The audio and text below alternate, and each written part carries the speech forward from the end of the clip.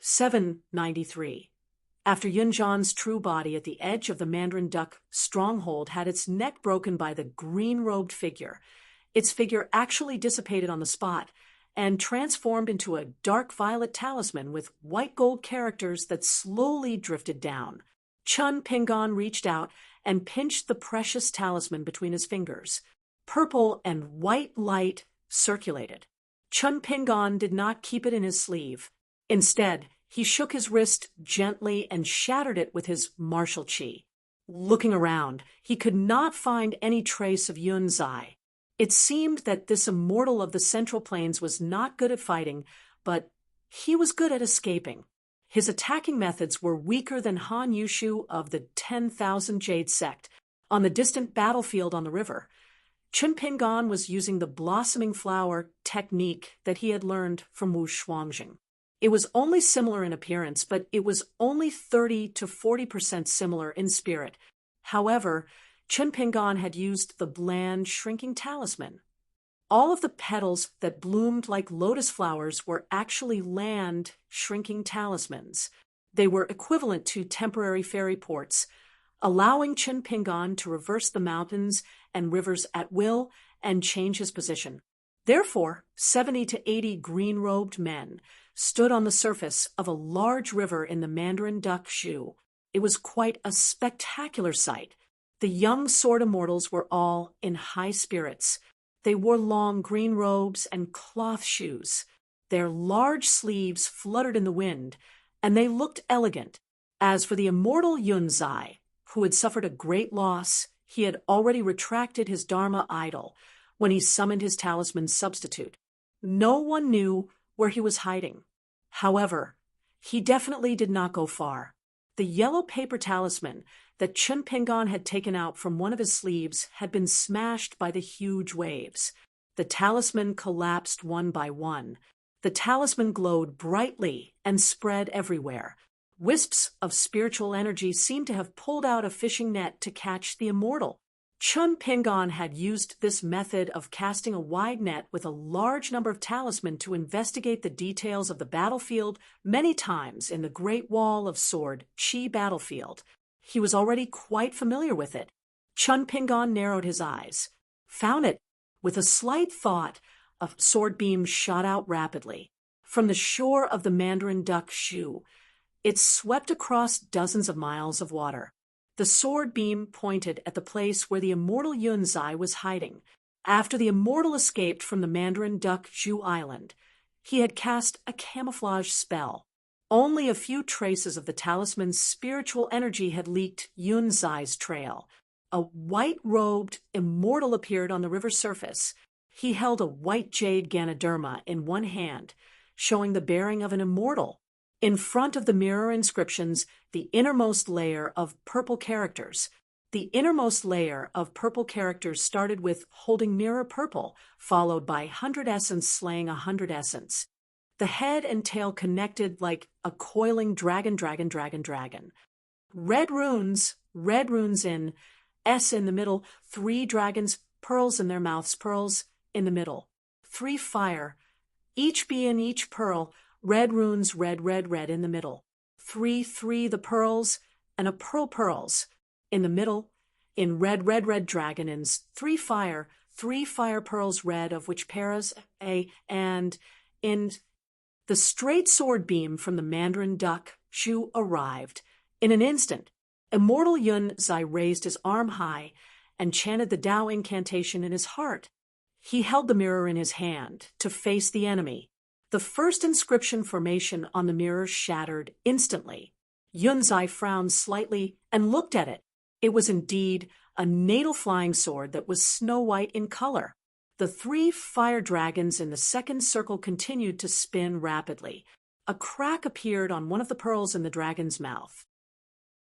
However, after the flying sword broke through the first layer of the mountain and river restriction, it finally showed a trace of stagnation. Yunjan's heart slightly calmed down. Yun Zai exhaled lightly after the mirror lit up. Purple smoke rose in spirals and condensed into a 5-colored rope. The phenomenon of the treasure flashed and disappeared. It was one of the foundations of the Nine Truths immortal pavilion on the mountain. It was an ancestral divine ability of the heavenly rope binding ghosts and gods. It was also known as the sword-catching technique. Yunzai's teacher, the Ascendant Realm Patriarch, was able to become famous in the central region because of this technique. It had made many unruly sword immortals suffer. When the flying sword came to a complete stop, or when the other party saw that the situation was not good and wanted to withdraw, Yunmu would let this audacious sword cultivator have a taste of what it felt like to have his flying sword seized, and then have his soul refined and his sword heart crushed. Yunzai always felt that the dozens of green-robed men behind him would be a hindrance. Therefore, an Een spirit wearing the military school's golden crow armor went out and took the white jade Ganoderma. He turned around and gently pointed at the river with the Ganoderma in his hand. The water under his feet surged, and a magnificent phenomenon of a dragon drawing water appeared. A green mark appeared on the white jade Ganoderma. Yunzai's Een spirit wearing the golden armor pointed at the green-robed men with the Ganoderma. For a moment, the sky darkened, and dark clouds covered the sky, with Yunzai's Een spirit as the center. The area within a radius of dozens of miles around the Mandarin Duck Shu suddenly became as bright as night. On the river, it was as if the Nether Army had passed through. A cavalry of heroic spirits and ghosts appeared. They were all condensed by the water fate and wore green armor. They stepped on the waves downstream with a murderous aura and a thunderous momentum. Although it was an army of Nether Army with strong water fate, their atmosphere was not tainted. After all, the Nine Truths Immortal Martial School was a famous immortal sect, and not one of those evil sects that had no taboos. The pearls held by the 3 fire dragons had been shattered, and the mirror was left with the last layer of the mountain river formation. However, Yunzai was no longer holding the mirror with one hand. Instead, he placed his hands behind his back and looked very calm. It was as if he was certain that the flying sword was at the end of its tether and could not break the immortal weapon prohibition of the Nine Truths Immortal Martial School's most precious treasure. The white-robed immortal wore a laurel on his head.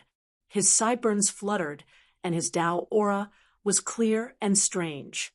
In terms of appearance, he was indeed excellent. It was no wonder that the Qi cultivators of the Nine Truths Immortal Martial School were hailed as the secluded people in the mountains by many mountain river reports. As the Nine Truths Immortal Martial School planted many ancient plums and orchids in the mountains, the male Qi cultivators were often called plum immortals, while the female Qi cultivators were called orchid masters. Chun Pingon glanced at the Nether Army charging on the river. The Een spirit was a little envious. Chun Pingon silently said in his heart, "The flowers bloom again." The 81 green-robed visitors were divided into 3 groups. With the large river as the battlefield, the 2 armies faced off against each other. However, there was a great disparity in strength between the 2 sides. On the shore of the Mandarin Duck Shu, not far from the green-robed sword immortal Luxia Continent's immortal Qin Zhao and 3 other great cultivators on the mountain stood side by side. To be honest, the other party's appearance shocked the 3 of them. Qin Zhao took the lead and chose to stay 100 feet away from that person. At this moment, Qin Zhao glanced at the green-robed sword immortal who appeared and disappeared mysteriously.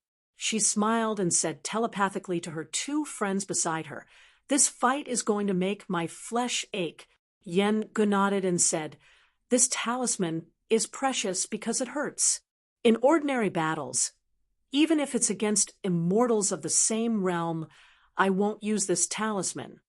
It was a great talisman on the mountain that had been enshrined in the Nine Truths Immortal Martial School's ancestral hall for many years. It was called the Purple Ganoderma White Yuan Escape Talisman.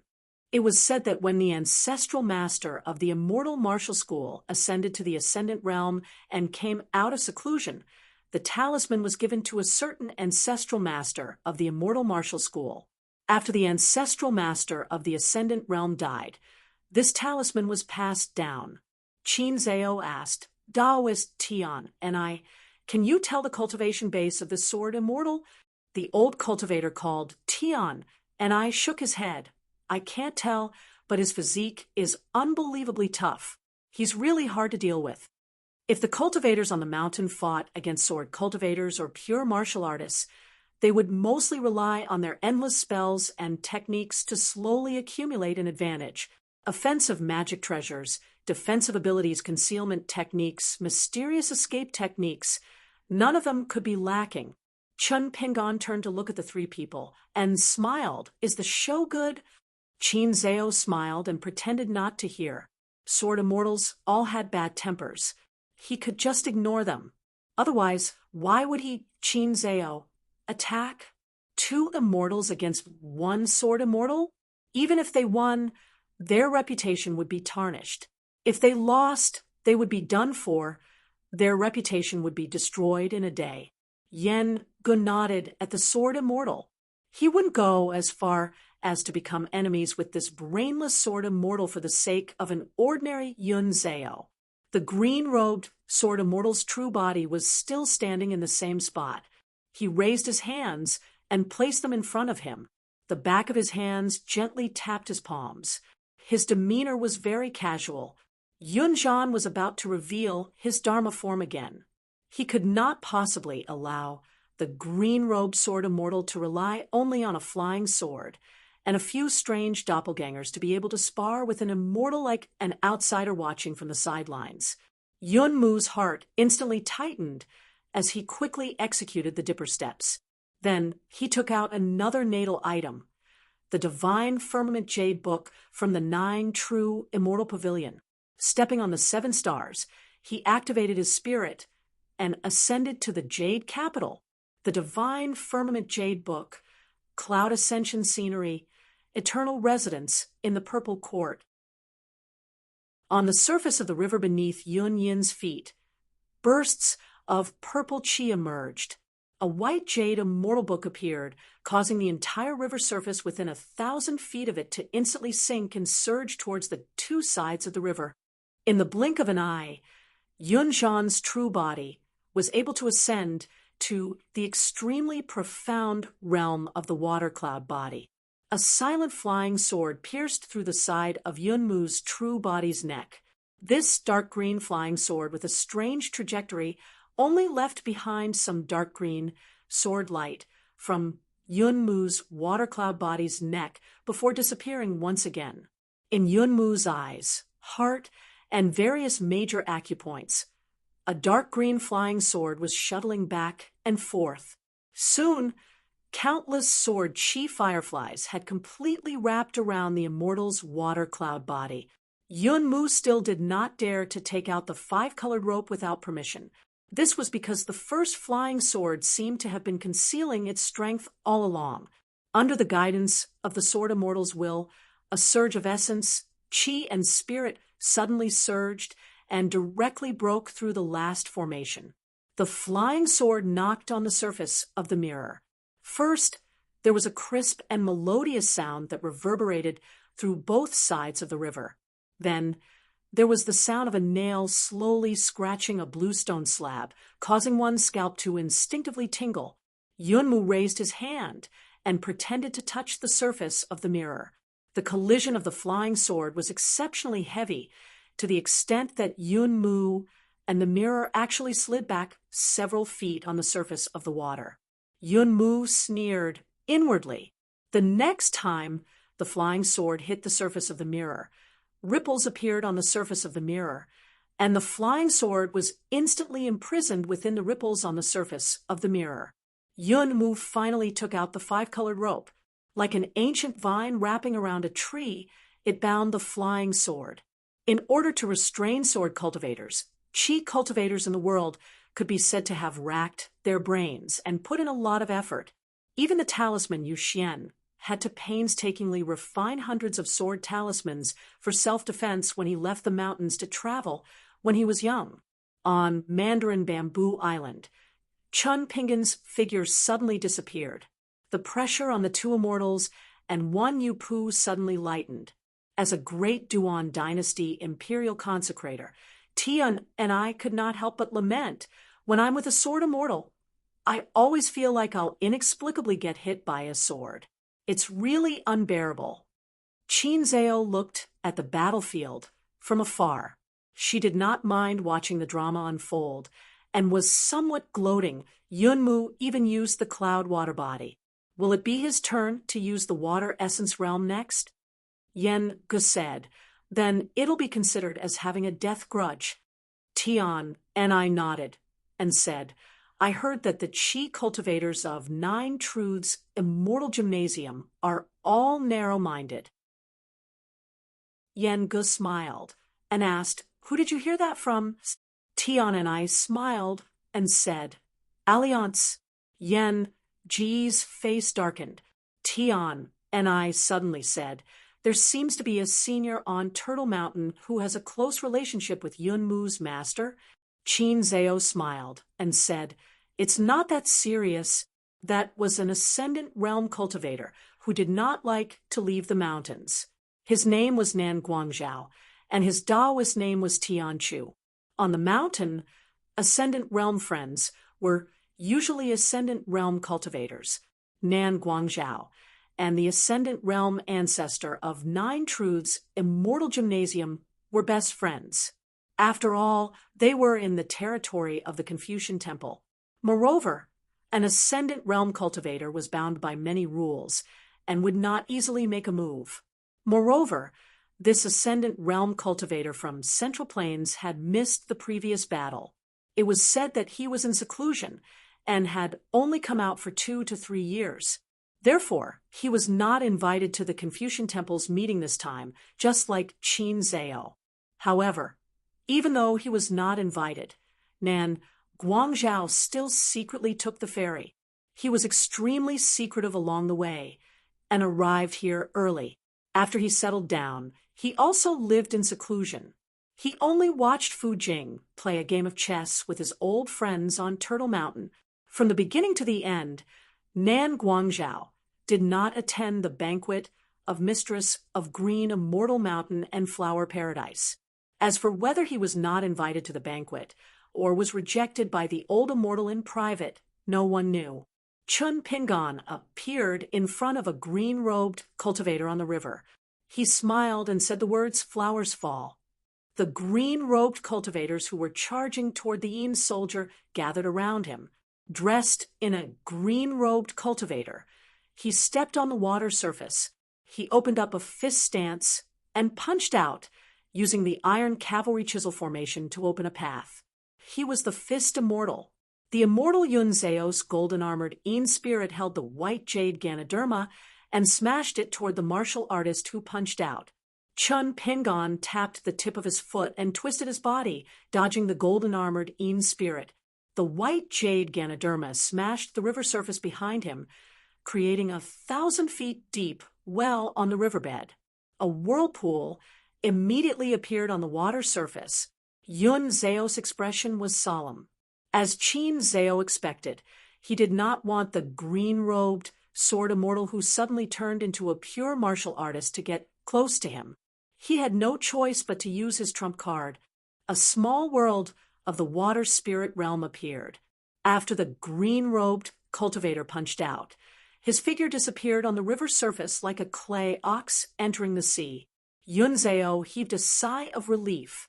He was about to continue dealing with the snow-white flying sword that was restrained by the 5-colored rope. If he caught the sword and refined it, he would be able to use the sect's secret technique to refine the soul of the Sword Immortal. It would definitely damage the Sword Immortal's Tao Foundation. Who would have thought that the small world that had just been formed would shatter like a glass lamp? Yun Zhao was shocked. He only knew that the water spirit realm was destroyed by the sword, aura, and a thunder technique. However, Yun Zhao was puzzled. The 2 flying swords were outside the water spirit realm. Could it be that this sword immortal had a 3rd flying sword? A green-robed cultivator hovered high in the sky with a seal in his hand. 5 thunders were contained within, and the Tao intent was boundless.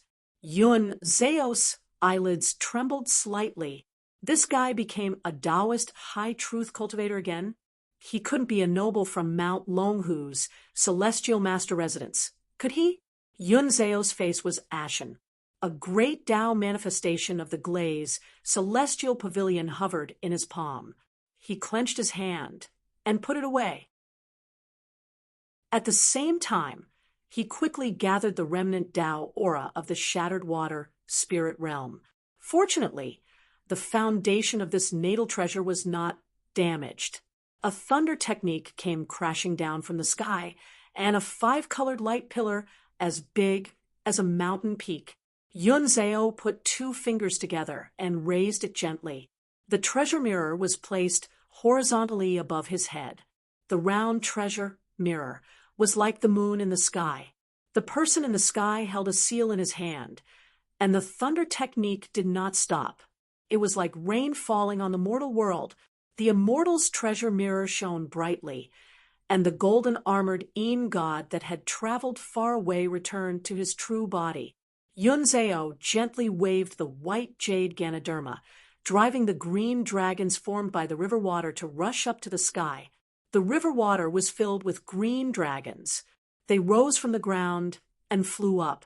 They competed with the falling thunder technique in terms of the amount of spiritual energy they condensed and the level of their Tao techniques. The flying sword that was trapped by the treasure mirror and the 5-colored rope was also shaken by the flying sword and the thunder technique. It began to show signs of loosening. Yun Zao could only trap the flying sword temporarily. He no longer had the chance to refine it and hurt the sword immortal's mind.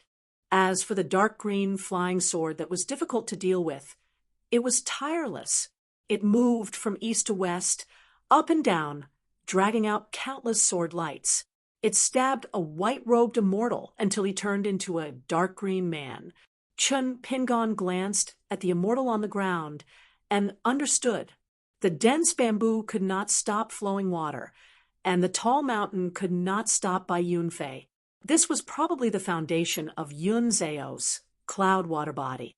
Unfortunately, it was not Wu Shuangjiang who could not dispel this technique at a glance. As for the 15 flying sword, no matter how many sword trajectories there were, it was indeed like a person passing through clouds and water. The clouds and water gathered and dispersed without a trace. Therefore, this abhijna of the Jiuzhen Immortal Gymnasium was difficult to learn. However, if Chun Pingon was willing to use the caged sparrow and moon in the well, Yun Zao's cloud water body would definitely not be so indestructible. As long as there were enough flying swords, the bamboo would be as dense as a riverbank.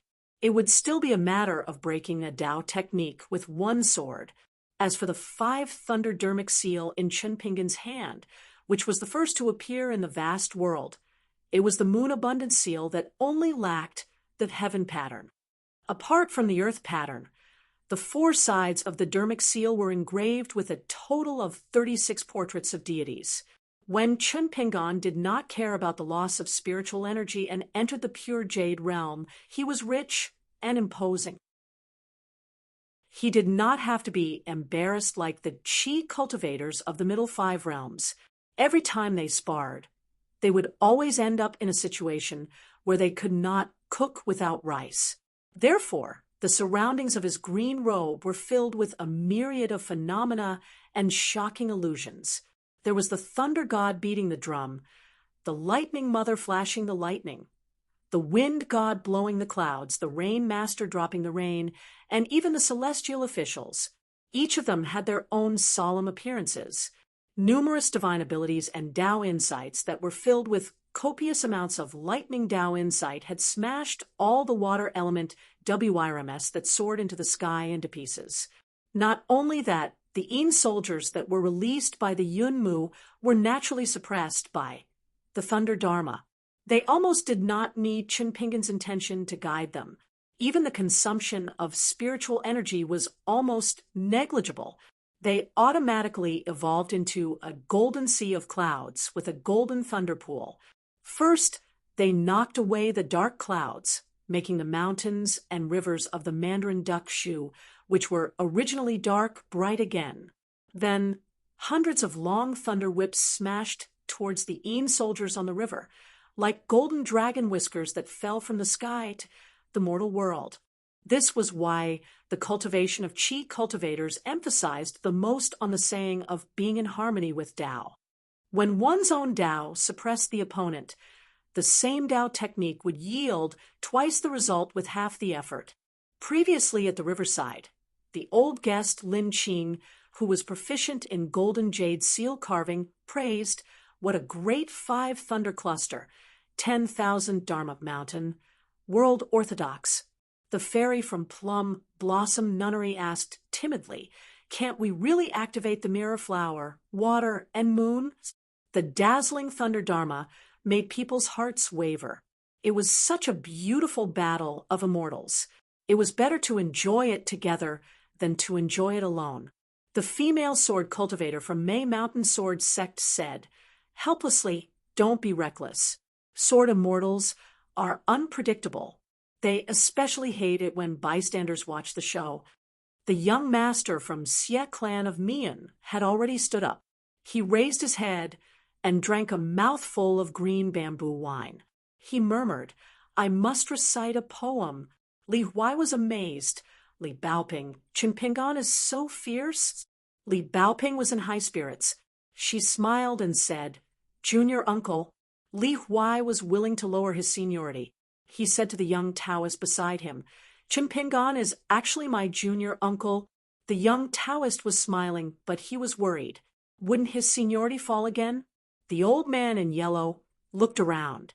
Damn it, there should be an ascendant realm cultivator.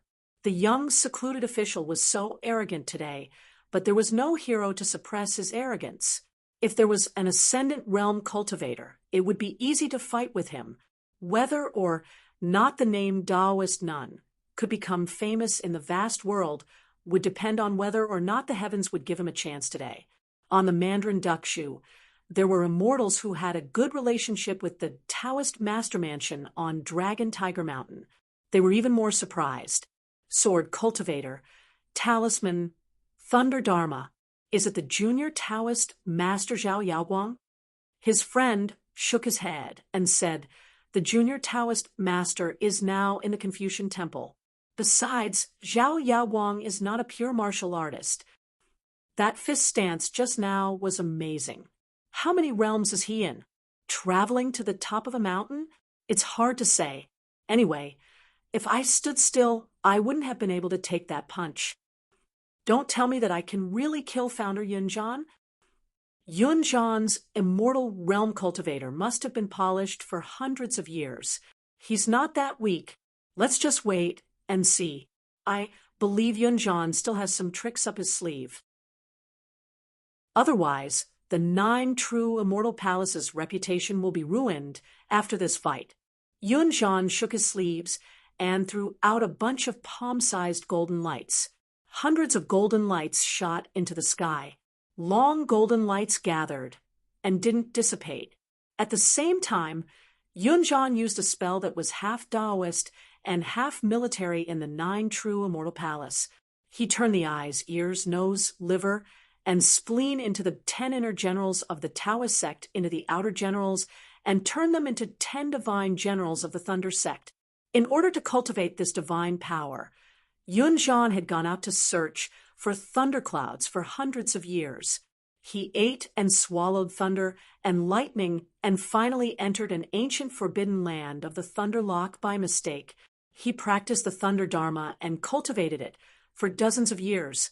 Yun Zhan wanted to challenge the Thunder Dharma with the Thunder Dharma. The 10 heavenly lords of the Thunder sect and the 36 generals of the Dharma Seal Thunder sect would compete. On the river in the sky, the 2 sides were facing each other with Thunder Dharma around them. Lightning flashed and thunder rumbled. Under the illumination of the golden lights, the entire Mandarin Duck Shu appeared to be golden. It was as if a pool of golden lightning had appeared out of nowhere. People from the Turtle Mountain, the Parrot Continent, and the Panshui County must have noticed the commotion and were on their way. They would be curious as to who dared to challenge the Mandarin duck Zhu during a meeting at the Confucian temple. Yun Zhan drew a talisman on his palm with his fingers. He clenched it lightly and suddenly released it. Thunder rumbled. Chun Pingon waved his sleeve and shattered a thunder dharma around him. Yun Zhan didn't stop drawing talismans. He clenched his fist and released it again. Chun Pingon pushed gently, and the 5 thunder dharma seal rose slightly into the sky. It circulated the great Tao on its own. He put 2 of his fingers together and waved it casually, slicing apart a thunder dharma in front of him. The people in the Mandarin duck Zhu started to discuss among themselves. Someone was anxious. Damn it, where did this guy come from? Is he a martial arts grandmaster or a troublesome sword immortal? If they were in Yun Zhan's shoes, they would have been stabbed to death by the flying sword if they didn't have the cloud water body. Otherwise, their necks would have been broken if they didn't have the purple Ganoderma white Luan escape talisman. By then, their golden cores, nascent souls, and Yin spirits would all be crushed by a few punches from that guy. Yun Mu seemed to be using a series of immortal spells that flowed like water and clouds. Immortal chi floated around him, but in fact, he knew that he had to suffer. Fighting on the mountain would consume a lot of spiritual chi and dharma treasures. What he consumed was his own and the foundation of the mountain. Why did the chi cultivators on the mountain hate sword cultivators and pure martial artists so much? One was a sword cultivator while the other was a fist cultivator. When they fought, the one being challenged usually didn't have any great Tao training. Yun Zhan used his supernatural powers again. He formed a spell with his hands and stepped on the 7 stars. The jade book under his feet shone brightly and turned into a Taoist altar. Finally, a majestic pavilion appeared behind Yun Zhan. The words Rain Pavilion were written on the golden plaque. A celestial with an ethereal figure and a blurry face stood in the pavilion. Around the pavilion, the world was gloomy and heavy rain poured down. Yun Zhan held a long sword in one hand and a talisman in the other. His expression was solemn as he chanted an ancient Dharma incantation in his heart. White clouds at the bottom. Mist descends. First, the sun and the moon are confused. Then, the universe is transformed. Mountains are alive. Rivers rise. For seas and 5 peaks, send the celestial order at the top of the mountain. Slay the flood dragon at the bottom of the sea. Behead the white boy of the west with a sword. Send the celestial order. The celestial didn't move at all. Only a flying sword appeared in front of him. Over at the Mandarin duck Zhu, Celine twisted her wrist, and a green bamboo flute appeared. She tapped her palm lightly and smiled. Looks like Yun Zhan is really going all out. They had to be careful not to be implicated. Yun Zhan's move was unheard of. Could it be a trump card used by the 9 true immortal abode to suppress the coffin? Tian and I said, as a celestial, it's as if he's being trampled under someone's foot in a spar. Anyone would be upset. Yen Gu raised his head and looked at the huge pavilion, especially the ethereal celestial in the middle. He was a little shaken. This is? Who is it? Celine giggled. God knows. With an ascendant realm preacher. Of course, he's generous. Although Celine was smiling, she was also quite shocked. She had a feeling that the celestial, whose appearance couldn't be seen clearly, was just resting in the pavilion. He wasn't from the ancient water god's lineage, just as she expected. Another celestial pavilion stood beside Yun Zhan. The words furnace were written on the plaque. There was an celestial inside, and the aura of the great Tao was similar. The celestials in the 2 buildings each held a sword. Chun Pingon focused his gaze. He felt that something was off. This feeling was similar to when he met the man in the Eagle Fortress in the Tongya continent. He couldn't recognize the man's face, but he felt that he was somewhat familiar. Of course, he wasn't referring to the 2 celestial beings in the pavilion. Instead, it reminded Chin Pingan of an old man whose name he didn't know. He was very close to Old Man Yao, but he wasn't a kiln worker. Instead, he was close to Lu Xianyang. When Chun Pingan was a kiln worker's apprentice, he didn't talk to the old man. He only heard from Lu Xianyang that when Old Man Yao was watching the kiln fire, the two old men often chatted together. After the old man passed away, it was Old Man Yao who took care of the funeral. It was very simple. Just as Chin Pingan was about to summon the caged sparrow, he turned his head and saw an old man flying above the Mandarin Duck Bamboo Island. After he stopped, he sneered. How dare a mere jade pudding sword cultivator cause trouble in the Confucian temple? The old cultivator said to Yunzhan telepathically, Yunzhan, are you crazy? Hurry up and stop the spell. It was the Ascendant Realm cultivator, Nan Guangzhao. When this secret spell of the Jiuzhen Immortal Gymnasium reached its peak state, 5 sword-wielding deities would appear. Once the cultivator used it, it was equivalent to 5 Ascendant Realm sword cultivators attacking at the same time. Unfortunately, his old friend from the Jiuzhen Immortal Gymnasium could only refine 3 edicts of water, fire, and wood after spending countless natural treasures and divine coins. The power of the edicts was greatly reduced. After Yunzhan inherited the orthodoxy, he could only refine 1 more edict of earth. Most importantly, this formation could only be used once. If there were no outsiders, Nan Guangzhao would probably have cursed out loud at Yunzhan. You wasted it on a raw jade stage, sword cultivator? As for whether Yunzhan was bluffing, or if he was really determined to kill that person, or if he was using this to express his intention to Nan Guangzhao and ask for help, Nan Guangzhao didn't bother to think about it. After all, Yunzhan was the only disciple of his old friend. He couldn't just ignore him. Yunzhan hesitated for a moment, but he still listened to Nan Guangzhao and stopped the spell. He felt relieved. Chun Pingan smiled. Ancestor Yunzhan's method of asking for help is really eye-opening. Yunzhan smiled, but didn't say anything. He still carefully operated the mirror to prevent this guy from doing anything desperate. Since you want to talk, go ahead and do it with Nan Guangzhao. He's here. He's finally here. The Ascendant Realm Cultivator is here.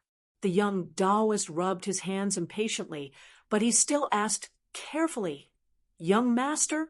Li Huai asked, Aquarius? Perhaps this was what they meant by everything has its vanquisher. Li Baoping thought for a moment. If you can protect yourself, stop him. Li Huai nodded and turned to the yellow-robed old man who was itching to fight. Be careful. If you lose, quickly admit defeat.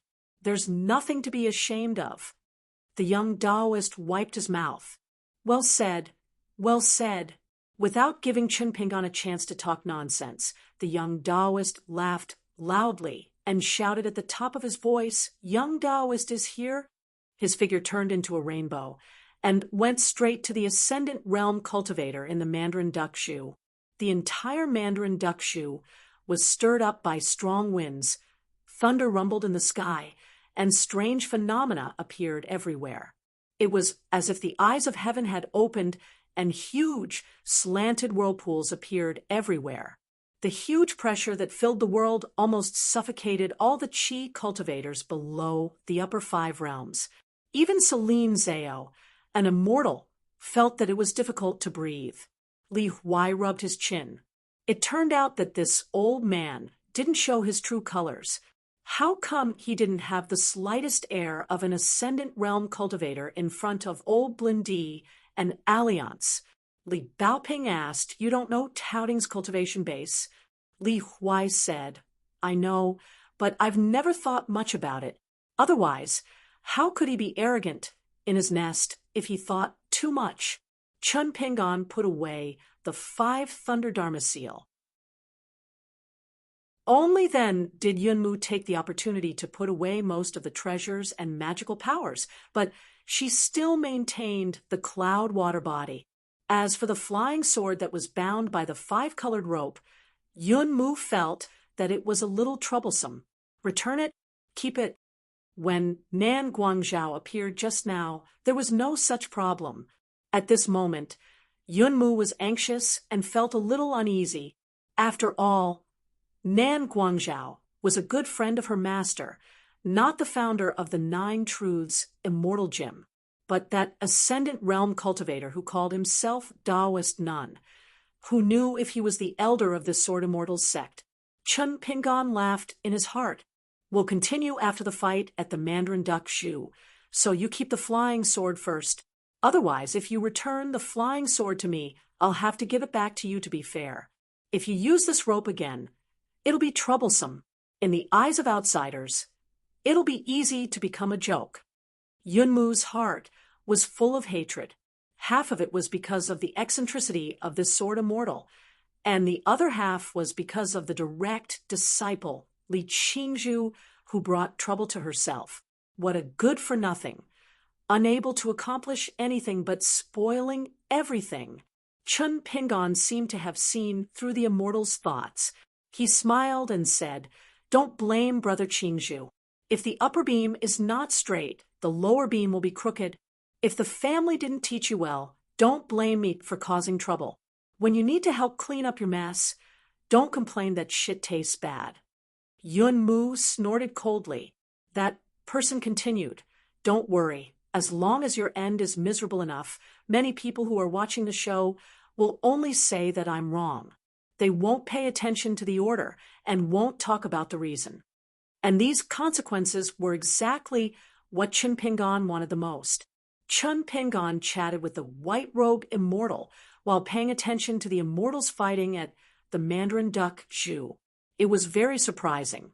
He was surprised that one of the Ascendant Realm cultivators didn't live up to his name. He was even more surprised that the combat strength of the Taoist Nun might be almost the same as the old deaf from the Great Wall of Sword Chi. Soon, the outcome of the battle was decided. In less than half an hour, at the entrance of a whirlpool, a yellow-robed old man grinned. His body was slightly hunched, and he was slowly sheathing a long saber that was interwoven with lightning.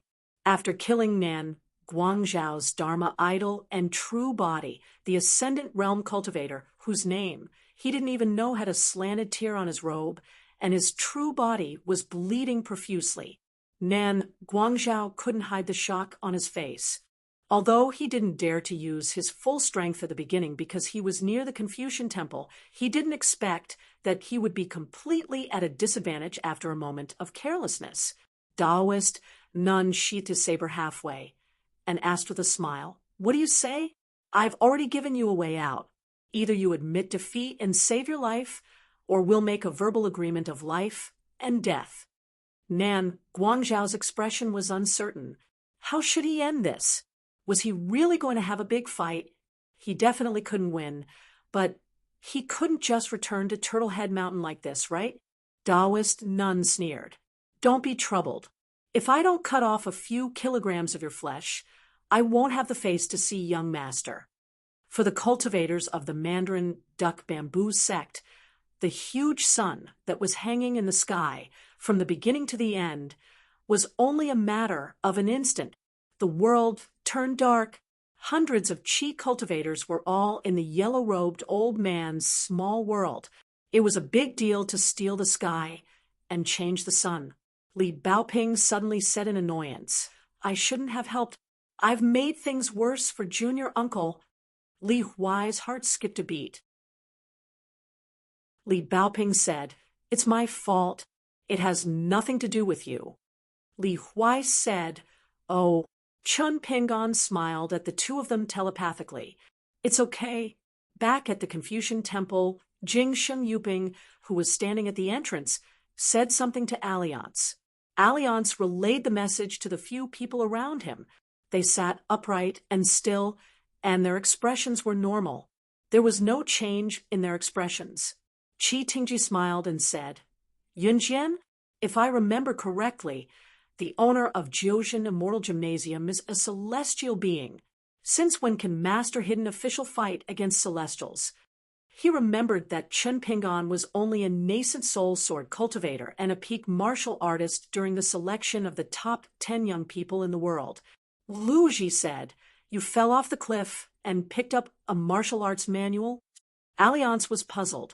Sister Lu, are you serious or just joking? Alliance turned to look at his left and right, who were resting with their eyes closed. Are you really not going to do anything? If you think it's boring to fight against Celestials, I'll do it. His left and right opened their eyes and looked at the famous Shualu Songzi, Jiuzhen Immortal Gymnasium, and the Great Yong Dynasty don't have legs. Jiuzhen Immortal Gymnasium was now a vassal of the Song clan. It was not easy to add Songzi to the surname, other than Chun Pingon by the river. There was another small forbidden land near the Confucian Temple. In addition to the meeting at the riverside, he was divided into 3 parts.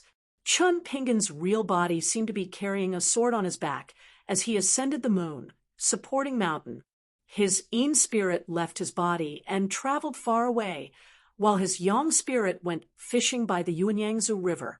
Chun Pingon did not think too much about why the Sage of Rites was doing this.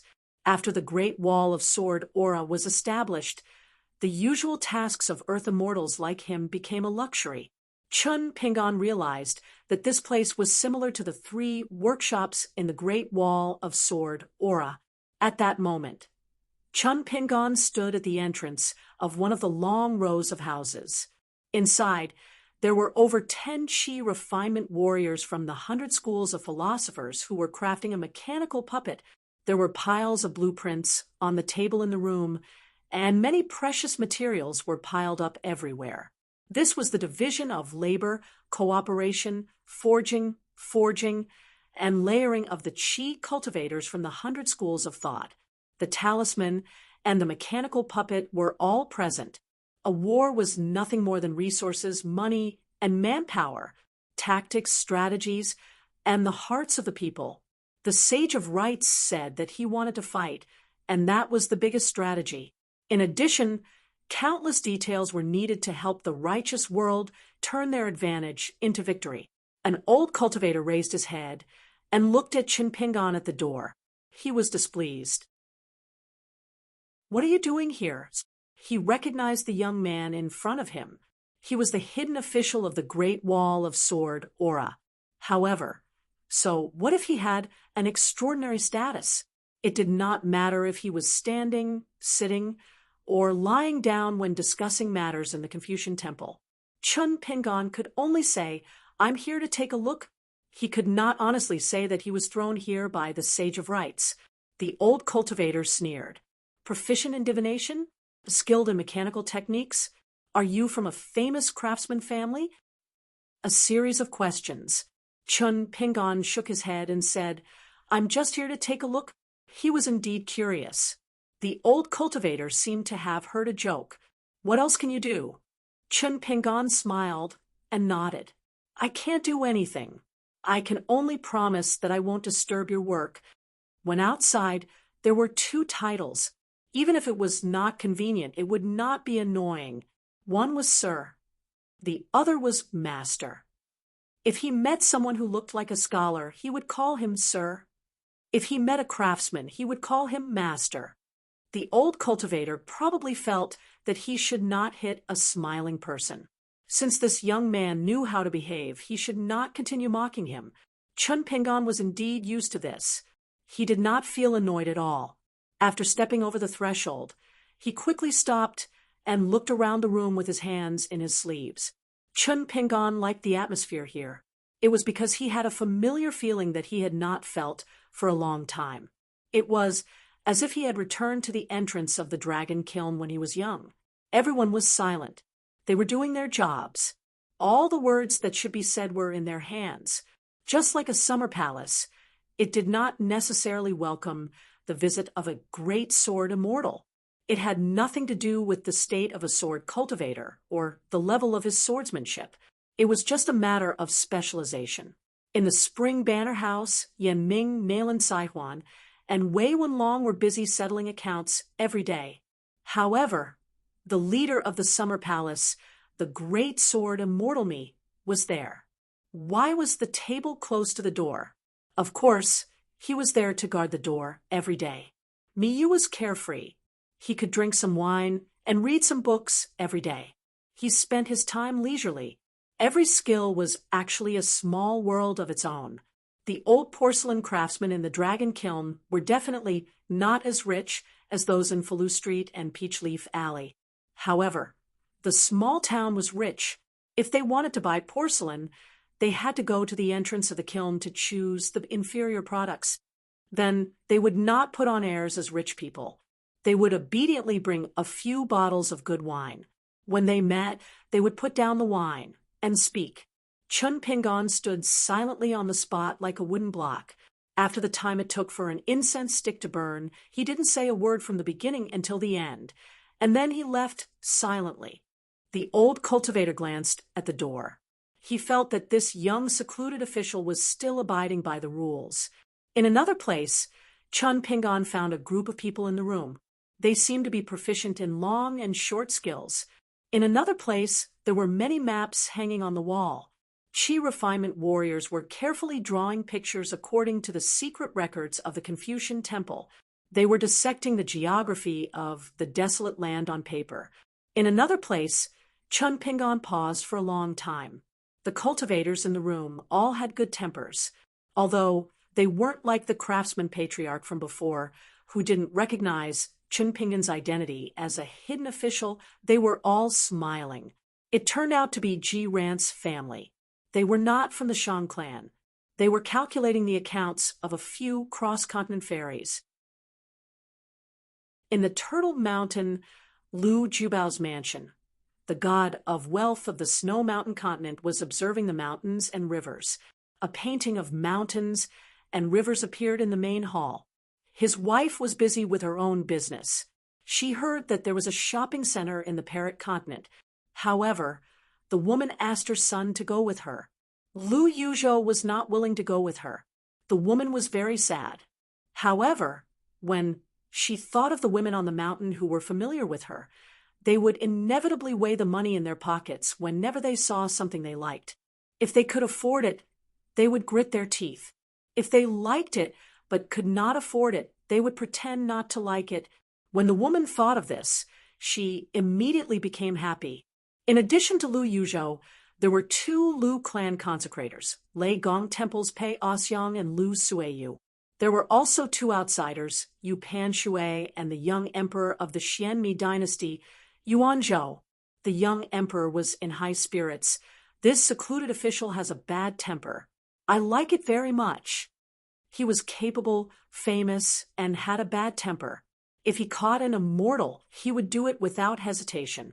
Lu Yuzhou chuckled and said, "The painting in my study room must be worth a lot of money now." Lu Suiyu sat on a chair with a lazy posture. He held his chin with one hand and said in surprise, "He is Pei Qian's master."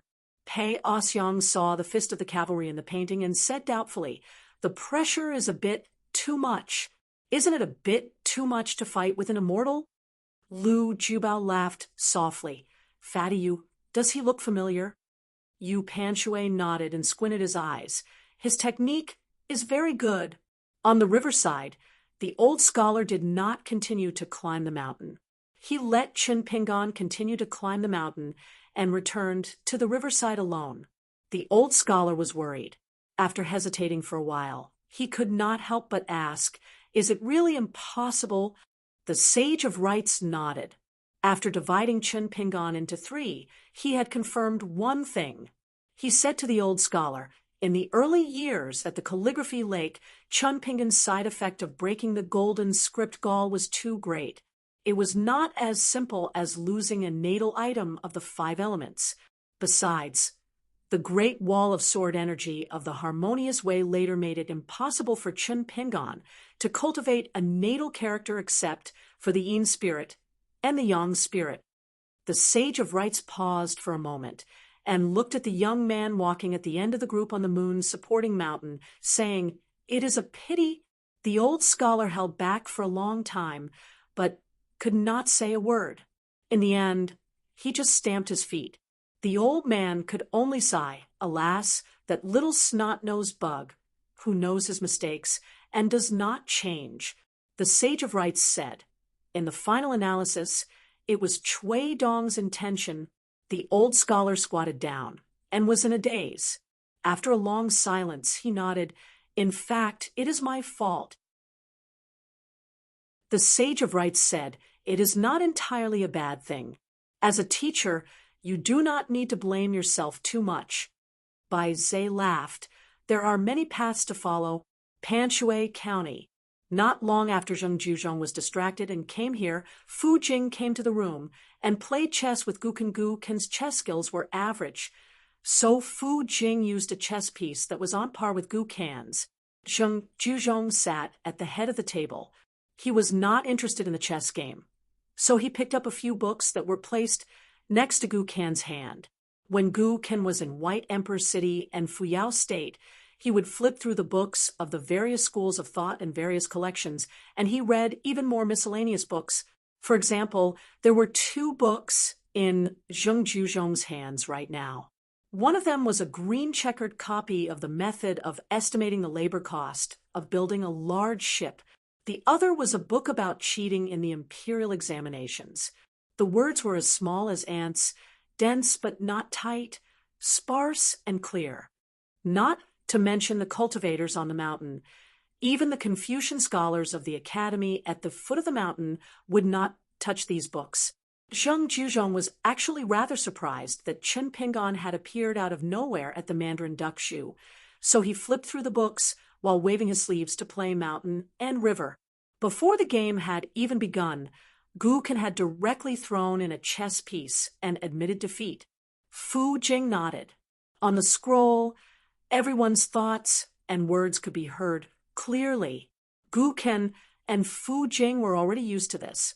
The conversations between Chen Pingan, Yu Yu, and Lin Qing were all heard by the people of White Emperor City.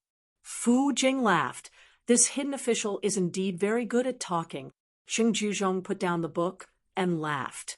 Only when one's knowledge has reached a certain level will there be sincerity in one's affirmation of the words of others, and even your denial will have weight.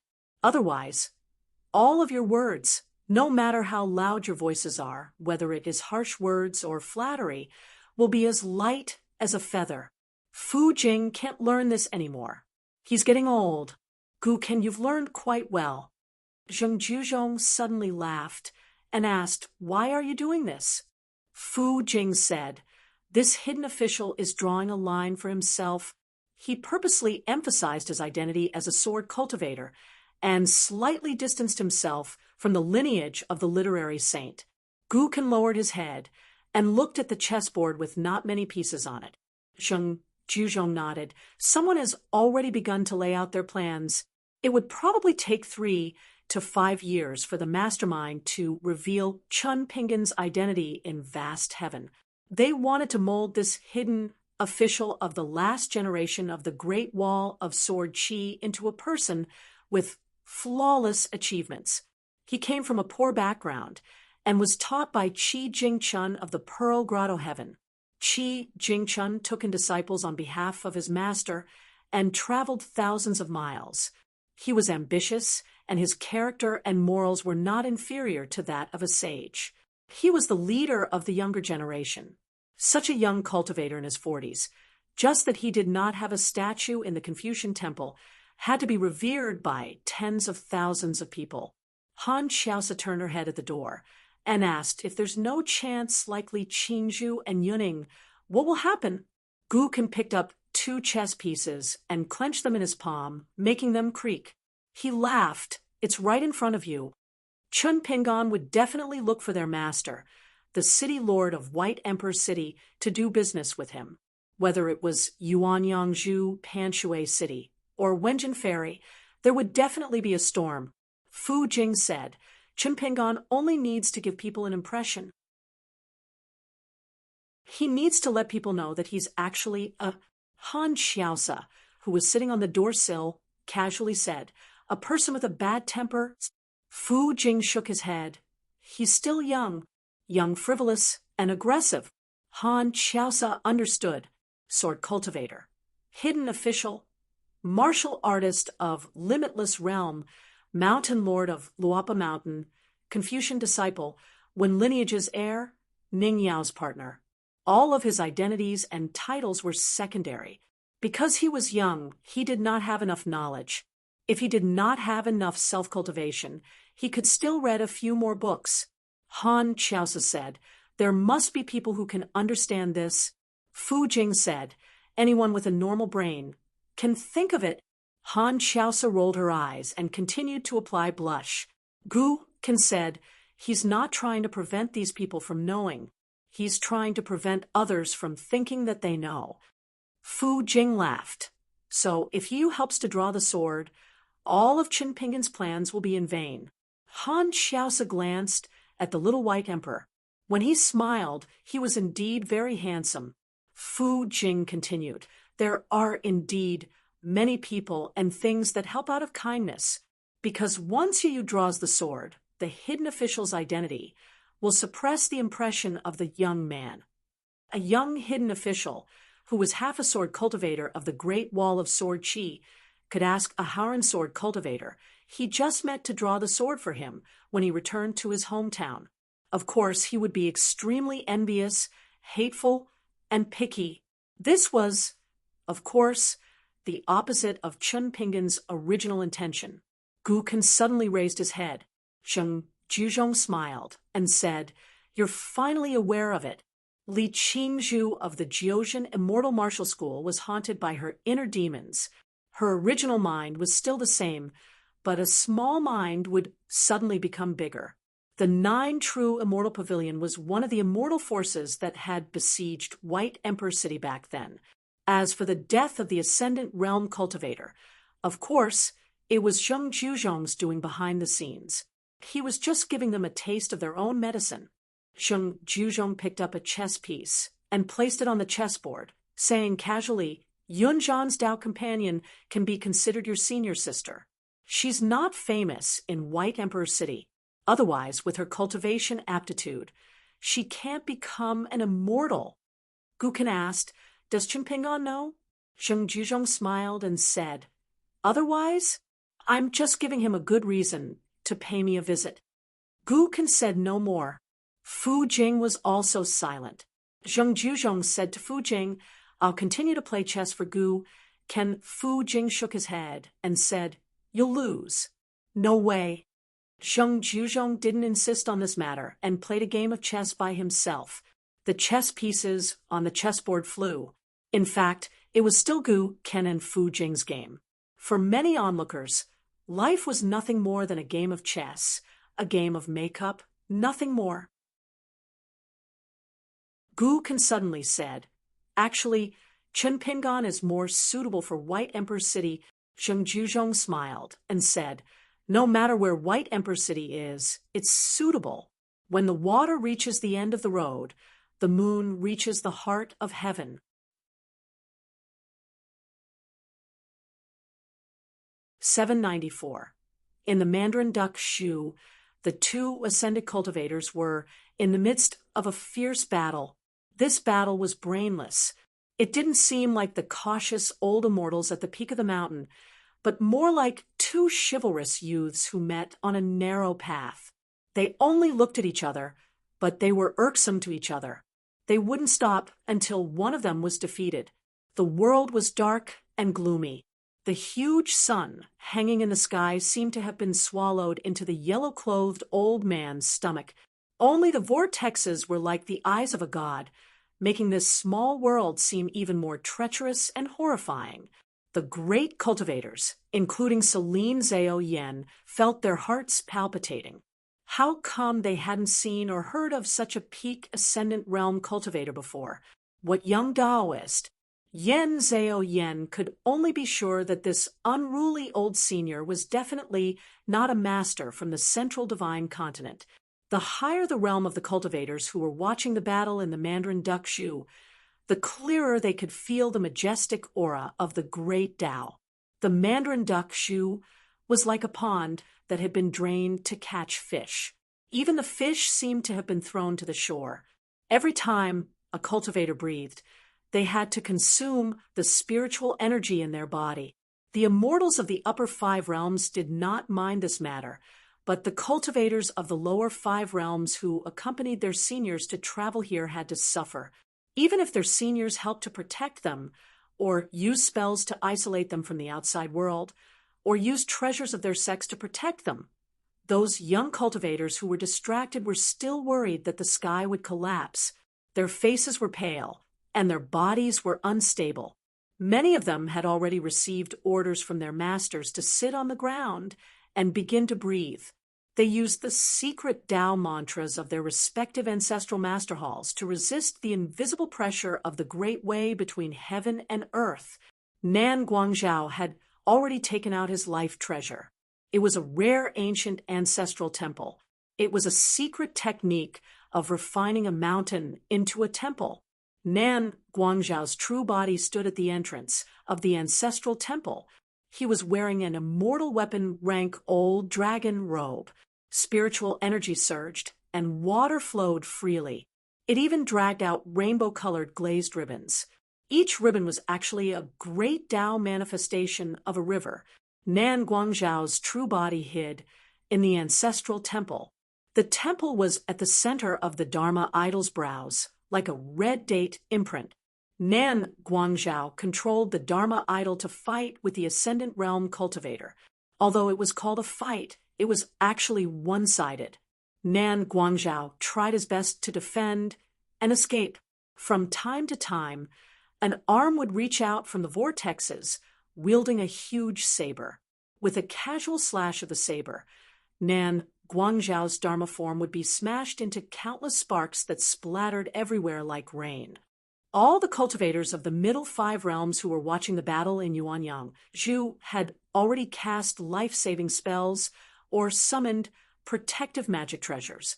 Tiny specks of light, the size of mustard seeds, were blown by the strong wind in this small world where the sun couldn't be seen.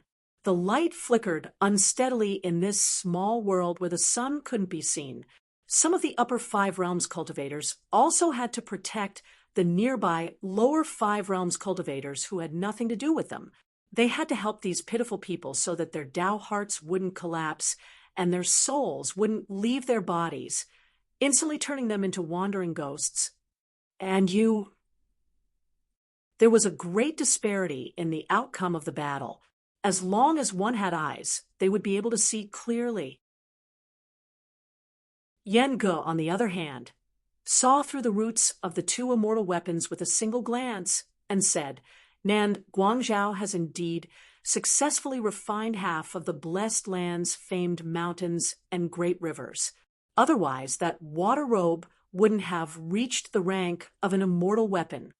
The refinement of each immortal weapon on the mountain was equivalent to the cultivator possessing a relatively complete Tao. The real benefit wasn't the nourishment of the immortal weapon's owner's soul. For a cultivator who owned an immortal weapon, it wasn't a big deal. The key was the existence of the immortal weapon itself.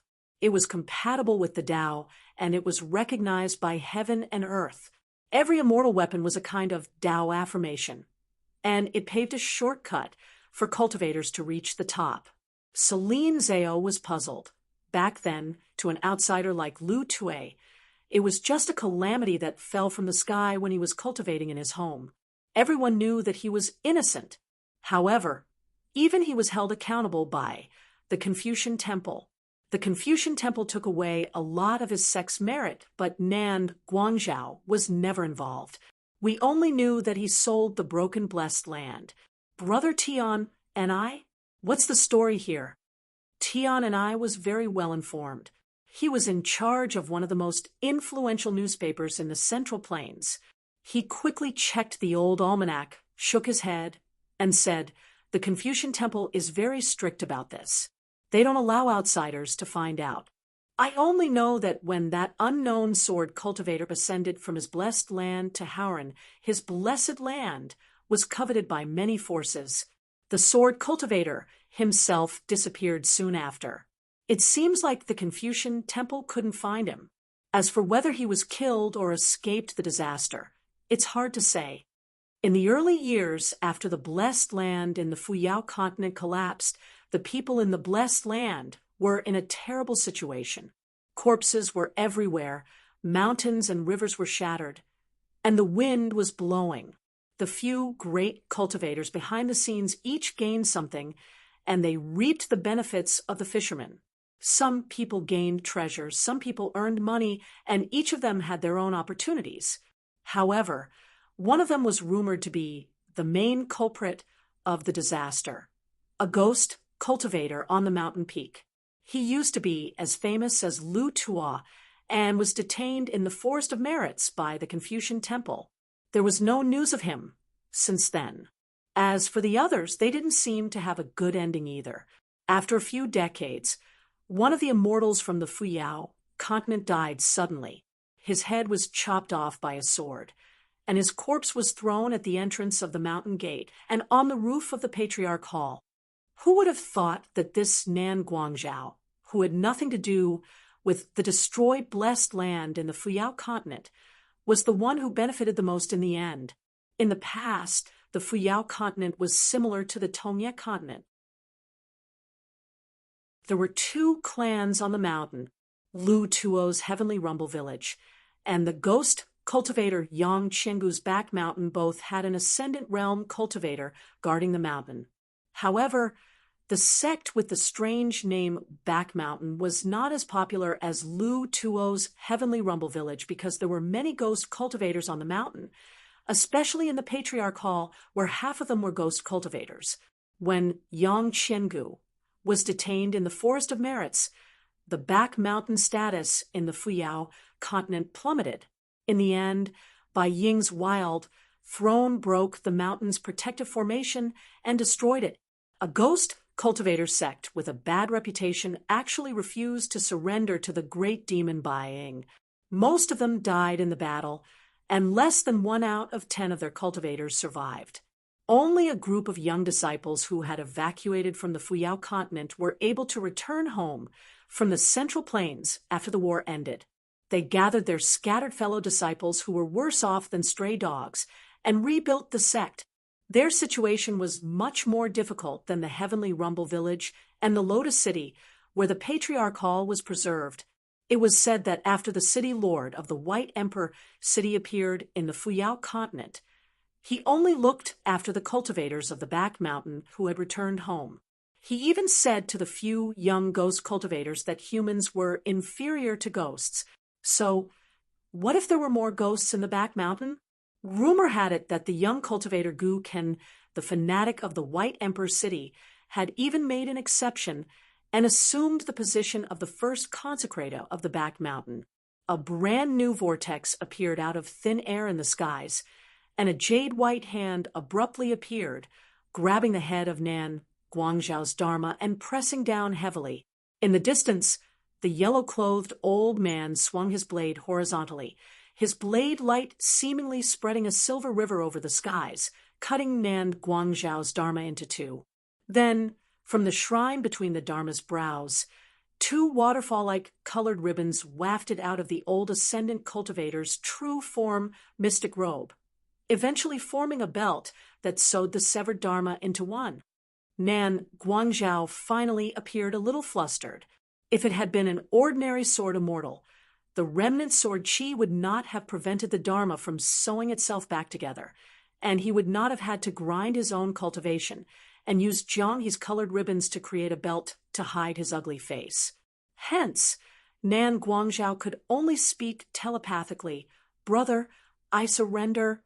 To his surprise, the yellow-clothed old man ignored him and took a step forward, twisting his wrist and swinging his blade from the distance again, clearly intending to cut Nan Guangzhou's Dharma into 2. Just as Nan Guangzhou dodged the unparalleled blade light, an arm holding a blade shot out from another whirlpool. The blade pierced through Nan Guangzhou's back and came out from his chest. With a flick of the blade, the tip of the blade was slightly tilted, directly lifting Nan Guangzhou's Dharma idol up. Another arm grabbed Nan Guangzhou's neck and forcefully pulled him back. More than half of the blade had pierced through Nan Guangzhou's Dharma idol. Crisscrossing black, and gold threads appeared on the chest of the avatar of Nan Guangzhou. They spread out like a spider web and quickly devoured the spirit chi of the avatar of Nan Guangzhou. Even the true meaning of the Tao technique contained in the avatar of Nan Guangzhou was being absorbed by those strange threads. The owner of the mystic blade strode out of the vortex. His massive body was pitch black like ink, and only his snow-white eyes were flickering with lightning. Releasing the hilt, he reached out and grabbed one side of Nan Guangzhou's Dharma's head with his hook-like fingers, viciously tearing off a chunk of snow-white flesh and throwing it into his mouth, munching heartily. Nan Guangzhou, the great ascendant tear, and an old immortal who had made a name for himself in the Middle Plains divine continent, refused to let go as if a rabid dog had bitten him, insisting on taking away a chunk of his flesh. At the same time, a golden spear was swiftly thrown out from another vortex. It did not distinguish friend from foe, directly piercing both Dharma's Dharma and nailing it viciously into the void. In this heaven and earth, light shone everywhere.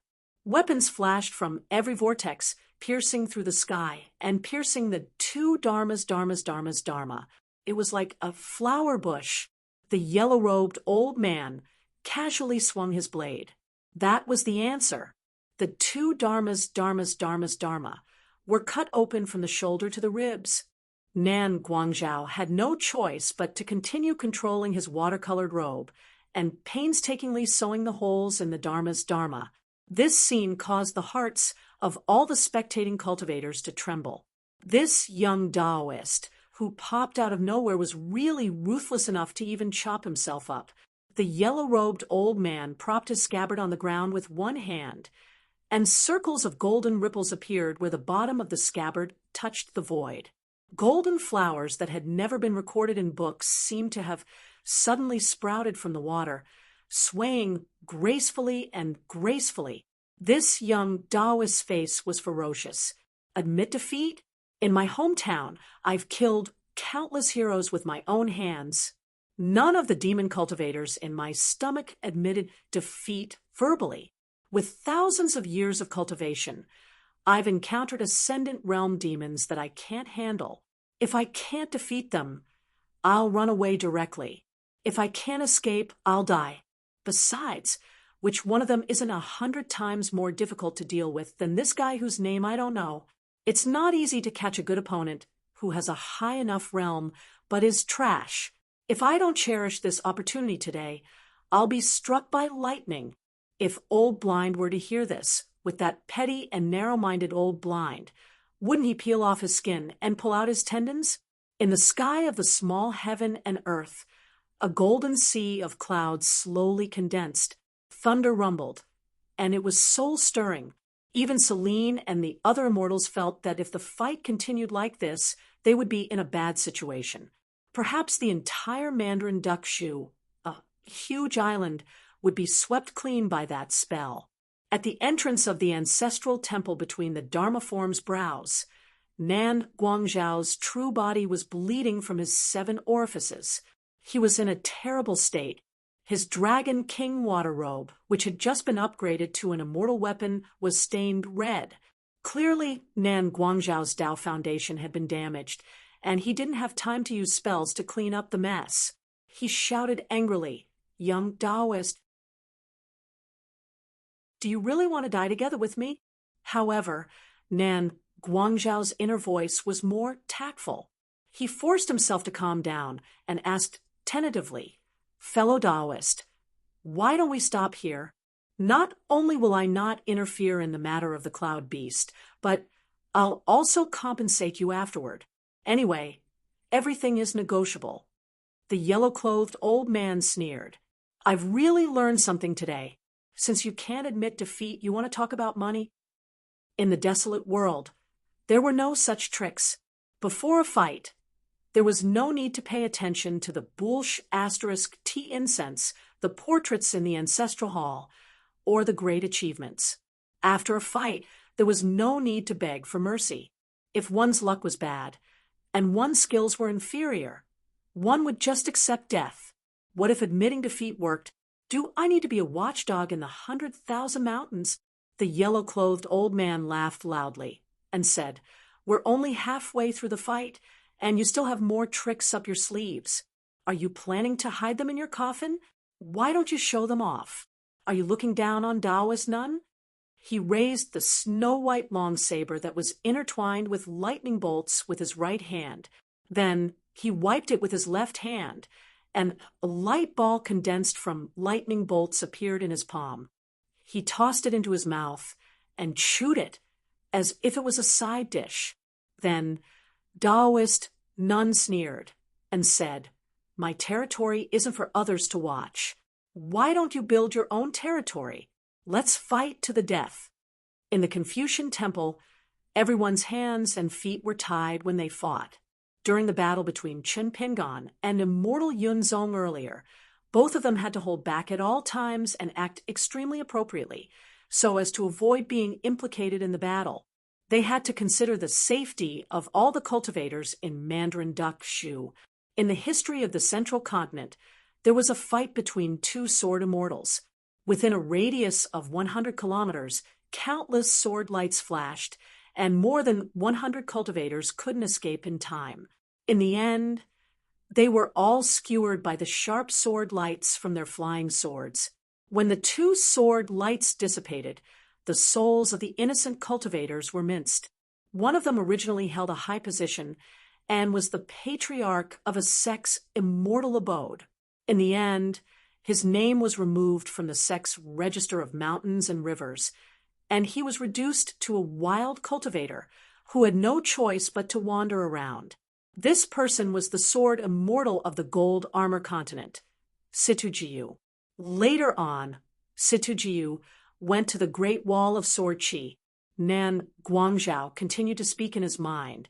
"Taoist Nun, we don't have any grudges. Why do we have to fight to the death?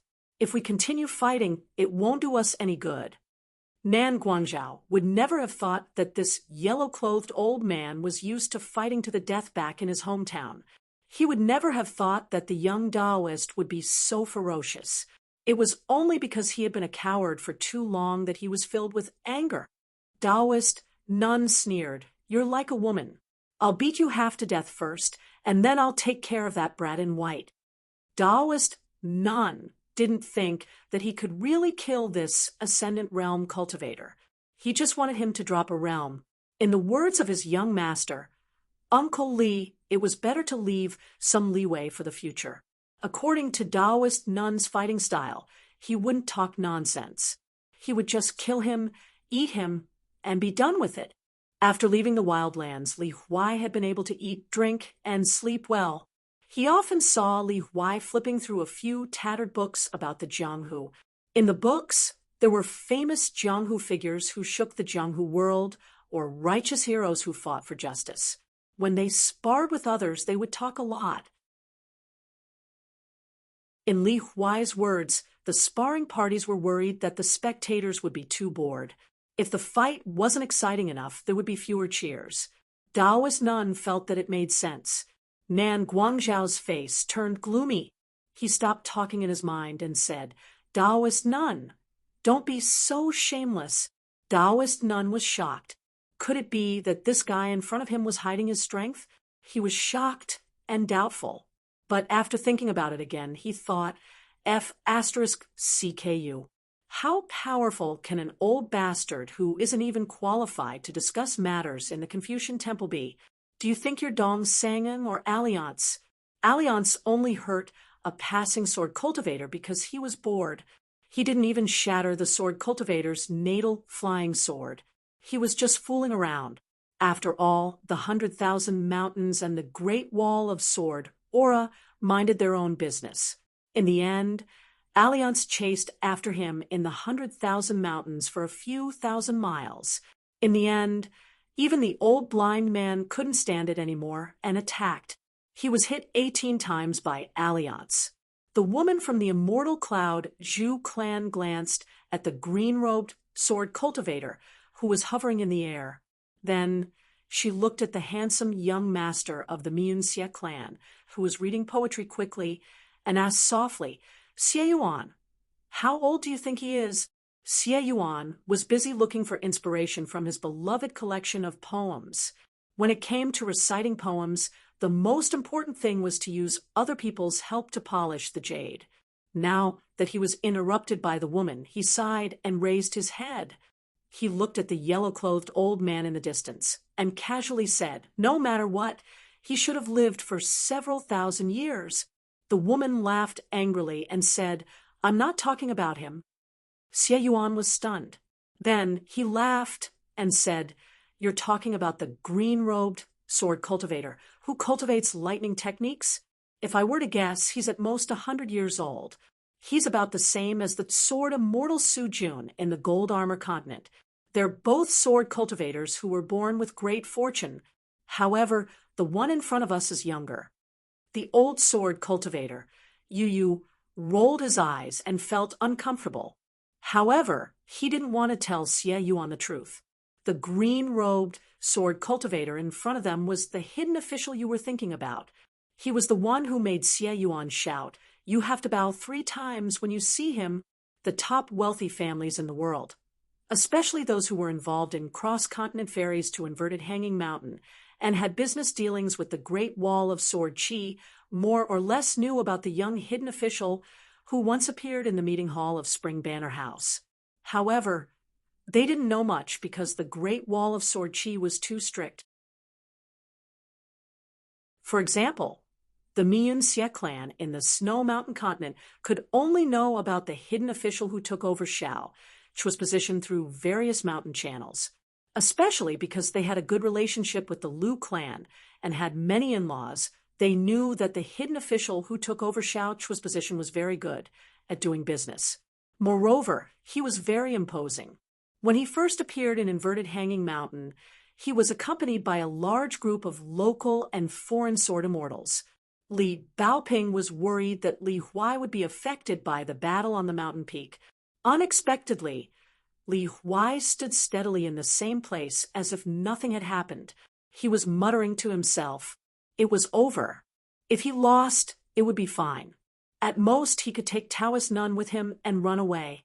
If he couldn't do it, Qin Pingan was here. As long as he hid behind Qin Pingan, everything would be fine. But if he won, not only would he be more of a hindrance to Qin Pingan, but he would also become enemies with Taoist Nun on the mountain. Moreover, he would be watched by others. In Jianghu, there was no such thing as guarding against thieves for 1,000 days. Therefore, Li Huai tried to use telepathy to ask, "Brother Nun, can we admit defeat? Otherwise, I will be on tenterhooks every day when I travel Jianghu in the future." Taoist Nun felt like he was struck by lightning. He braced himself and pretended that he didn't hear Uncle Li's hint. "This fight didn't hurt or itch. My hands haven't even warmed up yet." Taoist Nun's hands moved more and more fiercely with his saber. He forced the Ascendant Realm Cultivator to either kneel down and kowtow to show his sincerity or go to his opponent's small world and fight to his heart's content. On second thought, Taoist Nun seemed to have suffered another divine punishment. Damn it, now he was in his own small world. Of course, he and Li Huai could talk freely. But how could Li Huai ignore the restrictions of heaven and earth and talk to him? He was indeed a master. Was it some kind of secret method taught by the old blind man? But Li Huai clearly said that he didn't learn anything from the old blind man. Li Huai saw that Taoist Nun didn't listen to his words, so he had to turn to Li Baoping and ask, "Baoping, what should we do?" Li Baoping said, "This senior will stop. You don't have to think too much about what to do next. The senior will handle it properly." Li Huai grinned. Then he was relieved and made up a principle for himself. "Besides, Qin Pingan is here. Do you think I'm afraid of trouble? Trouble should be afraid of me." In fact, Li Huai's ideas were different from that of ordinary people since he was a child. For example, when Li Baoping threw his trousers onto a tree branch, Li Huai, who was crying, was not worried about losing face or whether he would be laughed at by Shi Chunjiao for a long time. Instead, he was worried that a new pair of trousers was very valuable. If he could not wear it back home, his mother would be very distressed. She might even pinch his arm. Otherwise, it was fine not to wear trousers as it was very cool. But it was really painful to be pinched on the arm. Even if his mother bought him a new pair of trousers, the family wouldn't have enough money to buy chicken drumsticks. Looking at his sisterly Lou's appearance, she was already skinny enough. If she didn't look good, how could she get married in the future? So, the pants hanging high on the tree must not be thrown away. Another example was old Yang. He threw a few yellow books to him. They were too inconspicuous in his bulging bag. The covers and the first few pages of the books seemed to have been torn off. There were a lot of books inside. It was probably about the techniques on the mountain. There were many rules. One could not learn this or do that. This technique would damage one's karma. That supernatural power would be suppressed by the great way of Tao. How could he learn it? So, after choosing, Li Huai learned inner thoughts. This was good. There was nothing to be fussy about. There were no taboos when learning it. It was also practical. Old Yang left a letter for Li Huai. In the letter, he told him some things.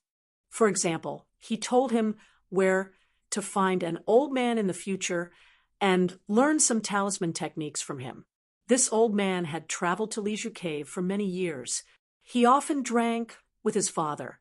It was better to have more skills than to have more money in one's pocket. It was better to have more skills than to have more money in one's pocket. Just like the old people in his family. When they were nagging, they would be annoyed. When the old people stopped nagging, they would be sad. Nan Guangzhao's mood was extremely bad. It was similar to how his junior Yunmu looked at the direct disciples. He felt that this Yunmu was really a jinx. He could not reason with the young Taoist at all. Looking at the young Taoist's attitude, he was only willing to stop when his realm dropped. Nan Guangzhao had no choice but to use one of his trump cards. He directly took out a small cave that was also completely refined by him. The young Taoist laughed. He sheathed his long sword and threw it into the universe in the sleeve. Finally, you have the bearing of an ascendant realm cultivator. Li Huai hurriedly said, "Be careful." The young Taoist looked back at the young man on the shore. He was stunned. Would this kid really care about the life and death of a watchdog? What was he after? He could not figure it out. The young Taoist shook his head. He did not want to think about it. This was similar to Li Huai.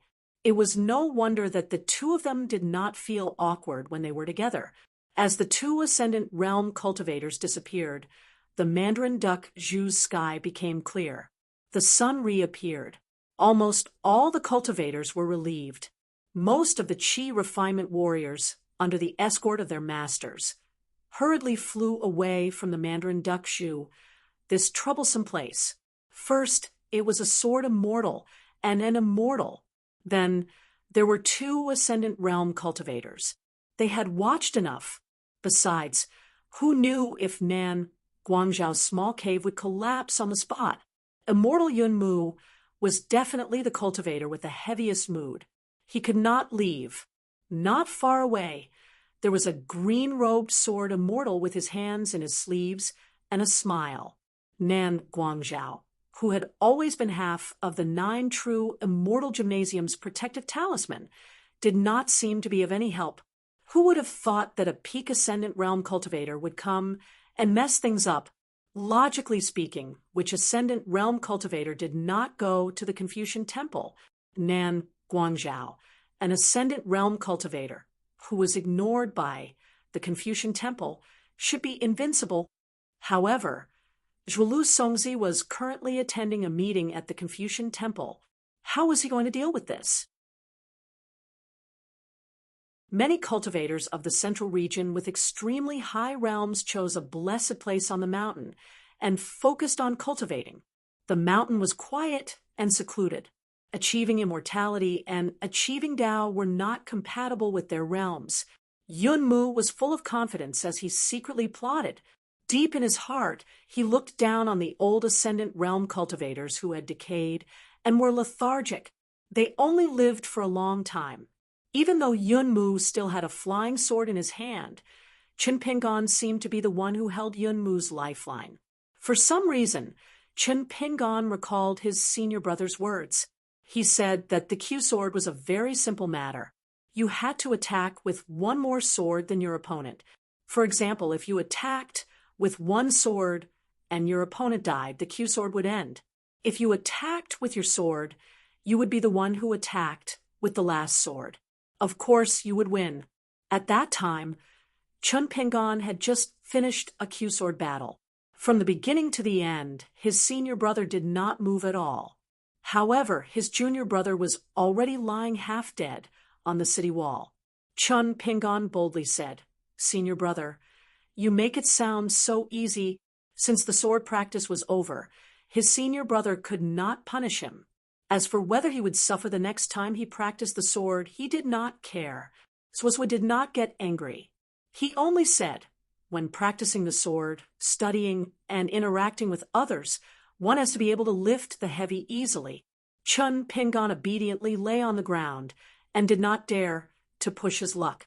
He asked a question that he had been curious about for a long time. "Senior brother, how do you practice the sword?" In fact, this question was probably something that everyone in the Great Wall of Sword Chi, except for Sword Immortal Boss, who was not interested.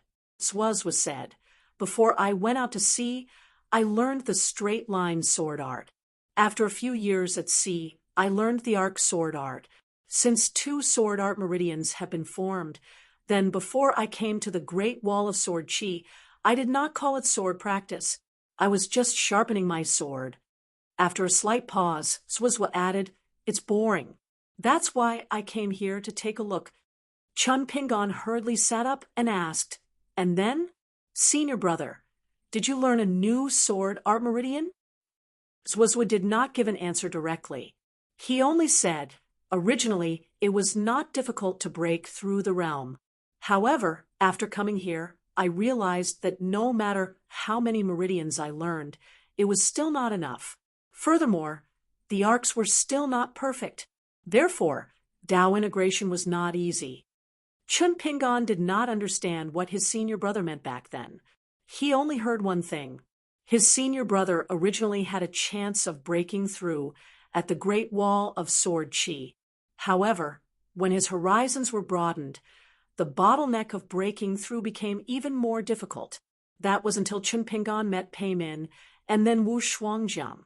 Especially today, when he summoned the Rain Pavilion and Furnace at Immortal Yun Mu, the 2 swords were ready to be unleashed. When the tip of the swords pointed at him, Chen Pingon instantly felt a chill run down his spine. It was as though the tip of the sword was just inches away and could slice through his robe, skin, and soul at any moment. Then, Chen Pingon understood the true meaning of his senior brother's words back then. To put it simply, once Swazwa reached the 14th tier of Dao integration, wherever he stood, whether it was within a radius of a few miles or 100 miles, there would be a few, a dozen, or even 100 of them that would present their swords at the same time as a battle of swords. This was probably the ultimate realm that all sword cultivators pursued. Everything could be solved with a single sword. Senior brother's realm could not be learned, because it required the purest heart of a sword cultivator. Chen Pingon smiled and reminded Immortal Yun Zai, Taoist Nun, and I are the so-called outsiders that Brother Green, Bamboo mentioned. Patriarch Yun Zai can use this opportunity to rope in friends and attract the cultivators of the Central Plains to fight against a common enemy. Who knows, it might be able to resolve this situation. Yun Zai was very good at maintaining his composure. He ignored it. However, if this green shirt sword immortal did not point it out, Yun Zai would really find a chance to do it. Yun Zai's fear of this person increased. It was already very troublesome to provoke a sword immortal for no reason. What if this sword immortal was shrewd, good at scheming, and treacherous? Would Teacher Mei, Lan Xian, and the direct disciples of the ancestral hall of 9 Truths Immortal Gymnasium still leave the mountain to train in the future? If the cultivators of the sect took a ferry or rode the wind, they would be hit by a flying sword. Even if the sword immortal did not kill and only wanted to injure others, wouldn't the 9 Truths Immortal Gymnasium be sealed off in the end? Yunzai's voice rang out from the lake again, giving him a headache. Earlier on the shore of the Mandarin Duck Shu, I had the honor of chatting with 2 great cultivators, Qin Zhao and Yen Ge. However, the 2 seniors were filled with righteous indignation and scolded me harshly. The popularity of the 9 Truths Immortal Gymnasium is too good. I'm starting to regret making such a big misunderstanding with Patriarch Yunzai. Yunzai sneered in his heart. Lackey Yen? Harshly? Wouldn't it be too late to get close to a sword immortal like you? Qin Zhao, on the other hand, was someone who enjoyed watching the drama unfold. He might be willing to help, but he did not really want to help the 9 Truths Immortal Gymnasium out of its predicament. He was just fanning the flames, wanting to see the world in chaos. No matter how big the mess was, Qin Zhao did not need to clean it up. Yunzai asked in a low voice, "Who are you? Why are you at odds with the 9 Truths Immortal Gymnasium?" Chun Pingon smiled. At odds with the 9 Truths Immortal Gymnasium? I don't think so.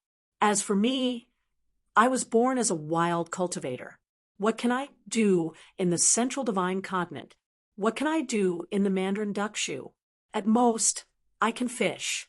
If Brother Qingzhu did not provoke me, how can I have any relationship with a major sect like the 9 Truths Immortal Gymnasium? Yunzai's heart tightened. Wild cultivator. What was the wild cultivator in the world yearned for the most? Of course, it was the White Emperor city of the colored clouds.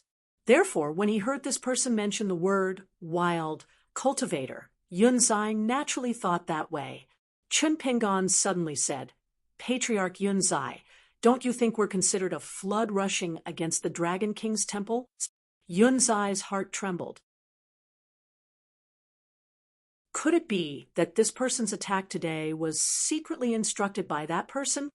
Was the White Emperor city using this opportunity to knock down the 9 Truths Immortal Gymnasium?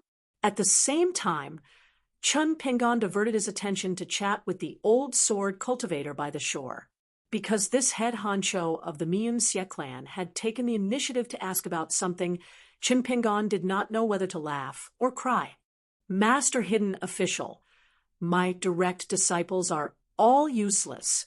The one with the highest cultivation level is only a nascent soul stage cultivator whose soul is too old to be of much use.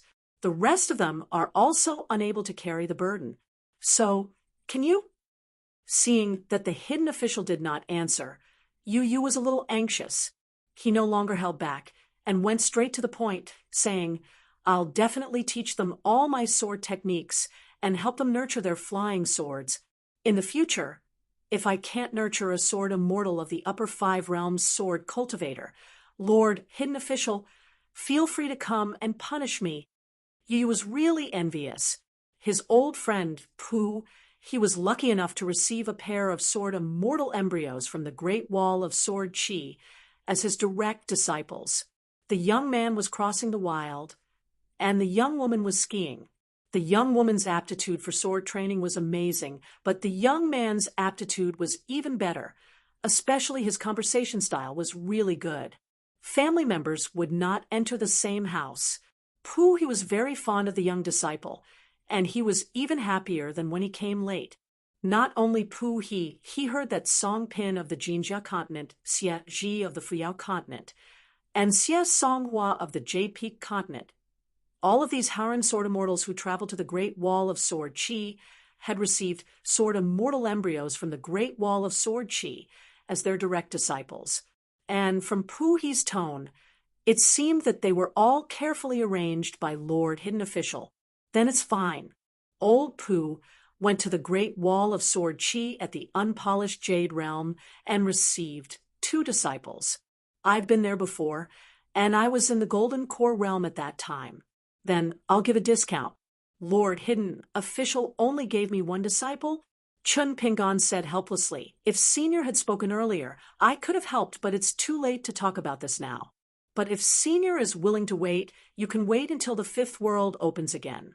When that time comes, you can travel to the Ascension City. I can get people to start picking out disciples for Senior a few years earlier. As long as there's a Tao affinity, Senior can bring them out of the Ascension City.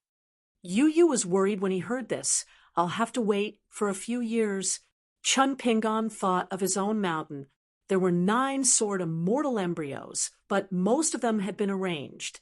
But when he thought of 2 of the children, Chun Pingon pondered for a while and said, if Senior is free, you can go to the Aquarius continent's Luo Mountain. There are 2 children there who might be willing to follow Senior to practice the sword. I can only say that it's possible, but I can't guarantee anything here. It still depends on Senior's affinity and the 2 children's own thoughts. Whether it's successful or not, Senior can go to Luo Mountain and try. Yu was overjoyed. Of course, why not? Going to Hidden Official's hometown for a tour. Even if you can't take them in as disciples, it's still a good thing. Yu suddenly asked, Lord Hidden Official, can I ask for something else? It was hard to say, but the opportunity was hard to come by. The old sword cultivator was halfway through his sentence and started to be reserved again. Chun Pingon smiled. If Senior is willing to be a consecrator, guest elder in name or not, there's no problem. This junior can't ask for anything more. But regarding the salary, there's nothing to talk about. My Luo Mountain has just been promoted to the top of the sex for a few days and does not have much money. Yu laughed out loud. Then I will spend money to buy a guest from Master Hidden Official. As for the consecration, forget about it. It's not that I don't want to, but I don't have the face to do so. After all, I cannot stay in the Aquarius continent all the time. And as a guest, I can just send a flying sword message to the Miyun Xia family. In the future, I will eat and drink more there, and I can guarantee that I will be there at any time. Master Hidden Official, don't worry. It is definitely a good deal for me to be a guest. There are not many people in the Aquarius continent who can recognize you, and after that, I will run away without leaving any traces behind. I guarantee that whatever Master Hidden Official wants me to do, I will do it cleanly and beautifully. Chun Pingon laughed and agreed. You felt refreshed. It's settled. I'm a guest elder. I have hopes of becoming a closed-door disciple. Chun Pingon looked at the Xia family disciple and thought of something. The 2 sword immortals of the pure snow continent, Zhang Liao and Li Ding, traveled together to the Great Wall of Sword Qi and finally went to a foreign land and did not return home. Adding Xia Songhua, they were all flowers blooming in the wall. The 3 sword immortals, regardless of male or female, seemed to have no good feelings towards the environment of the pure snow continent and were not willing to cultivate there, much less establish their own sections. It was as though the pure snow continent was unable to keep the sword immortals. So as long as the sword immortals from other places were willing to stay in the pure snow continent, they would earn a large sum of money. For example, Yu had 2 consecrators and 3 guest elder positions. Of course, not all of them were in the pure snow continent, but in the Central Plains Divine Continent, including his hometown, the Aurora Continent. The money was earned by lying down. It was normal for his old friend Pooh to look down on him. It was just that old man Pooh's words were too harsh. What did he mean by not eating the hot food at home and running outside to eat shit? Fortune God, Lu once took the lead and helped the pure snow continent to privately discuss with Fire Dragon Venerable, hoping to spend money to buy back the word North from the North Continent. It was not that Lu Jiubao had too much money, but it involved the fate of the sword Dao. Chun Pingon was the first to look into the distance. He even shifted his gaze earlier than Immortal Yun Mu, Celine, and the others. There were ripples in the sky, and the yellow-robed old man strode out, holding the neck of an Ascendant Realm cultivator in his hand, as though he was dragging a dead dog. The yellow-robed old man threw the dying Nan Guangzhao into the river near the Mandarin duck shoe and laughed. Your Dao technique is lousy. Yunmu's eyelids trembled, and she took the initiative to release the flying sword bound by the five-colored rope and said in her heart, "How do you compensate?" Chun Pingan smiled. "Since you might be half a family, why don't you continue to act with me?" Yunmu said, "I'd like to hear the details." Yunmu was sure that this person must have a deep relationship with the one in White Emperor City. They were too similar. That person suddenly changed his words and said, "I've never met City Lord Zheng." Ancestor Yunmu probably misunderstood. Yunmu was reassured. Not only were their words similar, but their actions were also similar. They were very similar. Taoist Nun landed on the shore, and he looked at old Boat Si, who was recognized by him in the distance, and they both saw the admiration in each other's eyes. Wild Peach Pavilion, Harangu Chingsong, heroes on the same path, and it was inevitable that they would appreciate each other on the lonely road.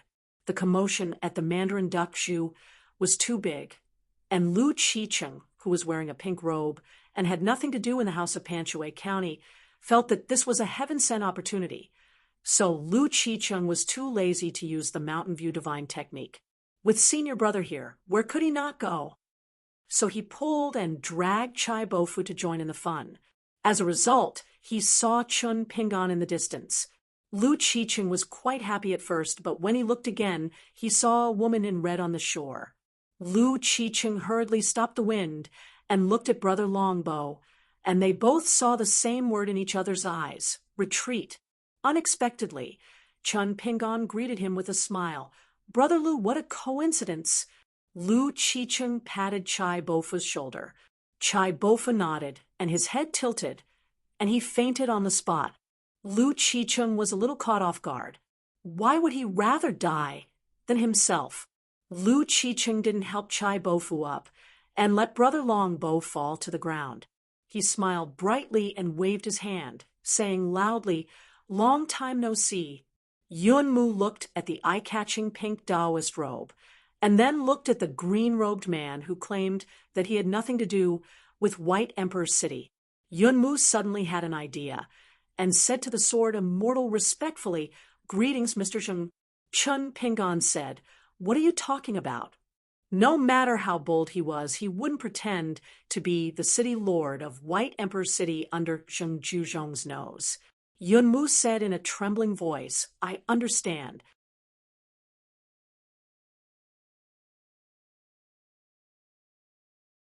"795. Taoist Nun became famous after the battle at Mandarin Duck Shoe.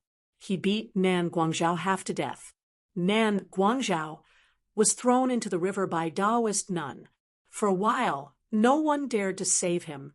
A famous ascendant realm cultivator was just floating in the water with his tattered water robe. Taoist Nun stood on the shore. In the eyes of the spectators, he was naturally arrogant and undefeatable. Over at Mandarin Duck Shoe Island, Celine asked the young Taoist Nun telepathically, "Senior, can I save Nan Guangzhao first?" Taoist Nun sneered, "Sure, why not? Save him as you wish. After you save him, someone will save you later." Celine was helpless. This ascendant realm cultivator's temperament couldn't be judged with common sense. She must avoid him as much as possible in the future. Li Huai felt uncomfortable. He was used to being the most inconspicuous person in a group of people. He couldn't get used to being the center of attention at all. He was extremely nervous, as if ants were crawling all over his body. Heaven knows how many mountain immortals around the Mandarin Duck Shoe, far and near, were observing the mountains and rivers, watching the commotion on his side. Li Huai asked, "Are you hurt?" Taoist Nun felt warm in his heart, as if he had eaten a hot pot in winter. He instantly restrained his arrogant aura and grinned, "I'm fine. Some spells hit me, but they just tickled me." Taoist Nun suddenly lowered his head and rubbed his hands. He smiled apologetically and said, "Young master, don't worry. I've been with you all the time. Naturally, I've changed a lot. Today, I've been very lenient. This old thing didn't even drop his realm, and he doesn't have the guts to seek revenge. It would be great if that unknown old man really had the courage to die just like that. In the next battle, both sides would sign a life and death contract. They would choose a secluded place and fight without any scruples. After that, the Confucian temple wouldn't care. Previously, he didn't listen to Li Huai's instructions and stopped early. He couldn't let the old blind man hear about it. It was difficult to go from extravagance to frugality. Following Li Huai, he enjoyed every day. Now, Taoist Nun didn't want to return to the 100,000 mountains and continue to eat dirt. Li Huai said, "I'm most afraid of the grudges on the mountain. However, your realm is high and you have your own temper, so I won't try to persuade you. It's just that the vast world is different from the 100,000 mountains after all. One thing can easily involve thousands of things, so you still have to be careful. Lastly, I'll say something unpleasant. You can't be led around by your pride. As long as you have your pride, you don't need too much of it." Li Huai's only motto, when roaming the Jianghu, was that he would not seek trouble for himself, and trouble would not bother him either. Taoist Nun sighed in his heart. He could feel Li Huai's sincerity and worry. He nodded and said softly, "You're right, young master." Li Huai laughed and slapped Taoist Nun's shoulder. "Old man, you're good. You're really in the ascendant realm." Taoist Nun was embarrassed. "It's okay. It's okay." If he went to the old blind man's place, he would be trampled to the ground, and his spine would be broken. Even if he left the 100,000 mountains, it was just a matter of a few more steps.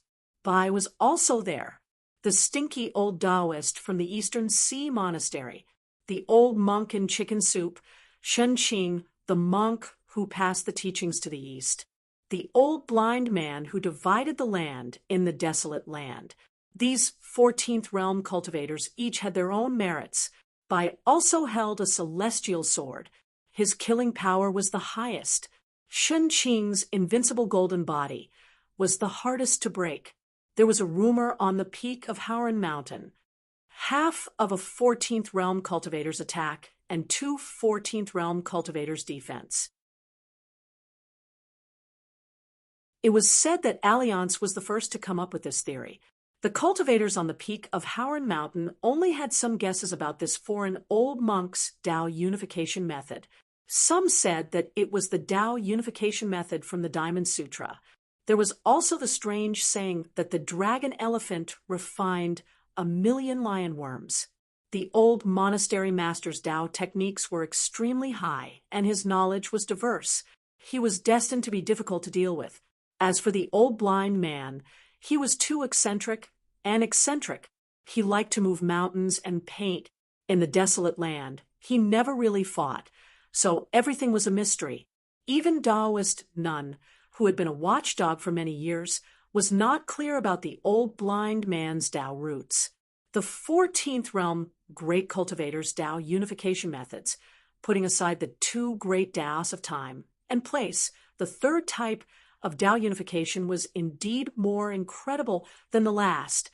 By Ye's heart poem, Wu Shuang's Tao companion's inner demon, Dragon Slayer's true dragon in the world, and Lu Chen's 5 dreams and 7 hearts. Taoist Nun glanced at the extremely eye-catching pink and resisted the urge to attack. Otherwise, in the 100,000 mountains, as long as it was not a sword cultivator from the Great Wall of Sword Qi, who would dare to dress so flamboyantly, Taoist Nun could not stand it. In the desolate land's Peach Pavilion, Howren Guqingsong, the pavilion master of White Emperor City's colored glass pavilion. In the small Mandarin Duck Zhu, 3 great heroes had gathered at the same time today.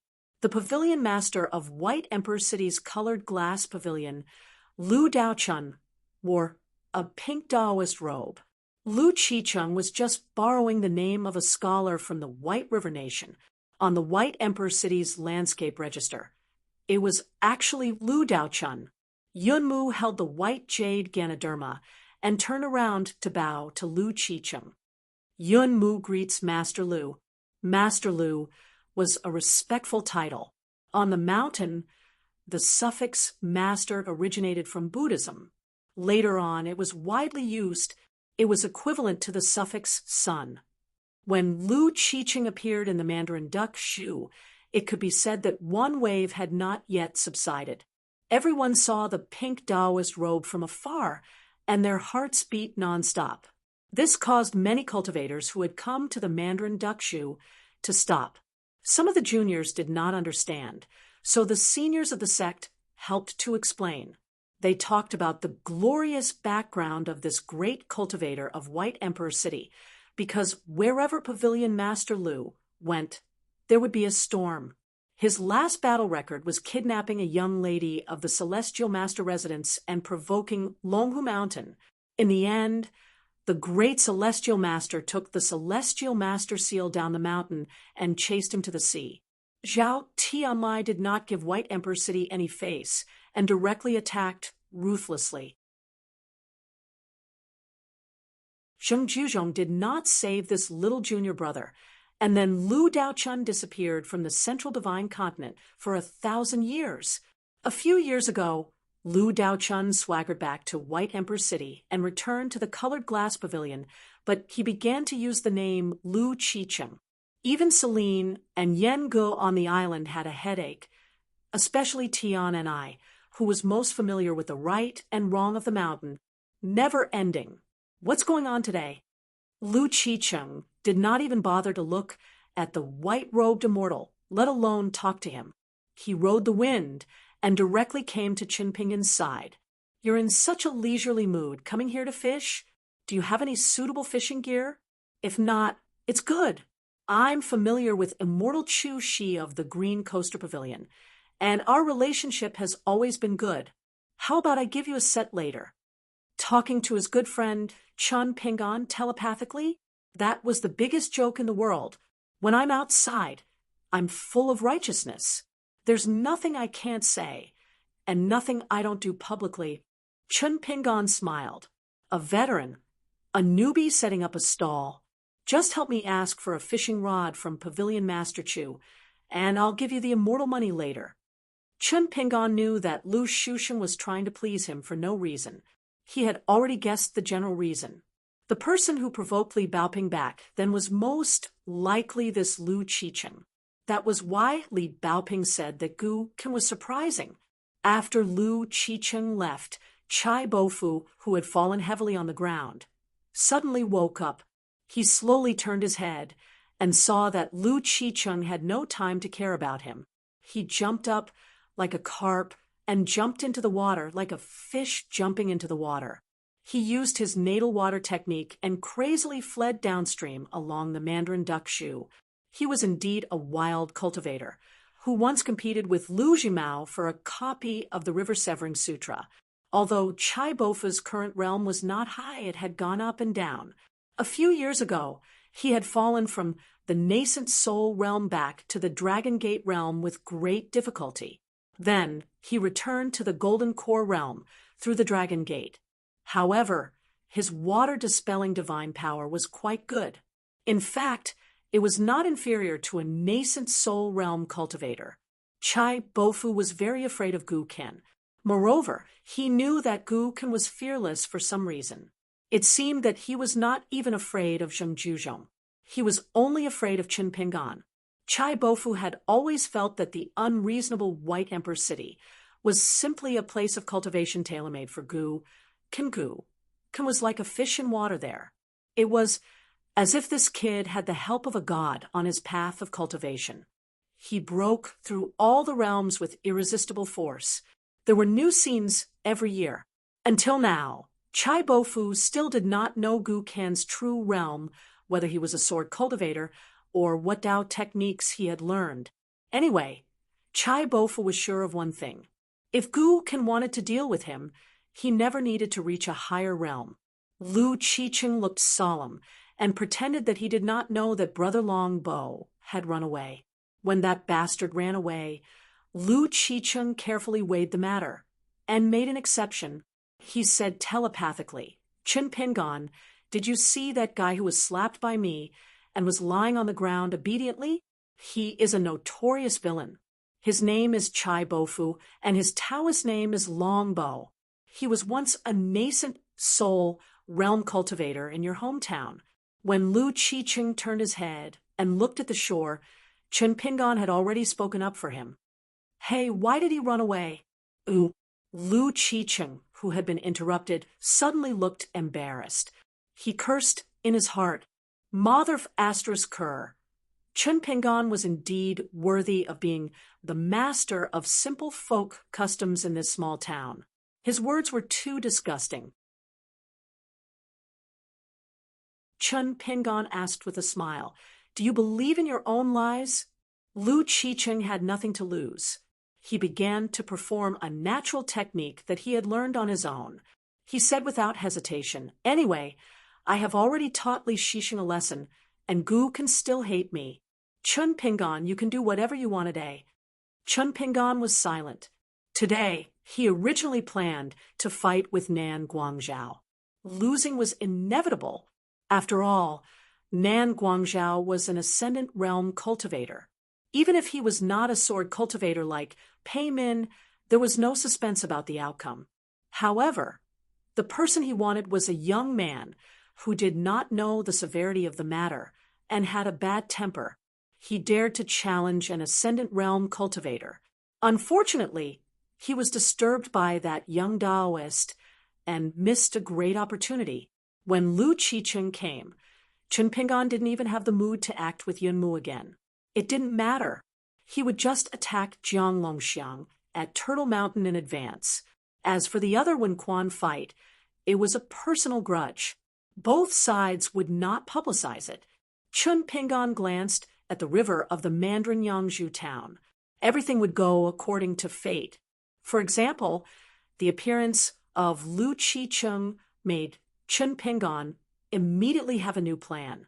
The effect was not worse than fighting with Yunmu again, and it might even be better. Yunmu held her breath. Are these two brothers from White Emperor City fishing again? This time, Zheng Juzhong is the one holding the rod, and junior brother Lu Daochun is the bait. Is it not enough to catch Nan Guangzhao, a big fish from Ascendant City? The most frightening thing about Zheng Juzhong was not that his chess skills were heavenly or that he only liked to catch big fish.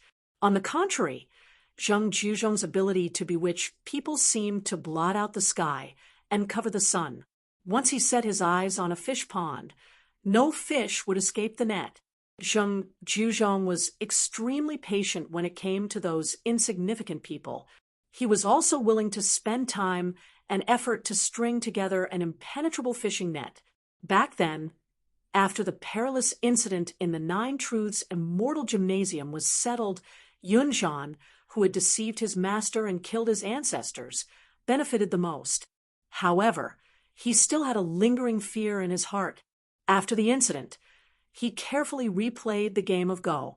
He discovered that there seemed to be traces of Zheng Juzhong placing his Go pieces on the board, from the consecrated elders to the two direct disciples of the ancestral hall, the protector of the Song clan of Zhuelu, the outer court odd-job disciple, who cleaned the courtyard, the female cultivator, who took care of the flower garden, and the several mountain and mountain deities of the vassal mountains of the Nine Truths Immortal Gymnasium. The fishing location, the casting time, the weight of the bait, the direction of the fish, the depth of the fish, everything was under Zheng Juzhong's control. What a good saying. Immortals seem to be sitting in the sky, and fish only hang in the mirror. How could Yunmu not be afraid? Chen Pingon turned to Yunmu and said, Flying sword. Yunmu had already let go of the 5-colored rope that could be used to catch and refine the sword. She begged the flying sword that had been hanging in the air to quickly return to its owner. Chen Pingon put away Chu Yi and the other hidden under the water. The two flying swords rested in the two natal apertures. Yunmu asked, Mister, how do you want to punish my traitorous disciple Li Qingzhu? Chun Pingan said casually, "A small punishment is enough." After that, Jiuzhen Immortal School spread the word that Li Qingzhu was innocent. He said nothing and did nothing. Yunmu replied in her heart, "I understand." She was familiar with these methods. Chun Pingan had to ask again, "What are you thinking? Why do you think I'm Mr. Zheng?" Yunmu said, "Of course not. Junior knows what he's doing in his heart." Seeing that the little brat in white obediently returned the flying sword to the young hermit Taoist, Nun waved his sleeve and hit Nan Guangzhao, who had floated far away in the water, to the shore. He couldn't just let that ascendant realm cultivator float all the way to Wenjin Ferry. People need face, trees need bark. No discord, no concord. To be precise, he had to thank this old man. Otherwise, who could he find to fight? Talisman Yuxian or great heavenly master Zhao Tianlai? Did he go for the long face, or was he in a hurry to reincarnate? After Nan Guangzhao was thrown ashore, he was still unconscious and rolled a few times. It was enough to see that Taoist Nun was ruthless and heavy. For a time, no one dared to approach Nan Guangzhao. Yan Ge took the lead and moved as fast as lightning. With a sweep of his sleeves, he kept Nan Guangzhao into his sleeves. Yan Ge did not hesitate to use 2 golden talismans to shrink mountains and rivers. In an instant, he left the Mandarin Duck Shoe and headed towards Turtle Head Mountain. Celestial Algae rolled her eyes. "Tian and I joked, you've made a big cold stove." Taoist Nun was a little guilty. He smiled at the young hermit and said, "No need to thank me. My young master has to call you junior martial uncle, so you're not an outsider." Chun Pingan smiled and said, "Well said." Chun Pingan got a thought. "Don't worry about Lu Qicheng. I have my own plan." It was Li Shisheng. Chun Pingan returned to the shore and said to Li Baoping, "Junior martial uncle won't take you to Turtle Head Mountain with Jiang Longxiang because it will make a big scene." 3. Chun Pingan. 3 flowers bloomed, 1 branch each, and they all had things to do. Li Baoping nodded. "It's okay. Junior martial uncle. Remember to count me in." Lu Qicheng followed Chun Pingan with a smile. He and the young hermit beside him were indeed old friends who had gone through thick and thin together. Yunmu casually grabbed out with his hand and pulled out the disciple he was proud of, Li Qingzhu, from the bottom of the water before casually putting this drenched rat into his sleeve. Yunmu still felt uneasy in his heart, yet he had a relaxed expression on his face. Before he left, he even left behind a ruthless sentence. "It's a small world, we'll meet again. I'll wait for Q-Sword in the 9 Truths Immortal Pavilion." Lu Qicheng was overjoyed. "Brother Chen, why don't I take this opportunity to make up for my mistakes? So what if I can't beat Yunmu? How dare Yunmu attack me? I'm lying on the ground and blocking Yunmu's way, but Yunmu doesn't dare to move. High Realm, you're just an immortal, but you're so arrogant. Why don't you compete with my senior martial brother? You're not convinced? Yunmu, if you're so capable, why don't you use your senior martial brother? Let alone my senior martial brother. Even the ancestors of the Jiuzhen Immortal Pavilion have jumped out of their coffins to compete with me." Almost at the same time, the young Taoist was eager to have a try. His eyes were burning, and he hurriedly asked in his mind, "Chun Pingan, you can never do too many good things. Today, I'll take care of the white-robed immortal. You don't have to thank me. As long as you treat my young master better in the future, I'll be satisfied." Chun Pingan replied, "No need. I'll visit your senior martial brother soon." Senior touting, "Quit while you're ahead." That's enough. Lu Qicheng immediately stopped talking. The young Taoist thought of something and immediately shut his mouth. He heard that on the battlefield of the Great Wall of Sword Qi, the grand ancestor of Yu Mountain, had told this kid to quit while he was ahead. The young Taoist turned around and struck up a conversation with the guy wearing a pink Taoist robe. "Fellow Taoist, your attire makes you stand out from the crowd. It's easy to forget about the common customs. You don't have to report yourself when you're walking on the mountain. Lu Qiqing's mouth twitched. You're flattering me. Brother Nun, you're so bold. The grand, heavenly master of Dragon Tiger Mountain and immortal fiery dragon will have to take a detour when they meet you in the future. The young Taoist smiled and said, My friend, it's amazing that you can wander around the vast world with your foot. What's your relationship with Iron Tree Mountain's Guokuding? Is he your father or your grand ancestor? Lu Qiqing sneered. Guokuding? Iron Tree Mountain invited me to drink, but I didn't even want to go. Lu Qiqing asked, What about you, Brother Nin? Aren't you the same as me? After cultivating for so many years, you finally reached your current level. You must have suffered a lot, right? The young Taoist sneered. Unfortunately, I'm from the mountains south of the Great Wall of Sword Qi. I'm free in the mountains, and I don't need to wag my tail and beg anyone. Lu Qiqing chuckled and pulled the collar of his Taoist robe with 2 fingers. So you're a foreigner. No wonder you don't know me. Then both of them were stunned and spoke at the same time. 100,000 Mountains Peach Pavilion. White Emperor City's Lu Daochun. They laughed heartily and held each other's arms. They felt like old friends at first sight. Chun Pingon ignored these 2 crazy people and asked Li Huai, There's a bag shop in the Parrot Continent. Shall we go and take a look? Li Huai was a bit listless. Forget it. Chun Pingon, don't bring me along. Back then, when I traveled to the North Continent with Pei Qian, we bought things on the Hempsex ferry and almost caused Pei Qian to lose money. We could only break even. Chun Pingon was puzzled. Why did Pei Qian tell me that you made a lot of money? After that, we'll split the profits 50-50. Both of you made a lot of money. Ooh, when it came to making money, Pei Qian wouldn't speak carelessly. When she was young, Charcoal Girl learned about the rules of the mountains and rivers from Chun Pingon. Every time she went into the mountains or into the water, she would use her own unique method to pay respects to the various lands.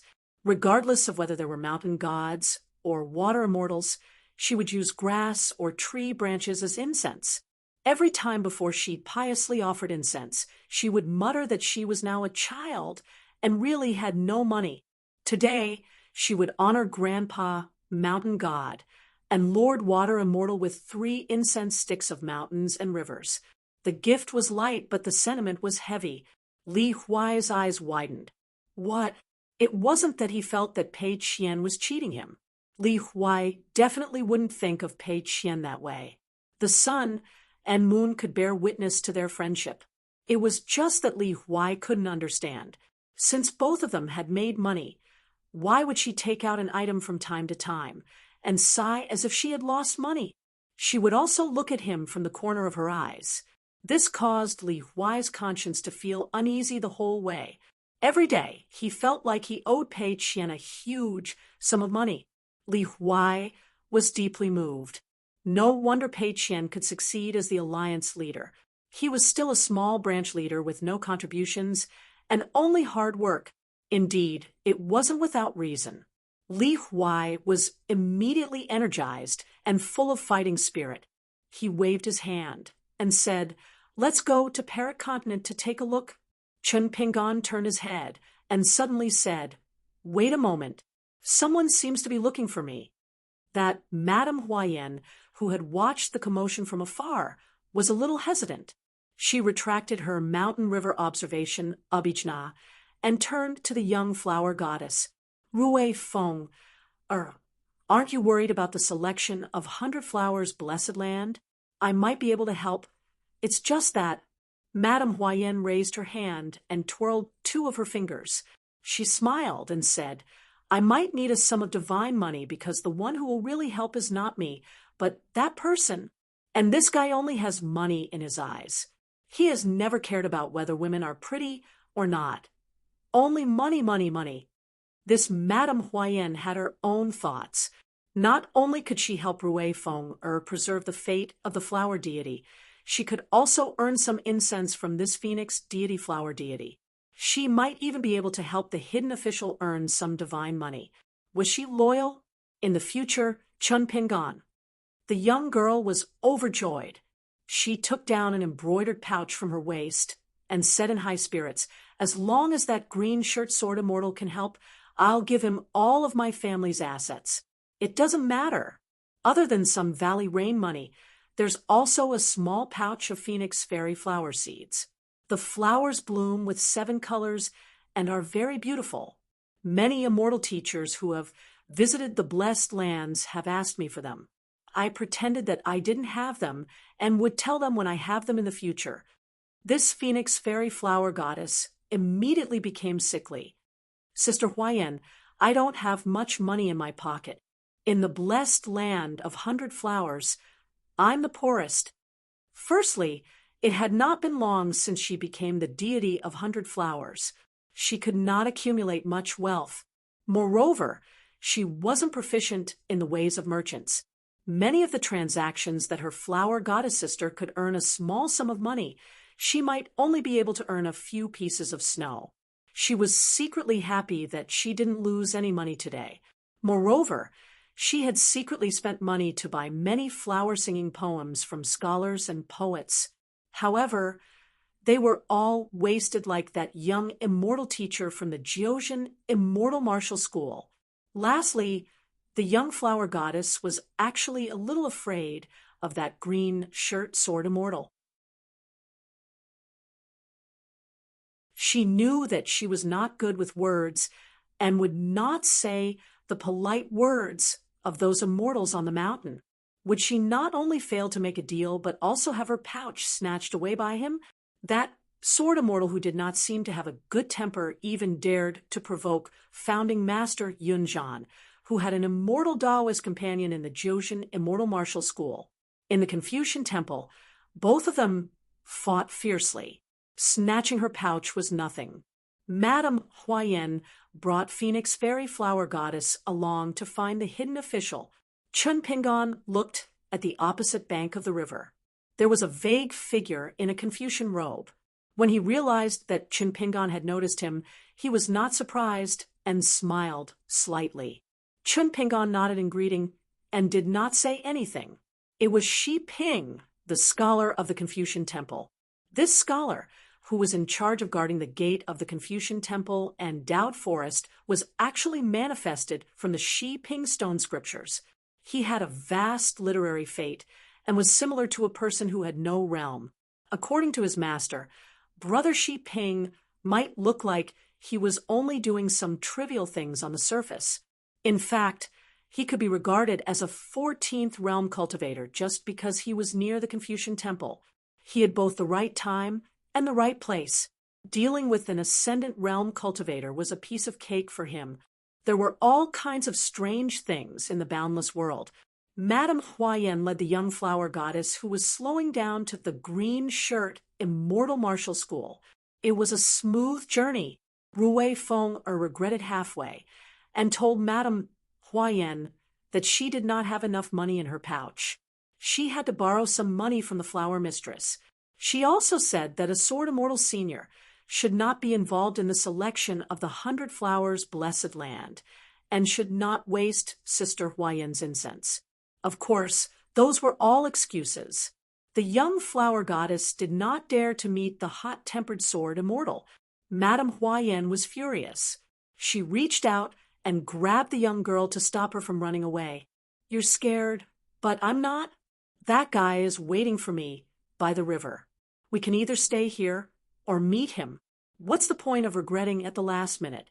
The meeting in the Confucian Temple continued.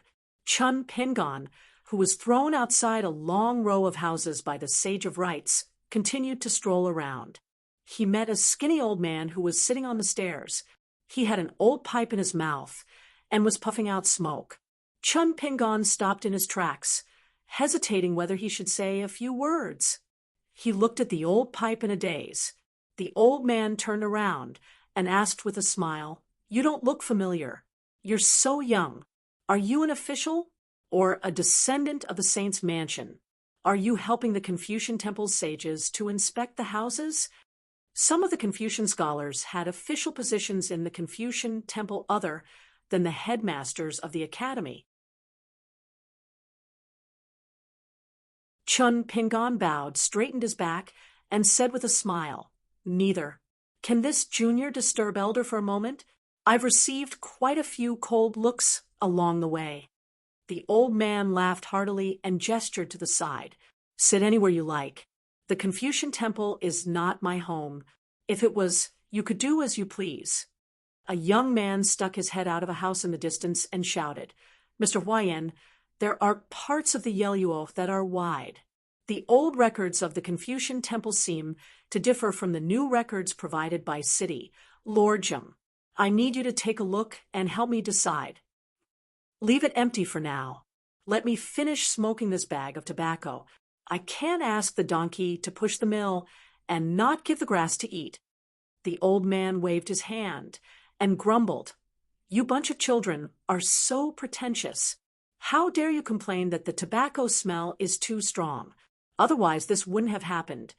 Chun Pingon had just sat down with his hands tucked in his sleeves, but when he heard this, he couldn't help but turn his head. He pulled his hands out of his sleeves and gently placed them on his knees. He said in surprise, "Elder, you're that Mr. Huayan of the revered water immortal." Chun Pingon had traveled a long way and read a lot of books. Naturally, there would be some people in his heart that he would be fascinated by. Most of them were people who read books.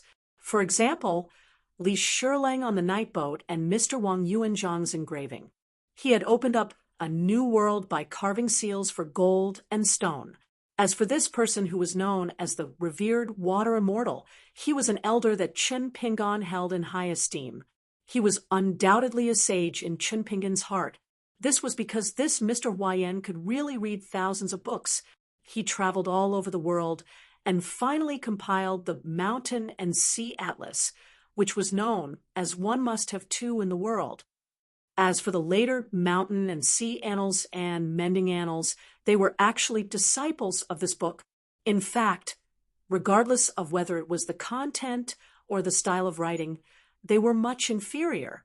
As for the founder of the North Continent's water classic Mountain, it was obvious that he was a Qi refinement warrior who held Mr. Huayan in high esteem. In fact, the owner of the night boat had once commented on the matter of the ancients' records of mountains and rivers. There was a saying that revered water immortal, followed by Lu, followed by Yuan. 3 surnames, 3 scholars who were renowned throughout the world. Chun Pingon still did not know that the first 2 old masters' records of mountains and rivers and poems were the foundation of the great Tao of the prison of words on the night boat. They had been used by the owner of the boat. The second old master was the deputy governor of the city of Entries. He was the white-haired old scholar who stood beside Li Shileng. He was a Confucian scholar who could say that he could be a teacher of the heart and be a reincarnation of the ancients.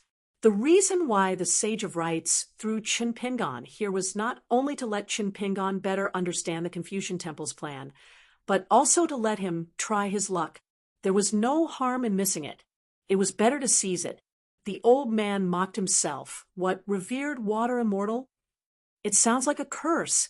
I'm just a coward and lucky person who was lucky enough to survive the war. He was lucky because he was not in a place like the Tongya continent or the Fuyao continent. He was cowardly because he did not have the courage to rush to the battlefield and learn from Yu Xian and Zhou Xinji. That was why he was not affected by the war's war and was lucky enough to avoid it. At the end of the day, to this old man, escaping was still a form of escape. Chun Pingon smiled and said, "Everyone has their own fate. I don't envy others, and I have a clear conscience." The old man clicked his tongue and said, "Oh, you're right. You sound like a scholar." Chun Pingon also felt that the old man was scolding him. However, as a junior who had met someone he admired, he just had to accept it. It was a rare opportunity to talk to such a fascinating scholar. It was a good thing to have a casual conversation with him. The old man fell silent for a moment and asked with a smile, Why? Have you flipped through a few pages of the Mountain and Sea Atlas? Chun Pingon nodded and said, I've read it carefully. The old man chuckled and said, Read? Not flipping through books? Chun Pingon scratched his head and looked shy for the first time. Both. The old man exhaled a mouthful of smoke and thought for a moment. He seemed to be talking to himself and said, There are more than 100 fish in the pond. Chun Pingon waited for a moment. Seeing that Master Chu did not continue, he thought, Is this a test? Then he continued, It's like swimming in the air with nothing to rely on. A mountain is like a river, and the river flows in a zigzag way. The river god is like a giant spirit, and it splits into two. The waterway is deep, and it looks back as one.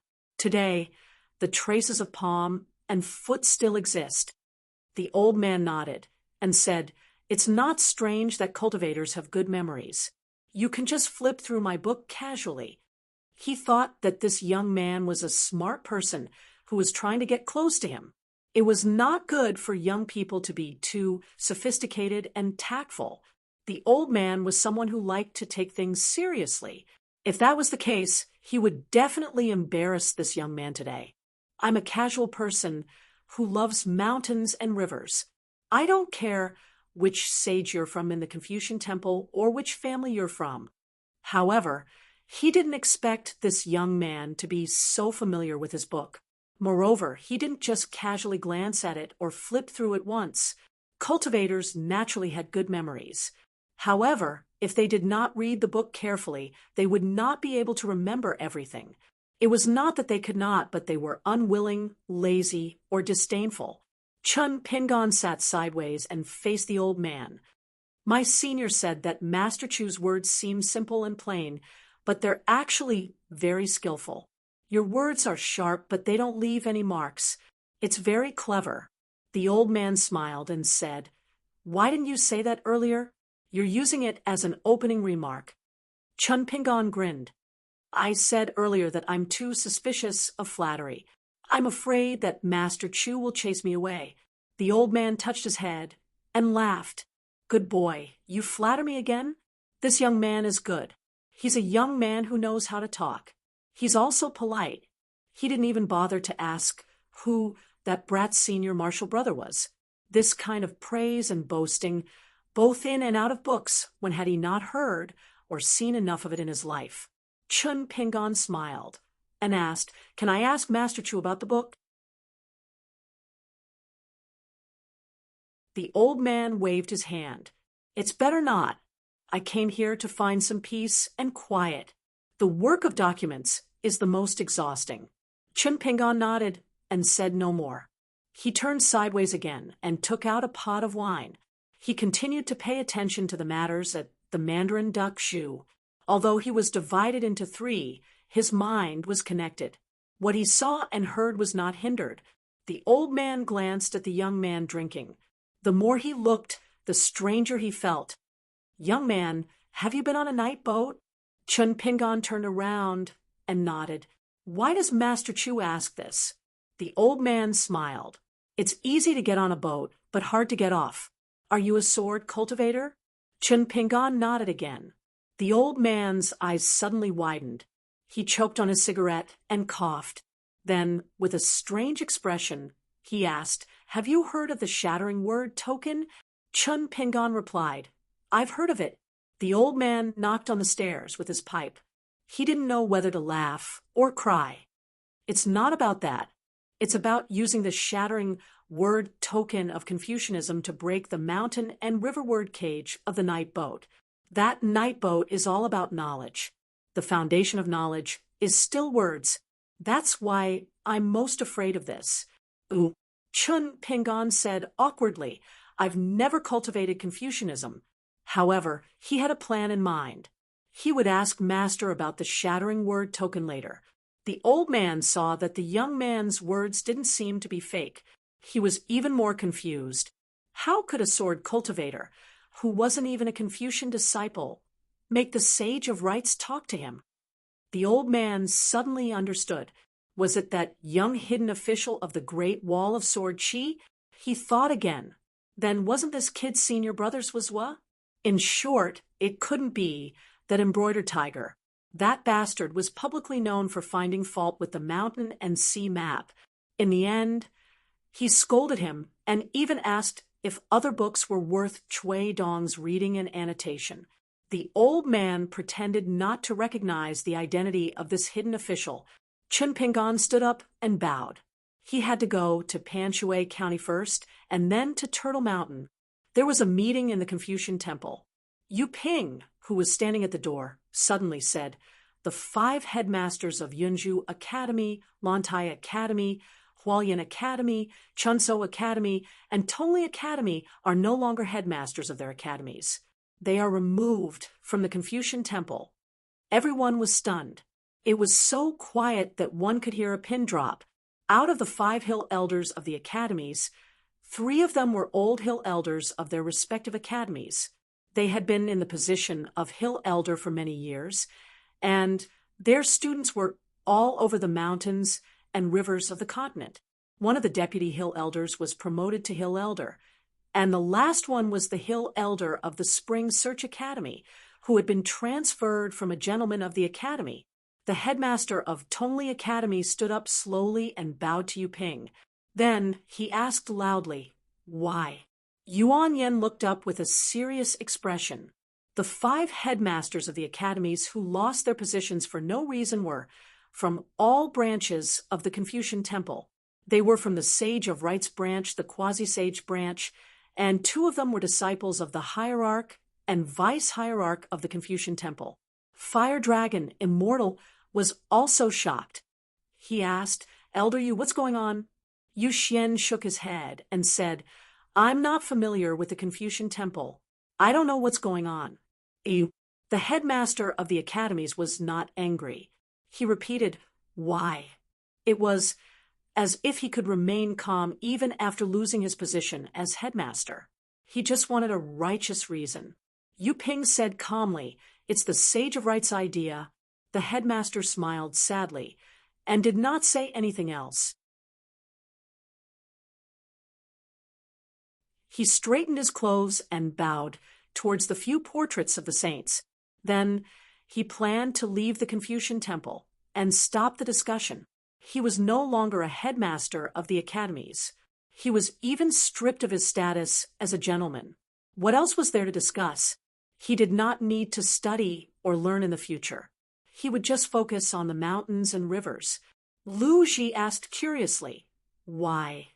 Yu Ping said, "The quasi-sage philosophy is that besides human nature, there's also the 4 hearts theory. They are compassion, shame, respect, and right and wrong. The Confucian school values this very much. These headmasters have been reading too much, but they usually hide it well. They are good at teaching and dispelling doubts in the study room. They must have seen the sword Aura Great Walls placards on the front line.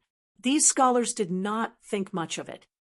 Lu Ji turned to look at Alliance, who had put down his wine cup and was in a daze.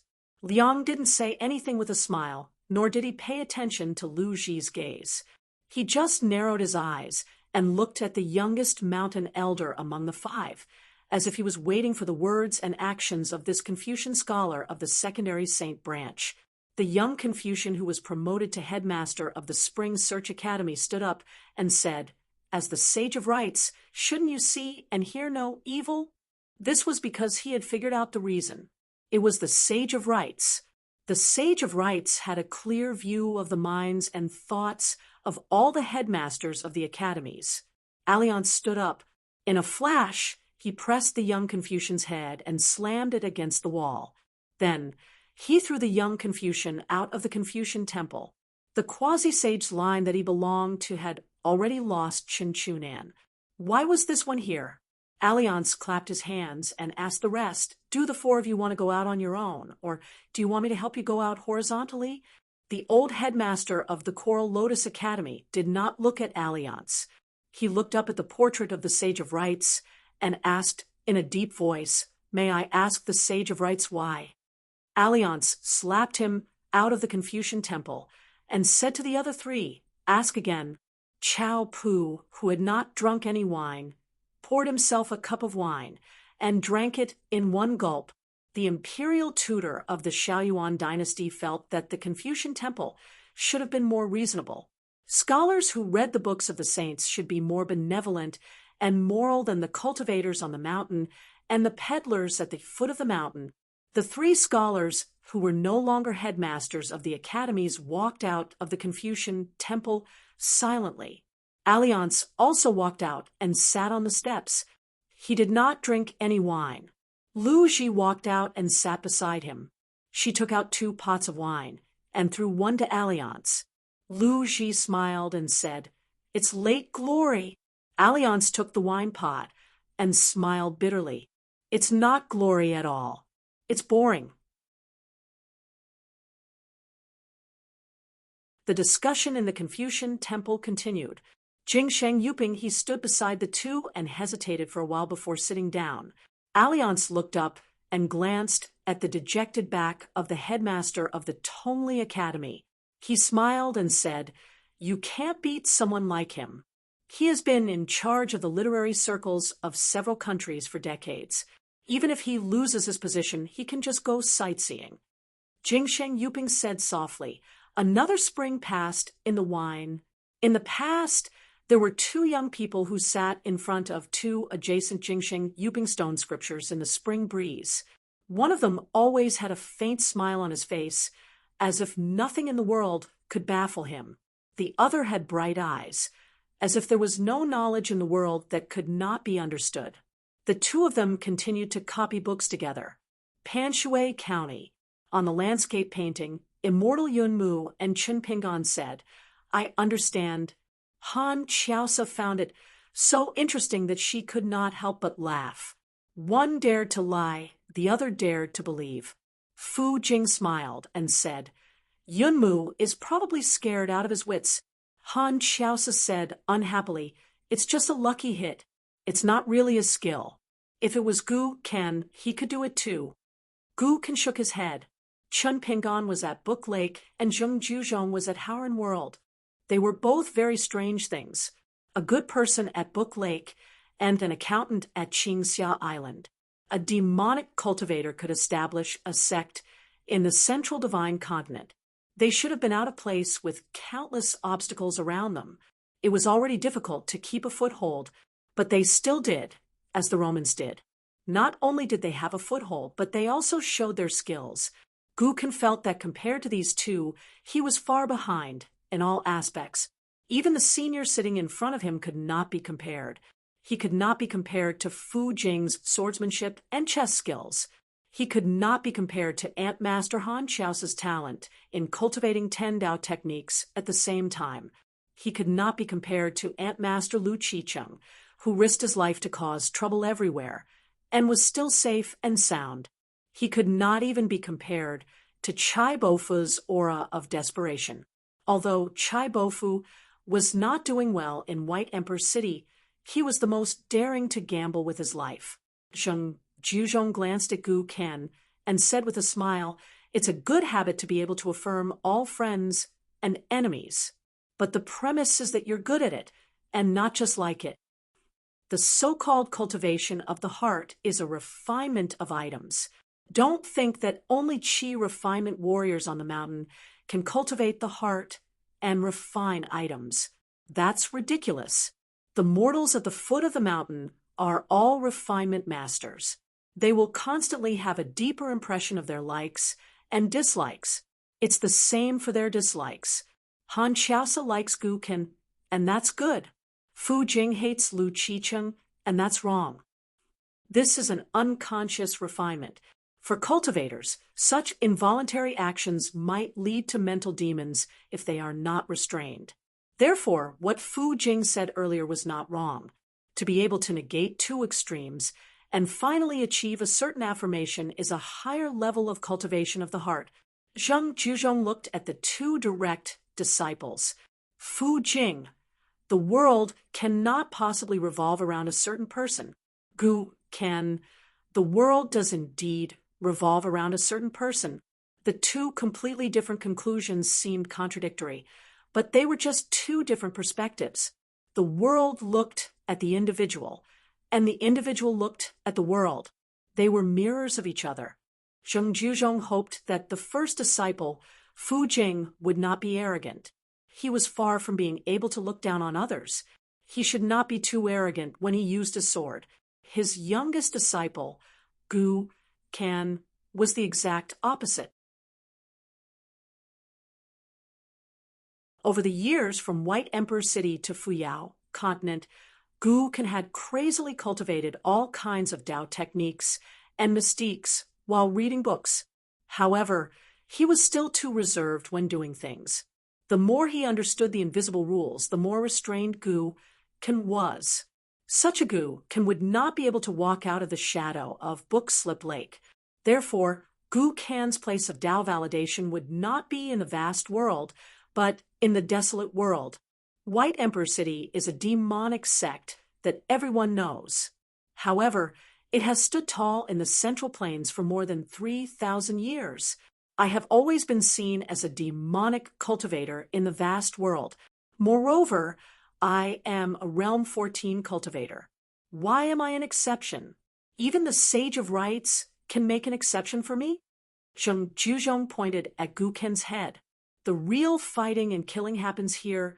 An old woman is weak and powerless. She sets up a stall and collects money from the strong. A young woman dares to walk the streets alone. Why? Fu Jing answered, the gods of heaven and earth follow the rules. As for his master reaching Realm 14 without anyone noticing, Fu Jing was not surprised. In fact, he did not feel anything. Zheng Juzhong smiled and shook his head. How is that enough? Fu Jing started to think about this. White Emperor City's teachings would not only focus on Tao techniques. Gu Kan suddenly asked, Master reached Realm 14 in the desolate world. This was a huge matter of seizing the providence of the desolate world, just like how Lu Cha reached Realm 14 in the vast world. Why was this bearded sword cultivator unable to return to the desolate world? It was because Lu Cha had taken too much of the vast world's providence. No wonder the Confucian Temple and the Sage of Rites were impressed by Zheng Juzhong. If reaching Realm 14 in the desolate world was not a merit, what was? Zheng Juzhong smiled. The process was a little dangerous, but the result was as expected. Gu Kan cupped his fists and said, Congratulations, Master. It was very likely that the grand ancestor of the Moontua mountain was at the ruins of the Jiaolong Valley, competing with the Holy Master at the peak of the Sui Mountain, while when Haizhou was at the Tongyi continent, fighting with Cui Shi and Qi Jingchun. Han Xiaosa joked, Fortunately, Lu Qiqing does not know about this. Otherwise, he would be overjoyed. Lu Qiqing was not an ordinary crazy person.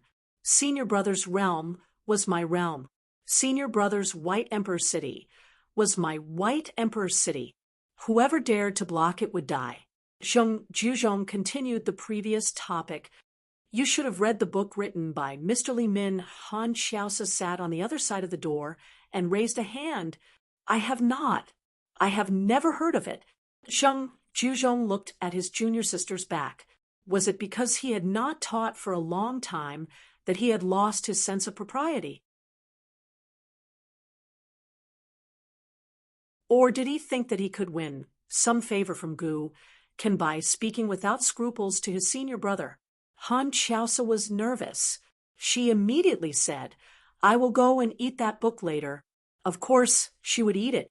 Literally. Back then, senior martial brother had nothing to do, seeing that it was difficult for her to make any progress in cultivation. He once split his attention and went to a marketplace to protect her for 300 years. He watched her roll around in the mortal world, ignorant and muddle-headed. In the last few decades, Han Xiaosa was the daughter of a rich family who spent time with a down-and-out scholar. She was the daughter of a poor boatman. She was a burly butcher who set up a roadside stall. She was a coroner, a night watchman, and a fox demon who had just been enlightened. Then, in an instant, these men, women, and demons finally gathered together at a certain time and place. The moment she woke up, She was also Han Xiaosa looking at those Han Xiaosa. Other than looking at each other, what else could be the result? This scholarly senior brother seemed to have been too bored in his thousands of years of cultivation. During this period, he had spent many years answering his own question. That was a question that no one would think about: how to prove that Zheng Juzhong was not the Tao ancestor. The two senior brothers who had read that book each had an answer, but they did not dare to be sure. Fu Jing said, "You are lacking in knowledge. No matter what you do, it will be a wild fox sen. An evil demon?" Gu Kan said, "Zhu Zi's explanation of the scriptures is naturally a saying. Whether the descendants are good or bad has nothing to do with Zhu Zi." Zheng Juzhong shook his head and reminded the two disciples, the 48th chapter. The two senior brothers were suddenly enlightened. There was no need to say any more. Someone in the book said that 3 books were to be compiled. One was a book of etiquette, one was a book of words, and one was a book of village rules. Fu Jing thought for a moment and nodded.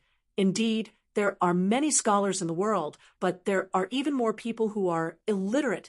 In many places in the world, the principles were not the sage's principles in books, but village rules and family rules. Han Xiaosa, who was on the doorstep, had a headache. She continued to dip her hairpin into her rouge and lightly touch her red lips. It contrasted beautifully with her dimples. Gu Kan reminded her, "You can imitate Zhang Xian's Pong Lian painting and draw a water-drop-shaped flower ornament between the eyebrows. It is better than the heart word and plum blossom falling on the forehead. It will be the finishing touch of this makeup." Han Xiaosa smiled and nodded gently. She believed in Gu Kan's judgment. On the scroll, the fights that should be fought and the fights that should not be fought were all over. Zheng Juzhong glanced at Madame Huanyan and Phoenix Fairy Flower Goddess, asking, "If you were Qin Pingon and were willing to help, how would you help? How would you help so that Phoenix Fairy Flower Goddess would not fall to 9th grade one life while maximizing Qin Pingon's benefits?"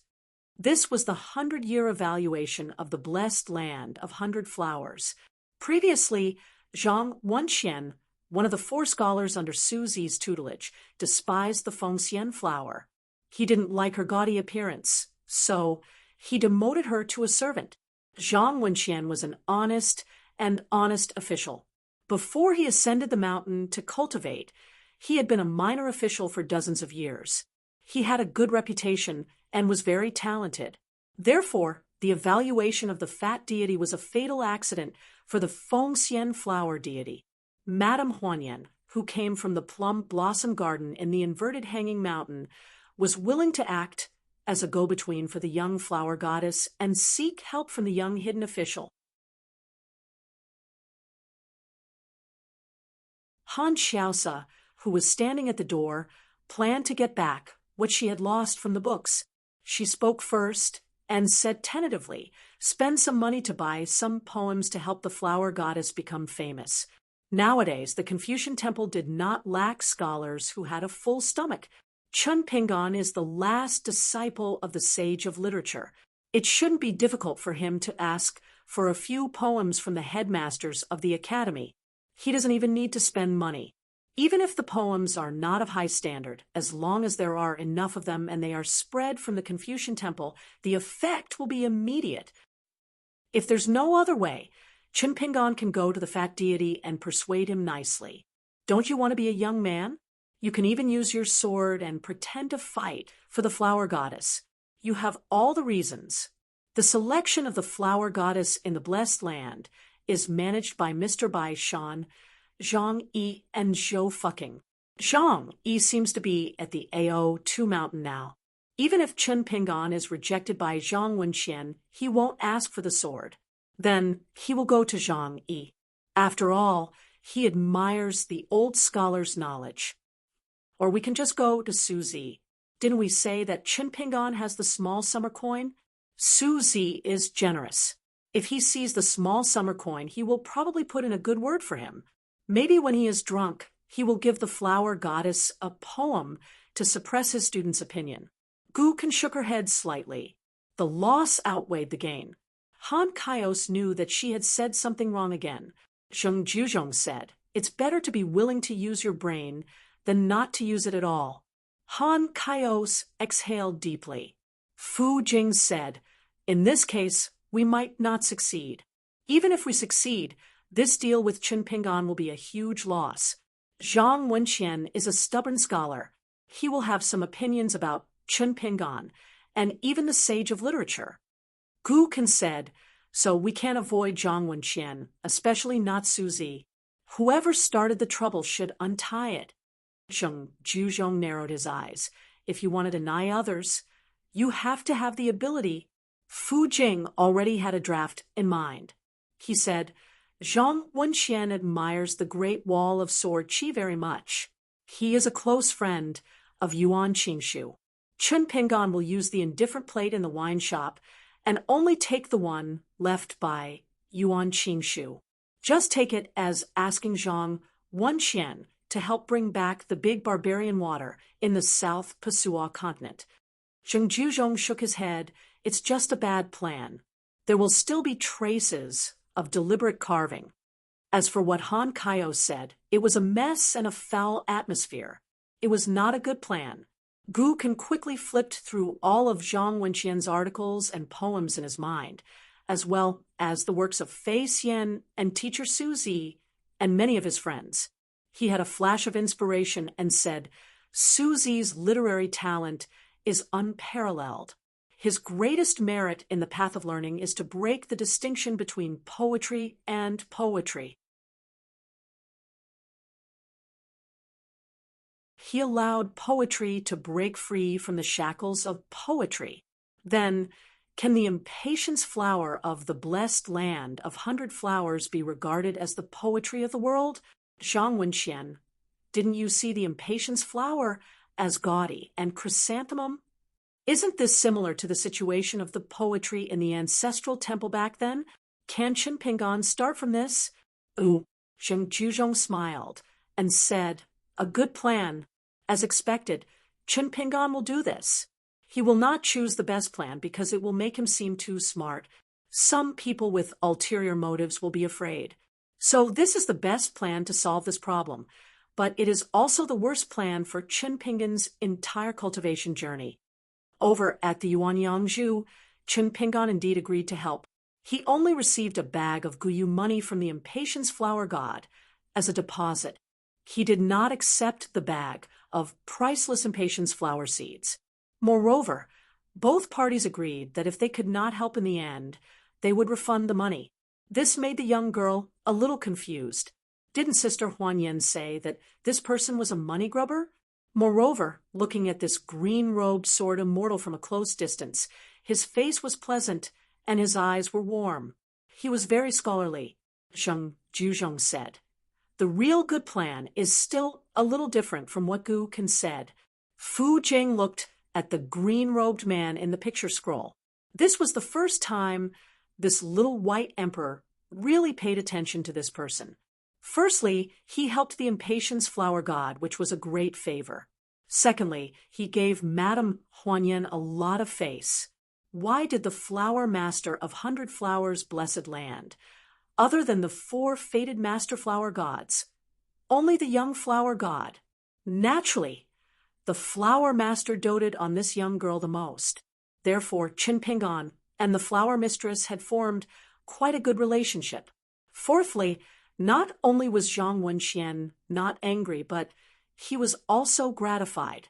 As the last disciple of the sage of literature, he was able to be so close to the teacher's knowledge.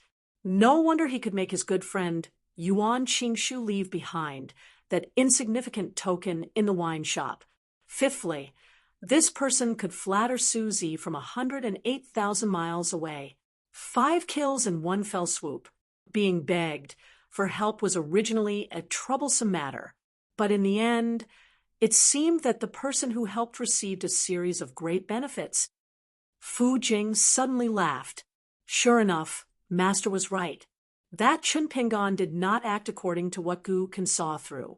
Instead, he chose to directly tell the immortal patience flower god, through telepathy, In other words, the young hidden official chose not to give up the two gains of Fei Xian and Suzy. Gu Kan smiled knowingly. I understand. This is the surplus you always talk about. Han Xiaosa glanced at the painting and curled her lips. I can't afford to offend this kind of young man. Gu Kan was right.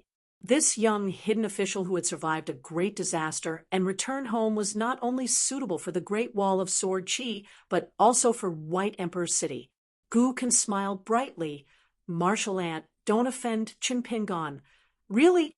Otherwise you will definitely lose to Qin Pingon and die at Gu Kan's hands. Han Xiaosa nodded. Why would I offend him? If he's your friend, then he's my friend. It's his business whether or not he recognizes me. She put away the makeup mirror and the bottles, turned around, and asked, Gu Kan, how's my makeup? Gu Kan said, it's 3 points more beautiful. Han Xiaosa smiled, compared to the Lady of Azure Immortal Mountain and the Flower Master of the Blessed Land. Gu Kan said, in my eyes, Martial Ant is more beautiful. In the eyes of the world, they should be more beautiful. Han Xiaosa leaned against the doorpost and smiled. Because Gu Kan's words were sincere, that was why she was happy. Otherwise, which man didn't know how to use flowery words and flowery speech? How dare he flirt with White Emperor City's Han Xiaosa? Did he have a death wish? It wasn't like Han Xiaosa hadn't killed immortals with her own hands. Zheng Juzhong smiled. A single plank bridge, a battle of the great Tao? A narrow-minded person is not as wide as a wine cup. The road will always be wider as you walk. Zheng Juzhong raised his head and looked out the door. He smiled telepathically. Mr. Chen, is there anything else you want to say to Gu Kan? On the street outside, Qin Pingon smiled and replied, no, I don't. Mr. Zheng's teaching of the Tao has reached the point of perfection. I'm in the same situation as you. I have nothing to say. Zheng Juzhong stood up and said to Fu Jing and the others, you guys stay here. Zheng Juzhong's figure suddenly appeared at the door of the house. He smiled at Qin Pingon and asked, shall we go to the inquiry crossing together? Qin Pingon smiled and nodded. Thank you, Mr. Zheng. On this day, Zheng Juzhong and a green-robed man walked side by side and traveled together at the inquiry crossing together. It became a more shocking thing than the fight between two ascendant realms in Yuanyangzhu. Zheng Juzhong, the city lord of White Emperor City, seemed to have taken the initiative to appear at the gate to meet the outsider. After that, he was still in the same green robe. He disappeared from the inquiry crossing and appeared at Turtlehead Mountain. In the end, he carried Jiang Longxiang from the Shao Yuan dynasty in his hand and rode the wind to the city, where the Confucian temple was located. He casually threw the respected and old scholar on the ground. It was where the statue of the Sage of Literature's statue was broken when it was moved out of the Confucian temple. A group of scholars had once spat on it and smashed it. Among them, Jiang Longxiang was the most righteous. At that time, he seemed to have taken out a powerful statement. Qin Pingon stretched out his hand and said to the scholar lying on the ground, scold me again.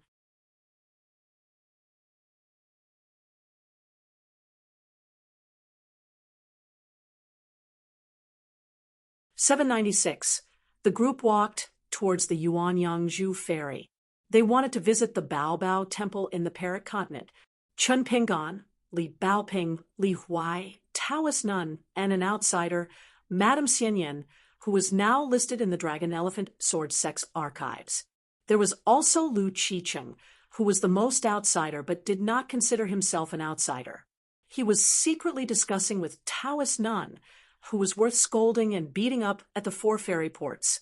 When Qin Pingon and the young flower goddess were imparting the plan, they did not deliberately avoid Madame Xianyan.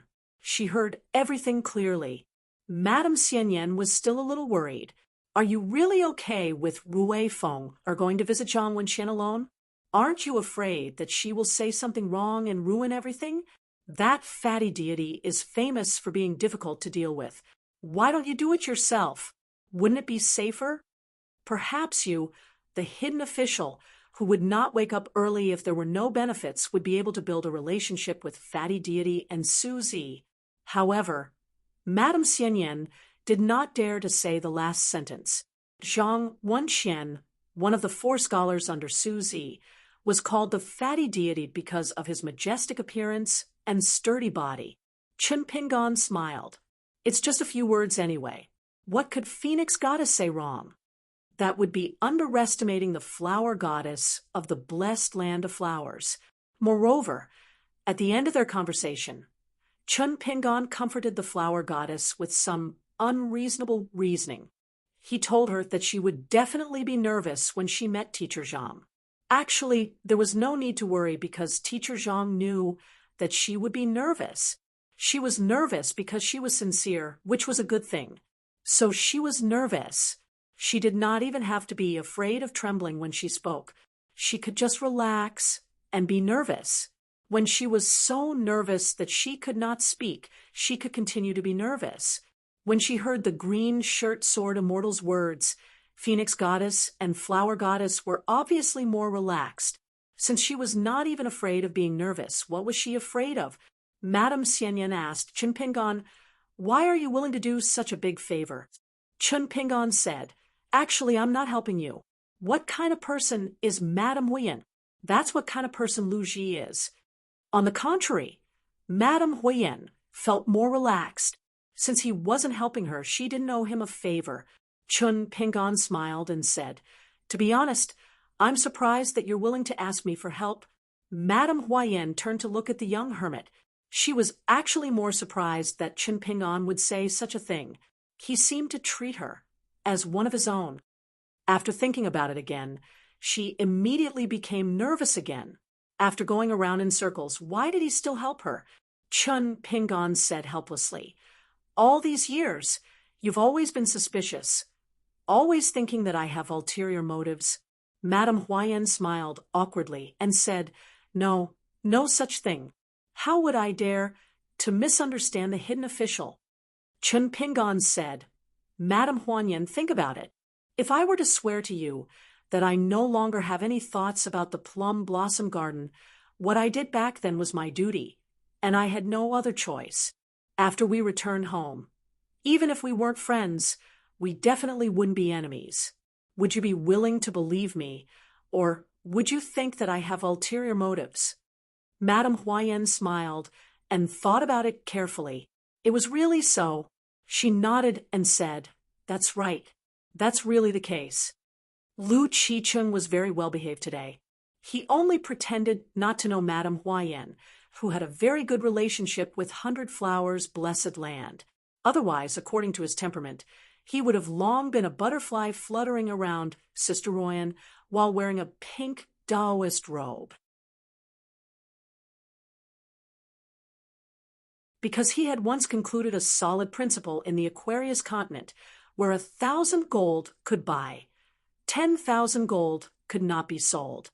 As long as it was someone related to the sage of literature, as well as a child from the Pearl Grotto heaven, he should not provoke any of them. First it was Chen Pingan, then Li Lu from Dragon Rock. Only half of them. Then it was Li Baoping outside of Clear Breeze City. And half of his martial nephew Gukin? That was exactly 3. Things should not be done more than 3 times. He had to learn his lesson. Lu Qicheng had already made an appointment with his Taoist friend Nun. The 2 of them were going to the wilderness together. The sky was high and the land was vast. Who would dare to block their path? It was a great opportunity for the 2 of them to make a name for themselves. Li Huai poked his head out and looked around. He did not know what was the relationship between Chen Pingan and her. As for the one in the pink robe, it was obvious that she was not someone to be trifled with. He heard that she was the pavilion master of the colored glass pavilion in White Emperor City. Li Huai felt guilty when he heard that. After all, a friend of a friend was not Li Huai's friend. Since they were not in the nest, why should they be so arrogant? The failing on water in the 9 Truths immortal pavilion was a lesson to them. Li Huai did not know that at this moment there were a few accompanying sages in the Confucian temple who were talking about him. They had started a small discussion specifically about him. A scholar in the Confucian temple had a discussion with the chancellor. Then he asked Teacher Han tentatively, "Why don't we give Li Huai the title of a sage?" This scholar had asked the scholar Yu Ping for a file about the Confucian scholar Li Huai from the Cliff Academy. The file was about the resume of the Confucian scholar from the Cliff Academy, Li Huai, and the comments of various teachers and hill masters, even the usually strict Teacher Han. The vice hierarch of the Confucian temple was hesitant. It was obvious that he was inclined to give him the title. However, if he gave it to Li Huai, there would be objections. It would definitely be a burden for Li Huai in the future. It was not that the Confucian temple did not take the title of a sage seriously and was willing to give it to him casually. In fact, the title of a sage of the academy had always been selected by the academies of each continent. The Confucian temple almost never interfered with the examination and evaluation of the sages. The academies were in charge of the sages, while the Confucian temple was in charge of the gentlemen. This was a rule set by the Sage of Rites. This lad had contributed too much to the Confucian temple. The position of a 14th state blind old man had been reversed. He had helped the great land to gain 200,000 mountains. Judging from the situation, as long as his disciple was willing to speak, the 700 to 800 golden-armored puppets in the 100,000 mountains would be able to command them to invade the wilderness. Moreover, according to the file, Li Huai was diligent in his studies, never slacking off, and was not arrogant or hot-tempered. Although he was beyond his capabilities in his studies, Li Huai was diligent in his studies.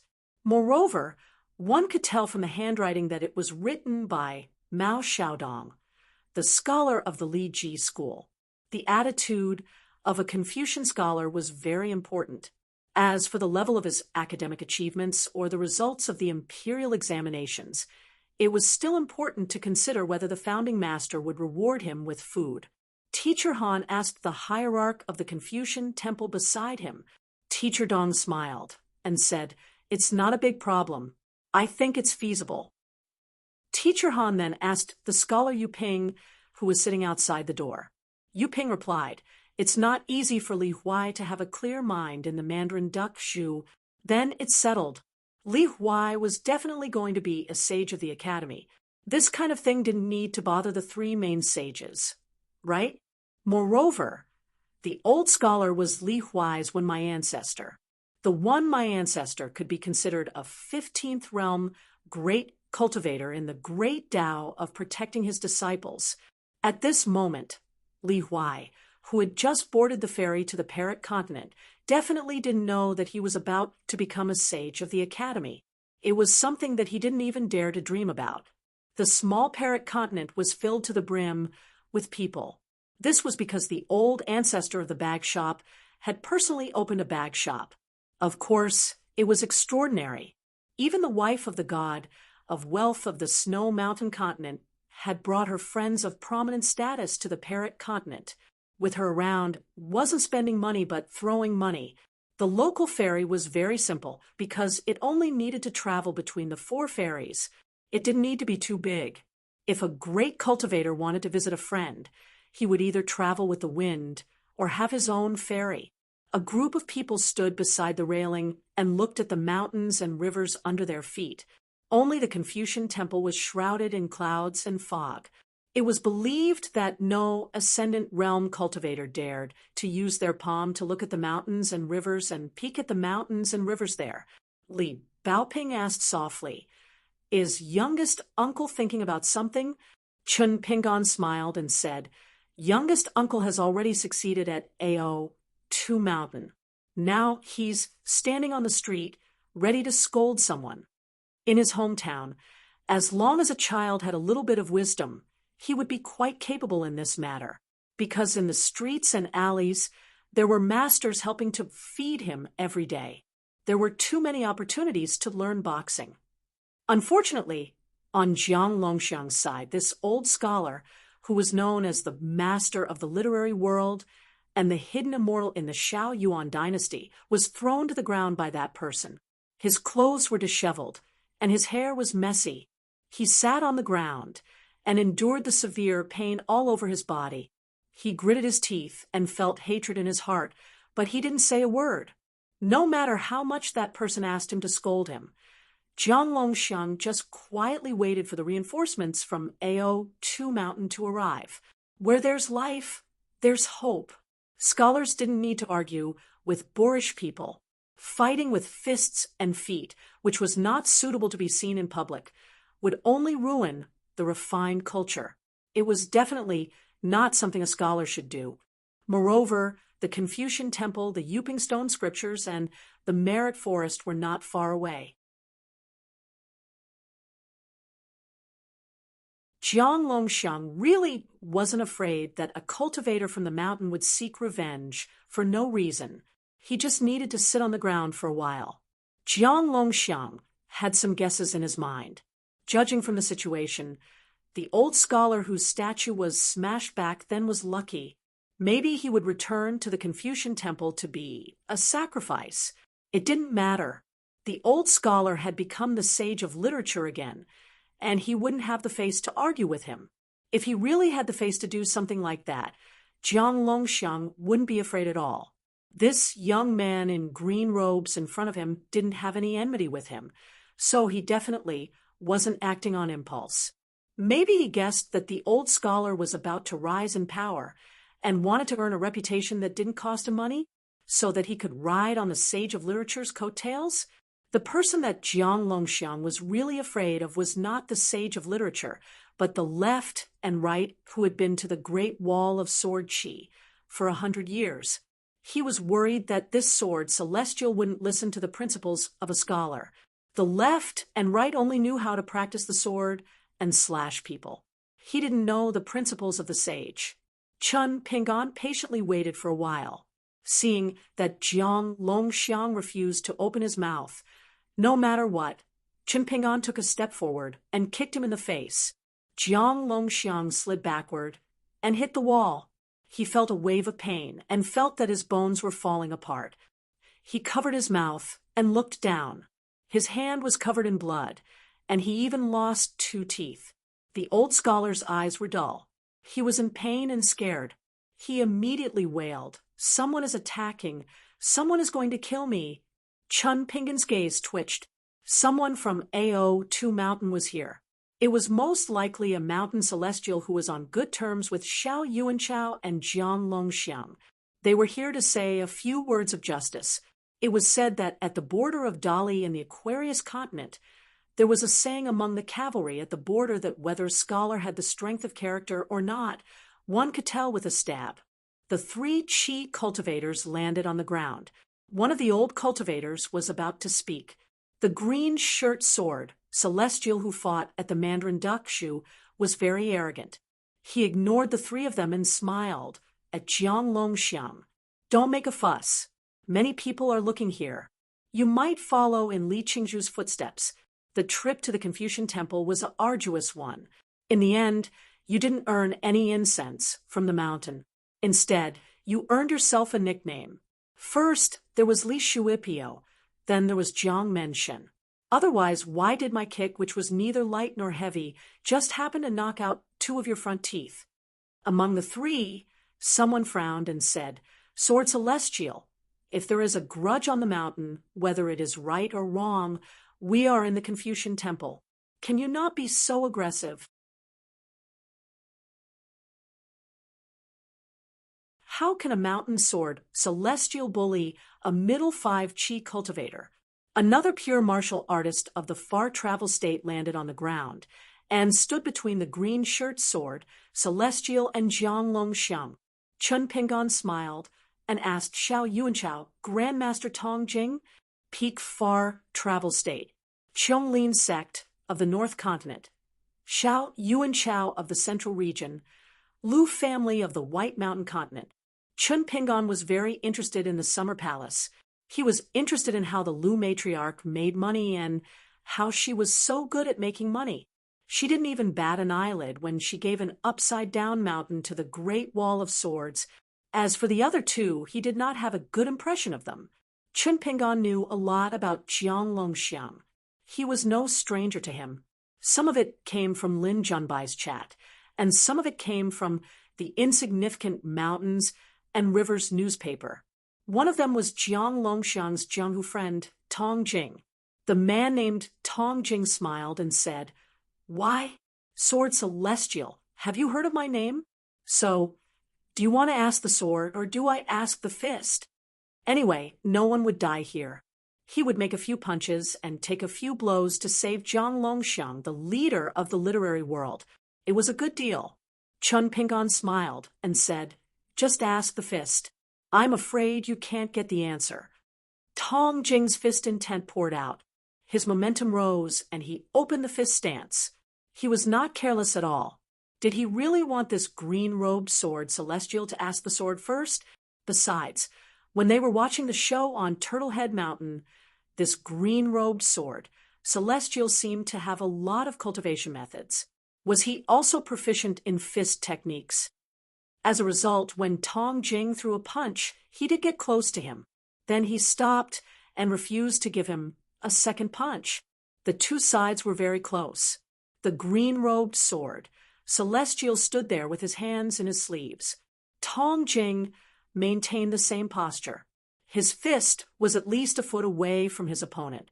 Tong Jing was as still as a mountain. He looked calm, but his arm was broken.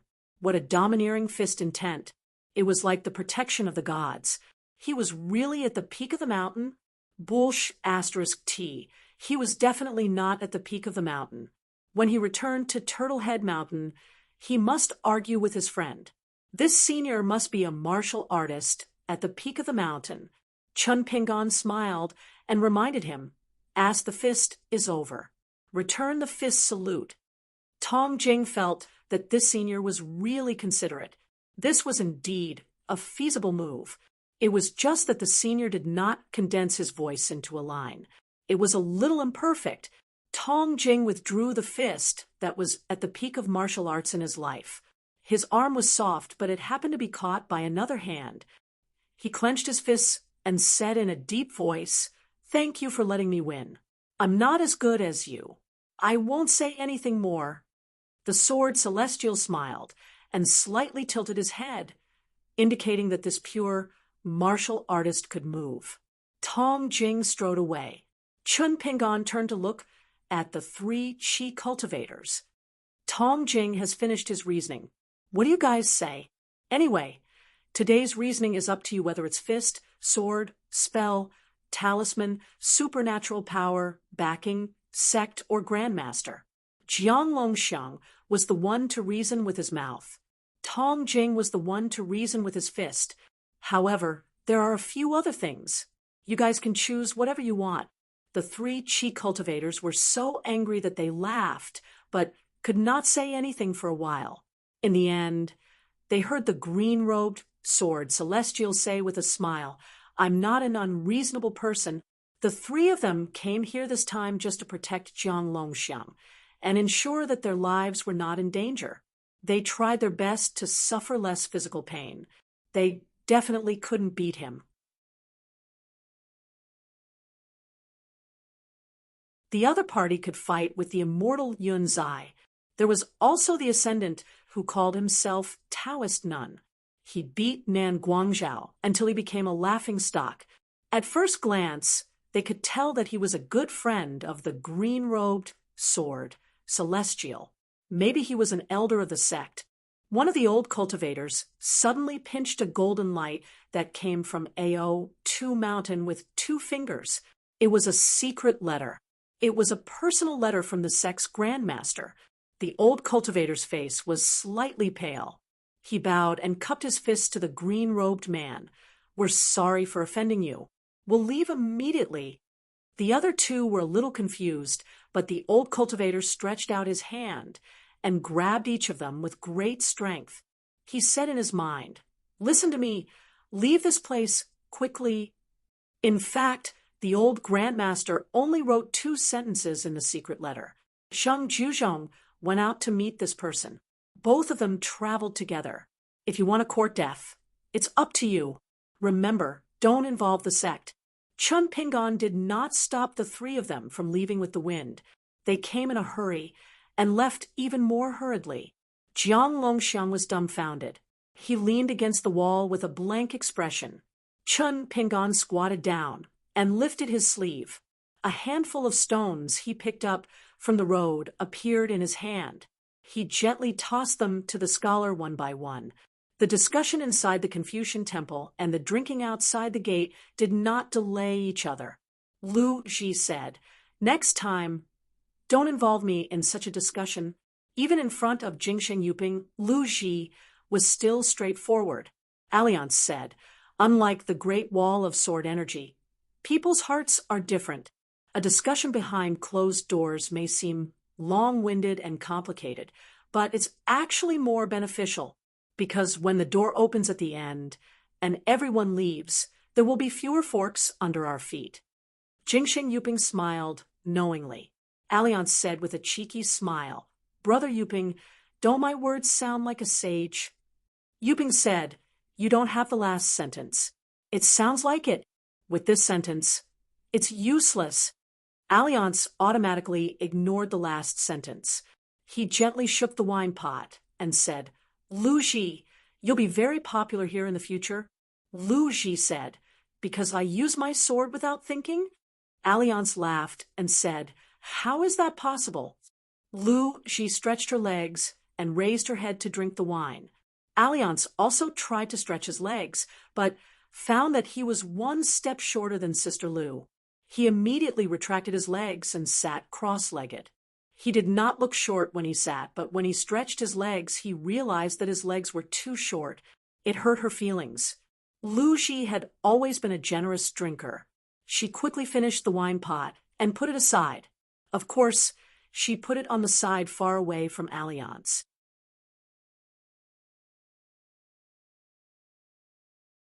God knows what this guy would do if he asked for the empty pot back. Lu Ji asked casually, "Alliance, why don't you just be a scholar? It's not difficult to be the headmaster of the academy." Alliance shook his head and said, "Even if I can be, it's not good. 100 Mao Xiaodongs can't compare with Alliance when it comes to swordsmanship. 10 Alliance can't compare with Mao Xiaodong when it comes to teaching. Once he became a serious scholar, he would not be able to live a peaceful life. In the academy, whether he was the headmaster of the academy, the minister of the palace, or a gentleman with a title, Al Yang would act as if he had never left the saint's mansion in his life. In terms of learning, he would only be mediocre and would not have any great achievements. The man who seemed to be always calm and collected would probably be disappointed for the rest of his life." Alliance did not want to be a Confucian descendant of the 4 great saints' mansions. He was of no use to this world because he had a prominent status and ordinary knowledge. However, if he were to become a wanton and unrestrained swordsman, the person with the statue in the Confucian temple would not be able to teach him swordsmanship every day. It would be embarrassing. At most, he could only put on the airs of a father and advise him to abide by the rules every time he drew his sword, to scrupulously abide by etiquette, to not harm the innocent, and to not hurt the people of the world because of his sword drawing. Over and over again, he only said those few words, nothing more. After all, even Chen Qing did not nag him about his swordsmanship. Therefore, no one in the world had the right to criticize Alliance's swordsmanship. There were so many beauties in the world waiting for Alliance to drink and meet. How could he let them wait for too long? Alliance looked more serious. He turned his head and said, "Lu Ji, let's go back to the Great Wall of Sword Qi together. Take it easy and don't use that flying sword easily." There was a reason why he did not agree to Lu Ji's request to go to the moon, supporting Sword Mountain. This was a secret in the Great Wall of Sword Qi. Even the Summer Palace did not record it because it involved Lu Ji's second natal flying sword. Only the top sword immortals on the city wall who participated in the meeting were qualified to know about this. There was a small group of sword cultivators on the Great Wall of Sword Qi who were more unconventional. The reason why Lu Ji had not ascended to the Ascendant Realm was not only that she was young, but also the most fundamental reason. Lu Ji had spent too much effort, time, and immortal money on her second flying sword. The flying sword was called Big Dipper. It was the Big Dipper in the Traveling Immortal poem. It was also the Big Dipper in the Jade Capital Group. It was also the Big Dipper that said, "The Big Dipper controls life," and "The Big Dipper inscribes death." However, this flying sword had never appeared on the battlefield. Alliance knew that even the big sword immortal, who did not like to meddle in other people's business, had specially called Lu Ji to the city wall and asked her if water had entered her brain. In order to refine such a broken sword, was it worth it to delay her breakthrough to the Ascendant Realm? She had a big butt, so she thought with her butt, because at that time, Alliance was squatting by the side and watching the scene. The last sentence of the Big Sword Immortal was the most knowledgeable, and he had used it as a reference. In the end, Lu Ji said that the Big Sword Immortal could care about how many demons she killed and how many battle achievements she had. The only thing that could not be controlled was how to practice the sword. There was no such thing as having the best of both worlds. Just like left and right, if one wanted to improve their swordsmanship and reach the peak of swordsmanship, they could only delay the breakthrough. In order to pursue the ultimate killing power of this natal flying sword, Lu Ji had to make the same choice. Lu Ji stretched out her hand and asked Alliance for another pot of wine. She drank a mouthful and wiped the corner of her mouth with the back of her hand. She said softly, if only that battle was fought 100 years later. Alliance smiled and shook his head. He joked, if I were Qin Pingan, I would not be willing to give Sister Lu to Qi Tingji and the Elephant Sword sect. I would give up my pride and ask you to be a consecrator. Lu Ji said, so you can't be a hidden official? Alliance nodded and said, I admit that. Lu Ji asked, sheeping, has the Mandarin duck shoe left? The scholar sheeping nodded and said, Chun Pingan plans to go to the Parrot Island with his friends. As for the other Chun Pingan, he had already gone to Panshui County to look for Zheng Juzhong. Both of them were traveling together. He did not need to say anything. Everyone would hear about it soon. Lu Ji smiled and said, going back to my old profession, under the watchful eyes of all the sword cultivators on the city walls and the sovereigns of the wilderness, there was once an outsider who wasn't yet a hidden official. He ran all over the place and cleaned up the battlefield with his butt sticking out. Both sides were amazed. Later on, there was a young sword cultivator who had become a hidden official. He put on the skin of a woman dressed in red and green and had a graceful figure. He left the city wall and rushed to the battlefield. He went everywhere to pick up the leftover battle achievements. He pretended to be more feminine than a woman. When he seemed to be in danger, he would even shout. But it was not a shout of anger. He would dodge the spells and twist his waist. His robes fluttered, and he was as beautiful as a blooming flower. So he did not reveal his identity from beginning to end. In the end, it was the straightforward Lu Ji who revealed the secret. After that, if Lu Ji wanted to buy wine, she could only ask her friends for help. This was because the wine shop had received the order from the second manager that the price of the wine Lu Ji bought had to be doubled. Lu Ji could not be calculated with the one-track-minded workers and children of the wine shop. Besides, to make Qin Pingan ashamed to walk out of the summer palace, spending a little more money was not a big deal. It was just that Lu Ji did not have much money in her pocket. She used it to fill the bottomless pit of the flying sword Big Dipper.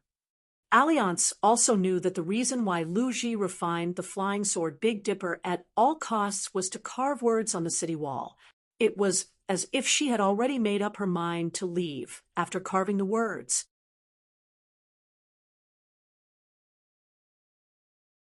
For Lu Ji, An immortal swordsman with that flying sword had a greater chance of killing an ascendant stage demon, especially a sovereign stage demon in her heart, than an ordinary ascendant stage swordsman without that flying sword. The chi cultivators in the world would definitely not understand Lu Ji's stubbornness. She did not want a realm. She would die just to leave her name. Alliance understood. Lu Ji hoped that on the city wall of the Great Wall of Sword Chi, there was once a female swordsman who carved words here. She did not want all the people who carved words to be men. How was this Lu Ji not good-looking? She was very good-looking. Boss Sword Immortal had instructed the Summer Palace to let Lu Ji go to the south swirling continent. Naturally, he hoped that Lu Ji's sword Dao, swordsmanship, realm, and flying sword could improve further. Otherwise, even if Lu Ji was lucky and her flying sword shattered and did not die on the battlefield, Lu Ji's realm would fall. That meant that she would fall from an immortal to a jade. After ascending to the upper 5 realms, it was already difficult for a swordsman to break through. It was even more difficult to ascend after falling in realm. Just like Alliance and Lu Cha, who was fishing in the Merit Forest mystic realm. They no longer had any hope of returning to the 14th realm in this life. It was not that falling in realm would cause one to be depressed, but that there was always a limit to one's strength. The good things in the world could not all fall on 1 or 2 people. Boss Sword Immortal must have hoped that the world would not only have a swordsman Lu Ji, who survived the battlefield, but also a female Sword Immortal who could rely on 2 complete flying swords to wrestle with some 14th realm cultivators. Alliance smiled and asked, "Once Boss Sword Immortal left, no one could control you. Why did you change your personality?" Lu Ji said, "It's nothing. I just feel that it's better not to die. It seems that there are still many things I can do. For example, the 5-colored world and the ascendant realm." Or, she had not taken in any disciples. It was also possible that there were too many people who went to the Great Wall of Sword Energy and did not return. Lu Ji was worried that Howren would not remember any of them. With her sword in the Howren world, or there would be a dragon elephant sword sect. Alliance nodded and said, "That's good." Lu Ji turned her head and looked at him seriously. She said, "It's just that I'm a little ugly." Alliance stroked his hair. "What about now?" Drizzle rode a donkey, wearing a bamboo hat and carrying a bamboo knife diagonally. He whistled and walked in a jianghu. Alliance had always felt that there was no mountain or mountain. Everywhere in the world was the jianghu, the braised mutton in Beilong, the tripe and Yuzhou hot pot, and the braised carp under the waterfall of the Yellow River were all excellent dishes to accompany wine. Alliance turned to Xi Ping and said with a smile, "Can we learn from the Great Wall of Sword Energy? Let's talk about business and let people come out to take a breather." Xi Ping nodded and discussed with the 3 hierarch of the Confucian Temple. Soon, 2 groups of people walked out of the gate. Sui and Qi Tingji walked out together. Lin Junbai, Little Celestial Master Zhao Yaoguang, and Fan Qingrun, the little god of wealth of the Fan family. The first 2 groups of people to walk out of the Confucian Temple were sword cultivators and young people. After that, more people crossed the threshold one after another and sat on the steps in 2s and 3s, high and low. People could drink in the Confucian Temple when they were discussing business. However, drinking outside with a wide view was indeed a different experience. Xi Ping stood up and returned to the gate. Some people who were about to leave the meeting quietly put down there, but when they knew that there was a limited number of places, Fan Qingrun sat on the steps. With a twist of his wrist, a folding fan appeared. The fan was painted with beautiful women. On the face of the fan, they were either painting in a colorful building, playing the zither under a forest, or burning incense and reading books. No one dared to do this in the Confucian Temple. Fan Qingrun whispered, "Junbai, I'm really curious about that Xiao Chua." Can you say something about him? Zhao Yaoguang nodded. Count me in. Lin Junbai thought for a while and gave a concise answer. Take over the reclusive official. Fan Qingrun closed his folding fan and slapped his forehead. After joking around, Lin Junbai took out 2 pots of Mute Lake wine that he had kept for years.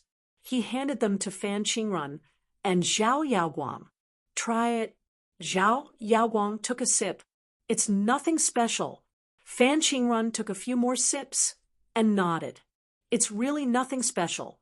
Lin Junbai said, Xiao Chua has a high reputation in the Great Wall of Sword Qi. She has been a reclusive official there for 1,000 years. Actually, she doesn't act like a reclusive official. She's more like a criminal official in charge of killing. Lin Junbai began to drink. He poured the wine into a bowl and shook it gently. It was as if he could see the Great Wall of Sword Qi in the slightly rippling wine. Lin Junbai never denied that he didn't want to go to the battlefield of the Great Wall of Sword Qi again, because he was afraid of death. However, he would miss that place for the rest of his life, because there was once a place where he was willing to risk his life. He truly had a period of cultivation where he wasn't afraid of death. Lin Junbai bought the pots of wine with his own money. He didn't buy them on credit. The wine shop never made an exception.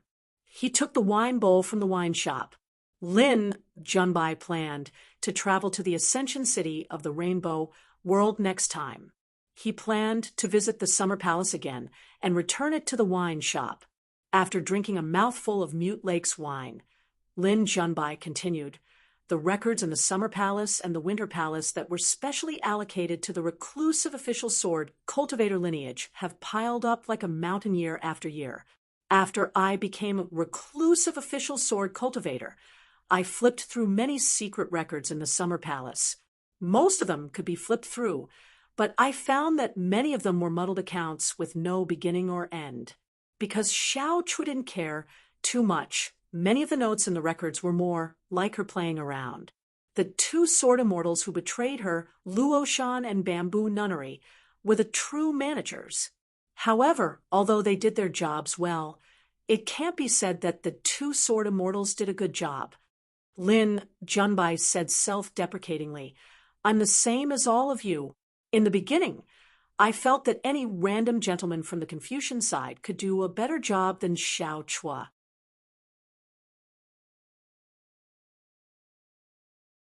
For example, the gentleman Wang Zai, who was in charge of supervising the battle. Of course, there's also me, Lin Junbai. Fan Qingrun said doubtfully. Then why did you let her be a reclusive official for so many years? Did no one have any objections? Was it because the sword cultivators who had their own ideas couldn't beat Xiao Chua, so they just shut up? Fan Qingrun wasn't foolish enough to think that the sword cultivators of the Great Wall of Sword Qi were all fools. Besides, not far away sat Alliance Qi Tingji and Lu Ji. It was better to be careful with one's words, especially that Mr. Zhua of the literary sage's lineage. Everyone knew what his temper was like. Lin Junbai shook his head. From the eldest sword immortal to the old sword immortals like Dong Sanging and Qin Shi to all the sword cultivators, almost everyone in the Great Wall of Sword Qi, even the reclusive official from the new reclusive official lineage, Chou Miao and later me, felt that putting the betrayal aside, Xiao Chua was the most suitable candidate for the Great Wall of Sword Qi. There was no second thought. Lin Junbai raised his wine bowl. Let me give you a test. What is the foundation of the Great Wall of Sword Qi that has stood for 10,000 years? Zhao Yaoguang laughed. Other than having a lot of sword cultivators, what else could it be? Fan Qingrun said, not greedy for money, not afraid of death. Lin Junbai laughed. This question was asked to me by the reclusive official years ago. I'm only asking you the same question. If you are the sword cultivators of the reclusive official lineage, haha, just you wait. The reclusive official is going to pick a flying sword from a large basket. There was a saying in the Great Wall of Sword Qi that the young reclusive official's eccentric words could be found in several large baskets.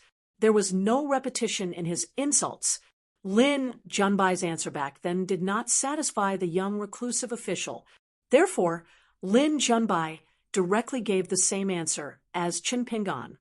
It's not vast. This was because a great wall of sword qi would never become a vast world. This was Chun Pingan's answer. Fan Qingrun slapped his knee with his folded fan. I'm convinced. Zhao Yaoguang raised his wine flask. I have to take a big gulp. Lin Junbai continued to give an inside story that outsiders would never know. Actually, if Chun Pingan did not appear, Chou Miao would still stand out, and this young sword immortal would become the last reclusive official, and the two friends beside him were destined to hear the name Chou Miao for the first time. But if Chou Miao was born in the vast world, he would be the Wei Jin of the Wind Snow Temple of the Aquarius continent, and the sword immortal Su Jun of the Gold Armor continent. Chou Miao's name would shake the world. Lin Junbai continued. In my heart, Chou Miao is second only to the reclusive official. He is a very powerful sword cultivator, not because of his swordsmanship, but because of Chou Miao's ability to control the situation. In the past, the Summer Palace was a place that made people feel at ease. There would be quarrels, angry glares, chairs being thrown, and tables being flipped. But in the end, friends became better friends, and those who weren't friends at first became friends. Lin Junbai covered his sleeves with his hands and bent down slightly. He squinted his eyes and looked into the distance. In those years in the Summer Palace, when we were free, the reclusive official would review the situation with us. For example, the Great Wall of Sword Qi, if we put in more cultivators from the 3 sects and the 100 schools of thought, what would happen to the Great Wall of Sword Qi within 100 years, 500 years, and 1,000 years? Guess what the opening statement of this review will be? Lin Junbai asked and answered his own question. Anyway, his two friends would not be able to guess.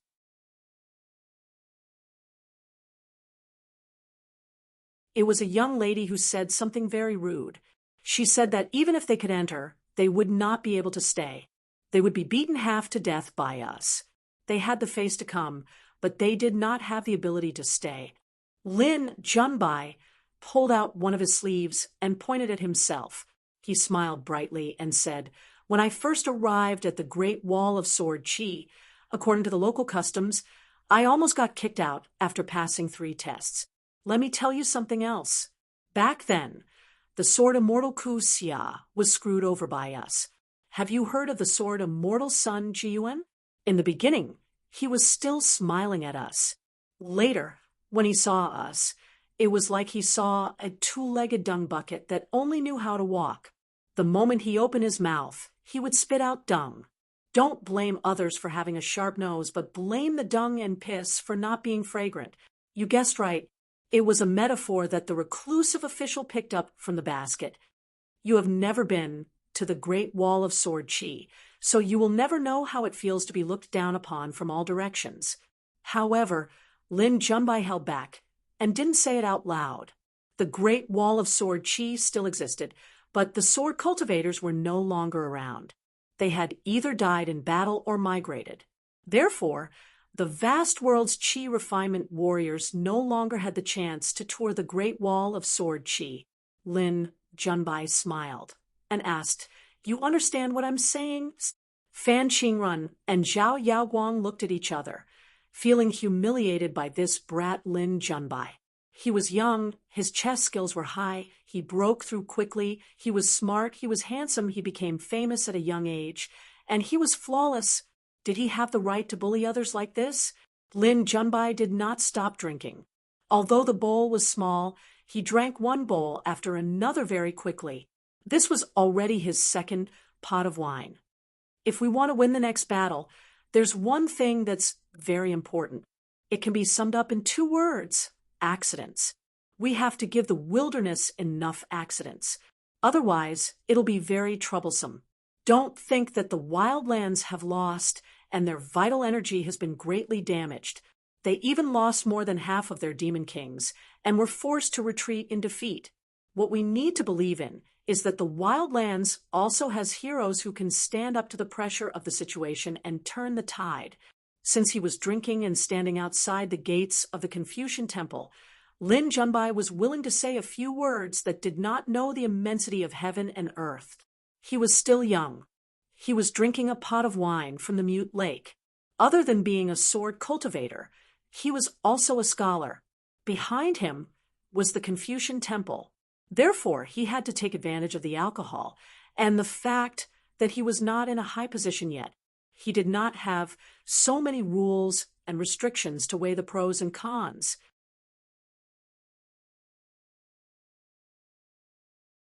He had to say some words that he might not be willing to say in the future. Why was the Middle Plains, snow-peak continent, and drifting dawn continent able to convert the resources of their countries and mountains into military strength in the later stages of the war? For the first time, they were able to fully unleash the geographical advantage of the wilderness resources. It was because of the lessons learned from the Tongya, Fuyao, and Golden Armor continents. We were scared. Even a glance from afar made our hearts ache. No one dared to say that they could stay out of the war. Instead, the hearts of the people were united. If we can do it, so can the wilderness. In fact, the Qi refinement warriors on Haren's side had not experienced much of the ferocity of the big demons. There were too few battles that were in a stalemate. Other than the Aquarius continent, we can only learn from the battle in the middle of the Golden Armor continent. How can we do that? Therefore, when I enter the Confucian Temple later, I will directly ask Song Jianqiang if the Song clan has secretly collected the maps of the River of Time. If they are unwilling to give it away, I will advise the 3 cult masters of the Confucian Temple that the Confucian Temple must be bought. If the Song clan is unwilling to sell it and feel that the price is too low, they will demand an exorbitant price. If they dare to raise the price, I will not allow Song Jianqiang to leave the Confucian Temple. Scholar Yuping looked at Lin Junbai's back view and nodded lightly. He was indeed a young man who had stayed in the summer palace for a few years. The young man was a little drunk. Lin Junbai was in high spirits. He was no longer a teenager, but was still a young sword cultivator. After drinking bowls of wine, his face was slightly red and his eyes were sparkling. He said, "I don't admire Alliance or Suiyu. However, I admire Qin Pingan and Chou Miao.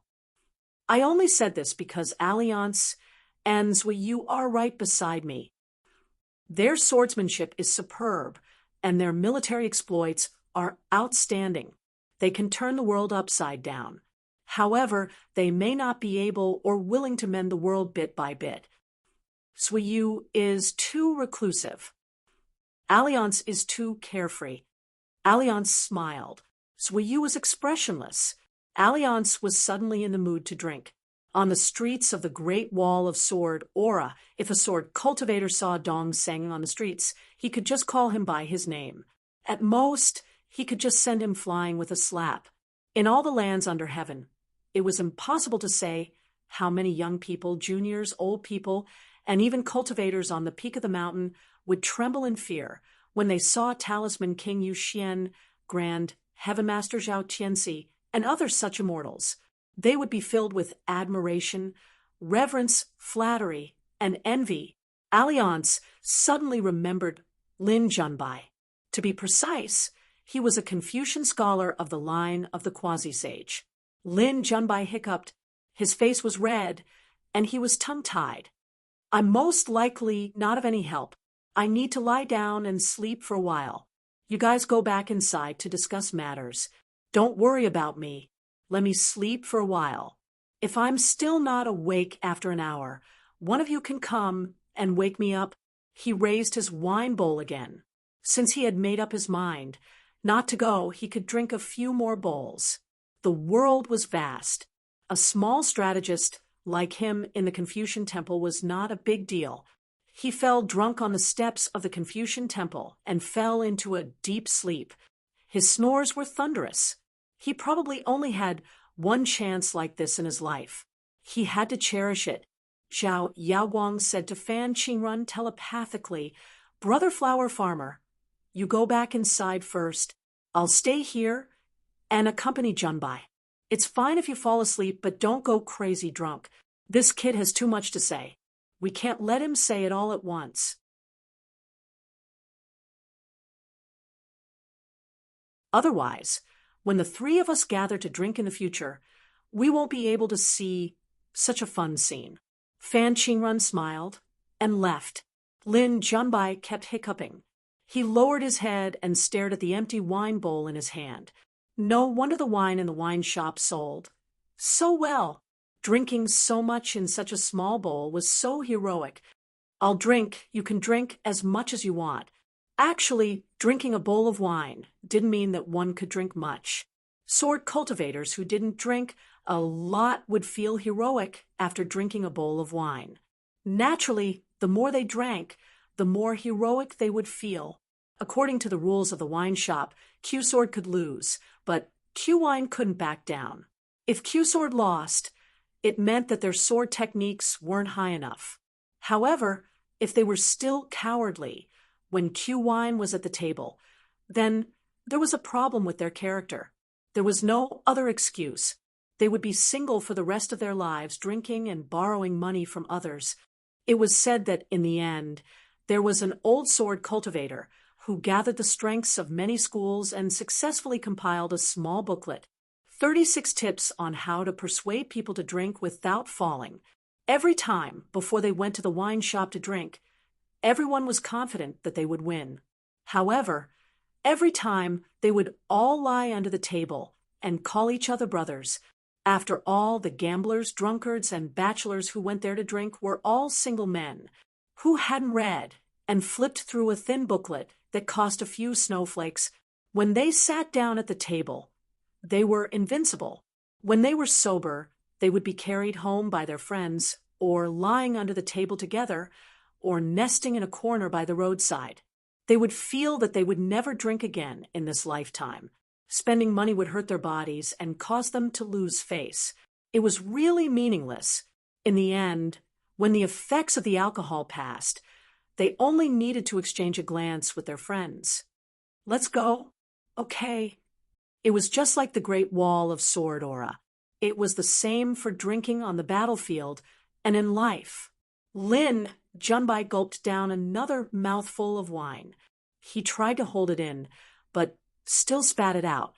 In the end, he fell back and fell asleep. After drinking the wine, Lu Xi kept the wine pot in her sleeve and returned to the Confucian temple to discuss matters. All she needed to do was to listen. Qi Tingji followed Lu Xi back to their seats. Alliance moved his seat and sat beside Lin Junbai and Zhao Yaoguang for a while. He had a good discussion with the young celestial master of Dragon Tiger Mountain. 50-50 was definitely out of the question. Before returning to the Great Wall of Sword Aura, Alliance would definitely visit the residence of the celestial master. It seemed that he had not been to Dragon Tiger Mountain yet. Had he been there before? Probably not. He had not even seen Miss Lianzhen. How could he have been to Dragon Tiger Mountain? That would mean that he had never been there before. Left and right, he was still sitting alone. Groups of people went out to drink, but none of them took the initiative to approach him. They did not even casually strike up a conversation or greet him. Around this time, his swordsmanship was too good, but his temper was too bad. Jing Sheng Yuping, who was standing at the door, suddenly laughed and said, "Left and right, your junior brother is beating up Jiang Longxiang." Left and right only asked, "Are there any Ascendant Realm cultivators there who want to reason with my junior brother?" Even if they are not close, they can hide in the distance and use their palms to observe the mountains and rivers. Jing Sheng Yuping nodded and said, "There are 2 Ascendant Realm cultivators who don't agree with your junior brother's actions." After spending so much time with the old scholar in Dowd Forest, it was inevitable that he would pick up some bad habits. Anyway, they were Ascendant Realm cultivators who were not qualified to participate in the Confucian Temple's discussion, similar to Nan Guangzhou. One of them secretly laughed at the mellow scholar in South Saw Continent, saying that Chinchunan died at the wrong time and was not smart enough. The other one was once killed by Zhou Shinji, so he secretly went to the Shanshui grotto and did not say anything. However, at the ruins of the battlefield, the old cultivator smiled subtly. In fact, the Confucian temple was not ignorant of many things. Instead, it gave too much freedom to the cultivators on the mountain. The Confucian temple was too particular about asking about one's handwriting instead of one's heart. Therefore, there were only a few people who participated in the meeting at the top of Sui Mountain. They were the Holy Master, the Sage of Rites, the Quasi-Sage, the Old Scholar, and Jingsheng Yuping, who was transformed from the book in the Holy Master's hand. Regarding this matter, the Sage of Rites personally admitted to the Holy Master that he was too rigid in the past. He only looked at the people on the top of the mountain with the eyes of those at the bottom of the mountain. He was wrong. He looked at the scholar who bowed and admitted his mistake. Jingsheng Yuping was actually very sad at the top of Sui Mountain at that time. Then the Quasi-Sage admitted his mistake in other matters, and the old scholar also admitted his mistake. It seemed that everyone was wrong. Therefore, at this moment, Jingsheng Yuping said to left and right, just do it. I will clean up the mess. Left and right said, give me the exact location. There are too many restrictions in the Confucian temple. I'm too lazy to find it. Jingsheng Yuping waved his sleeve, and 2 dots of light flashed and disappeared, helping to lead the way. There were 2 old Ascendant Realm cultivators. One of them was in Panshui County, surrounded by stars and the moon, chatting and laughing.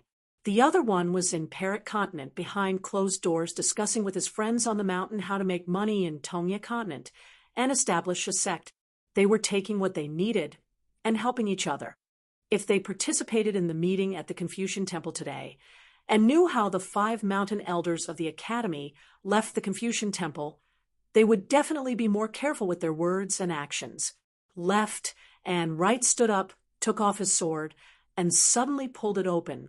The scabbard and the long sword separated into 2, one on the left and one on the right.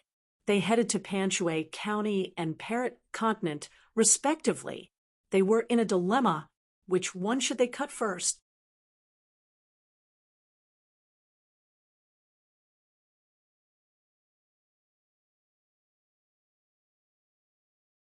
$7.97. The ferry was high above the ground, and the wind was blowing. Even if it was not a celestial being, it was like a man in the clouds. Chen Pingon laughed, and Teasley Huai, you've traveled so far to study, and even traveled Jianghu with Pei Qian. Haven't you met a girl that you like? What did it mean to like? It was probably a glimpse in a sea of bustling people that was hard to forget. Li Huai shook his head and said, no, I'm ugly and I take after my father. As long as a girl is not blind, she won't like me. I don't lack self-awareness. Even if I want to be cheated of money and sex, I don't have the wealth and beauty. So there's one good thing. If a girl really likes me in the future, she must like me sincerely. So there's no need to rush. I'll wait patiently. In fact, Li Huai's appearance was not bad. He was a young man with thick eyebrows and big eyes. His appearance could be considered decent. Taoist nun sighed and said, Master, you're so humble that it's scary. Lu Qiqing nodded and said, when I first saw Master Li, I felt that he was like a dragon and a phoenix with a natural disposition. Madame Xianyan thought of Miyu from Chunban's High and suddenly understood why she was not familiar with Qin Pingon. It was because of this. Li Huai did not take Taoist nun and Pavilion Master Lu's heartfelt words seriously. Scolding him was not serious, and praising him was even lighter. Speaking of scolding, the real power was not in the books or on the mountain. It was the villagers in his hometown who were the best at scolding. Occasionally, 1 or 2 words could make people unable to raise their heads or straighten their backs for years. They had to choose a time when there were fewer people to carry water. Li Huai leaned on the railing and was lost in thought. It seemed that his life was always inexplicable, and he was caught unprepared. He could only step on the watermelon rind and slide wherever he went. When he was young, he only thought that Mr. Chi was a strict teacher who imparted knowledge, and was usually very easy to talk to. It was just that he was a little poor. Otherwise, how could he not even have a wife? Therefore, at that time, Li Huai had made up his mind at a young age to work in the fields with his parents. He could even go to the mountains to chop firewood and burn charcoal. He could even go to the dragon kiln to be an apprentice. However, he could never become a teacher. This was not a job that could fill his stomach. Later, he found out that Mr. Chi was much more knowledgeable than he had imagined. He was the headmaster of the 72 Confucian academies, the direct disciple of the sage of literature, and the junior brother of the Dali imperial tutor, Cui Dong. Mr. Chi was a great scholar. The more he knew, the more amazing he became. After separating from Dong Shuijing and Shi Chuanjia, only he and Lin Shi chose to go on a long journey and catch up with Qin Pingan and Li Baoping. The mountains and rivers looked good during the day, but at night it was dark and scary. He changed his straw sandals one after another. His hands and feet were full of calluses. Li Huai had never told anyone that when he went out with Lin Shui and caught up with Qin Pingan and Li Baoping, the sentence he said the most was to make Lin Shui swear over and over again that if one day Li Huai changed his mind and wanted to go home, Lin Shui must go home with him. Later, they met Alliance, a sloppy man wearing a bamboo hat and leading a donkey. No matter how they looked at it, he would casually punch him to the ground and make him roll around. Many times, Li Huai saw that Alliance's words were the same as Zheng Dafeng's. At first glance, he knew that Alliance was the kind of person who had a wooden box under his bed. Maybe it was filled with women's dresses and undergarments. Li Huai was worried that Alliance's mouth would accidentally offend Zhu He. After all, Zhu He came from Falu Street and was very particular about things. That was why Li Huai always helped to smooth things over. He was young and spoke carelessly, so it was not good for Zhu He to hit him. Alliance came mysteriously and left without a clue. Then he met the big white goose on the side of the road. "Yulu, you're welcome." That "you're welcome" was very good-looking, at least as good-looking as his two sisters, Li Lu. At first glance, he knew that she was a girl who did not have to worry about marriage. Unfortunately, Lin Mutu still liked Li Lu wholeheartedly. Li Huai could not understand. Did his sister feed Lin Mutu a bewitching potion? When Cui Dongshan said that Qin Pingan was his husband, Li Huai was confused. He always felt that these foreigners' brains were not clear. "Why don't you recognize your father?" Father and mother went to a faraway place and moved. Sister became a deity on Lion Peak. Father and mother opened a shop at the foot of the mountain. The business was good. They lived frugally and did not have any expenses. He heard that this time his mother returned to her hometown. In front of the neighbors, her voice was a lot stronger. She brought his brother-in-law back to her mother's house. Now, she dared to be picky. It was not that she disliked the cook's sister-in-law for not cooking enough oil. Otherwise, it was that the stewed dried bamboo shoots and duck was not chewy enough, and the fish had a slightly earthy taste. His best friend, Pei Qian, she seemed to have suddenly changed from a little charcoal to a big girl. Li Huai was still not sure which country's Princess Pei Qian was from. How did she fall into the common people? How did Qin Pingan pick her up and bring her along? The world was in chaos. The world was at peace. Zheng Dafeng was no longer guarding the gate of Luo Pa Mountain. Old Yang was no longer there. Sister was married. Qin Pingan was a hidden official. The great wall of Sword Chi was taken in by the old blind man as a disciple. It could not be blocked or kicked away. Li Huai's arms and legs were thin. Who could he reason with? At that time, Qin Pingan was not by his side. He never knew why. Anyway, when things came to it, he just muddled through. Otherwise, what else could he do? However, Li Huai felt that he was very lucky, so he kept reminding himself to cherish his fortune. Chun Pingan said, "Knowing your own weight and not complaining when you encounter difficulties is called a normal heart. This is probably from your father. It's not obvious usually, but it's actually a very impressive thing." Li Huai was happy to hear that, but he still said, "Come on, I'm just a coward at home." In his impression, Chin Pingan rarely scolded or praised people. On a street, the other Chin Pingan also did not scold people. He just threw stones. On Ao Tu Mountain, Lu Jubao and Yu Pan Shui, the two cultivators, naturally met here as their Yin spirits. They had asked Teacher Dong and Jing Sheng Yuping beforehand. They left their real bodies in the Confucian temple and left their bodies with their Yin spirits. The Confucian temple allowed them to leave their bodies. Teacher Dong even joked that the Confucian temple did not dare to hinder the two gods of wealth from earning money. The number of divine coins Lu Jubao could earn in a day had always been a mystery in the world. For example, the Lu couple did not stay idle during this meeting. His wife went to the Bao Bao shop in the Parrot Continent.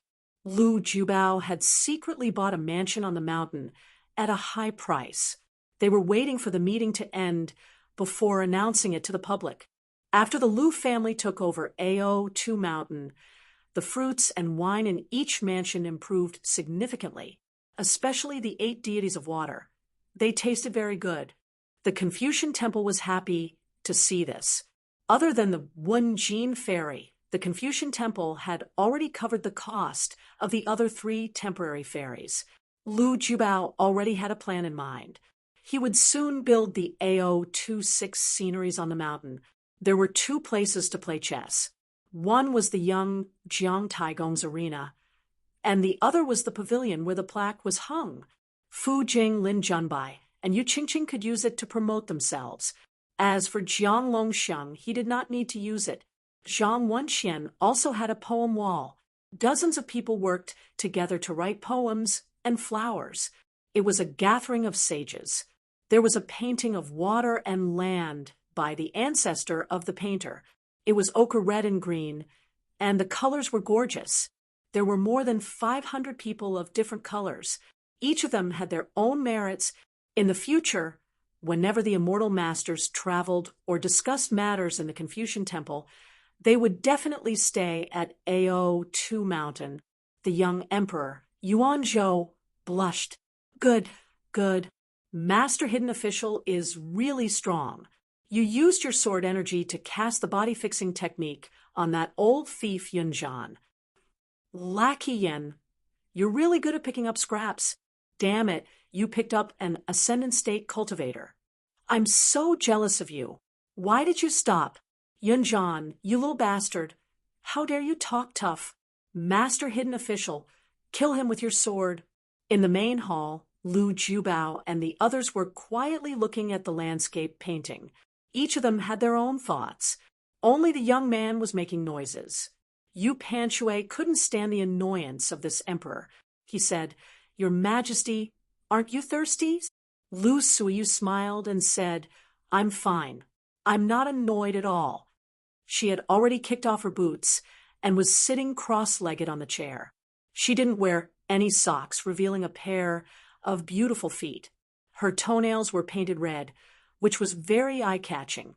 The emperor of the Xuanmi dynasty sitting opposite her was like a young storyteller.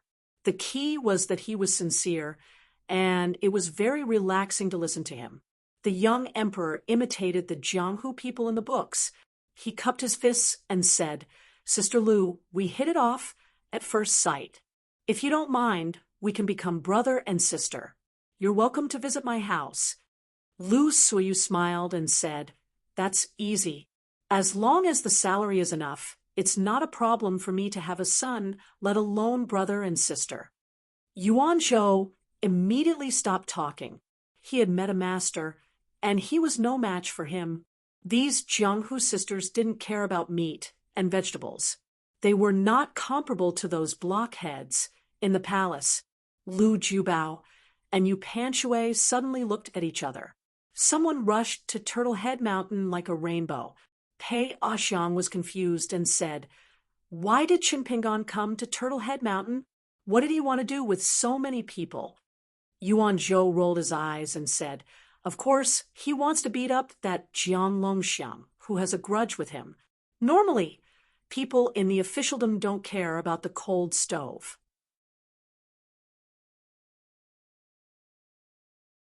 This guy, on the other hand, was blinded by greed.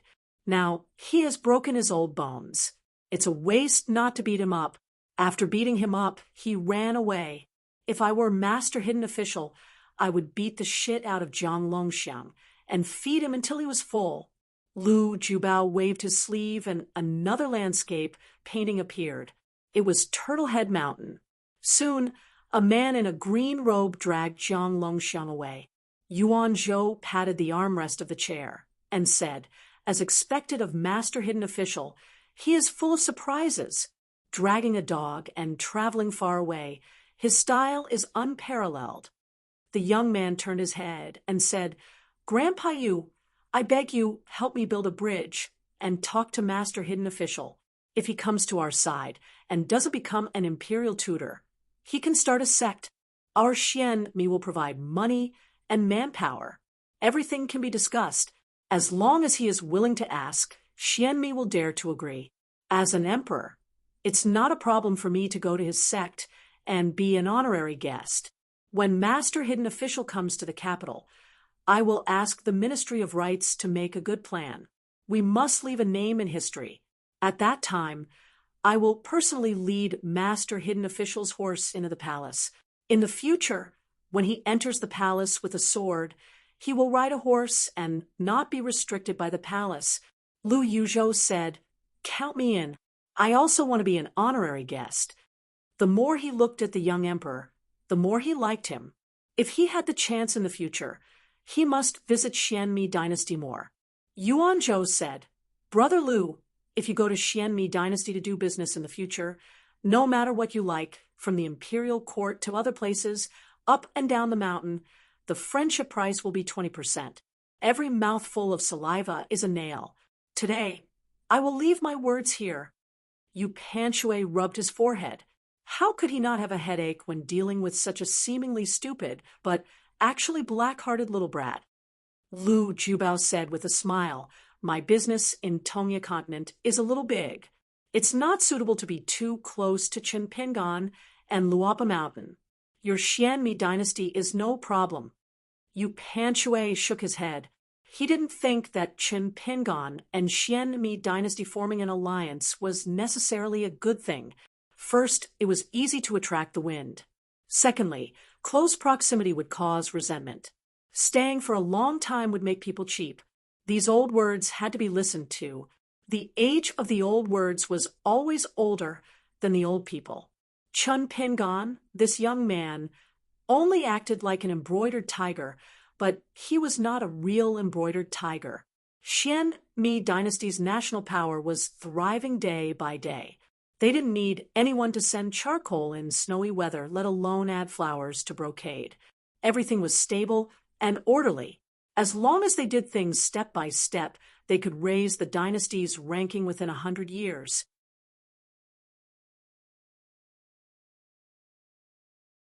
If they could seize this opportunity to attack the wilderness, perhaps in a generation, they could make Xian Mi dynasty compete for the top 6. Yu Panshui began to nitpick. Tongya continent is such a mess. It looks like there is money everywhere and opportunities everywhere. But if Luapa Mountain's lower sect is located in Tongya continent, they might meet with the Lu family behind the scenes. Both sides will be red in the face. You are a fastidious person, but in recent years, the business people under your Lu family are mixed up with the good and the bad. They are very fierce in their desire to earn money, so they might not be fastidious. As long as there were many people in a family or a mountain, in many cases, doing things would be redundant.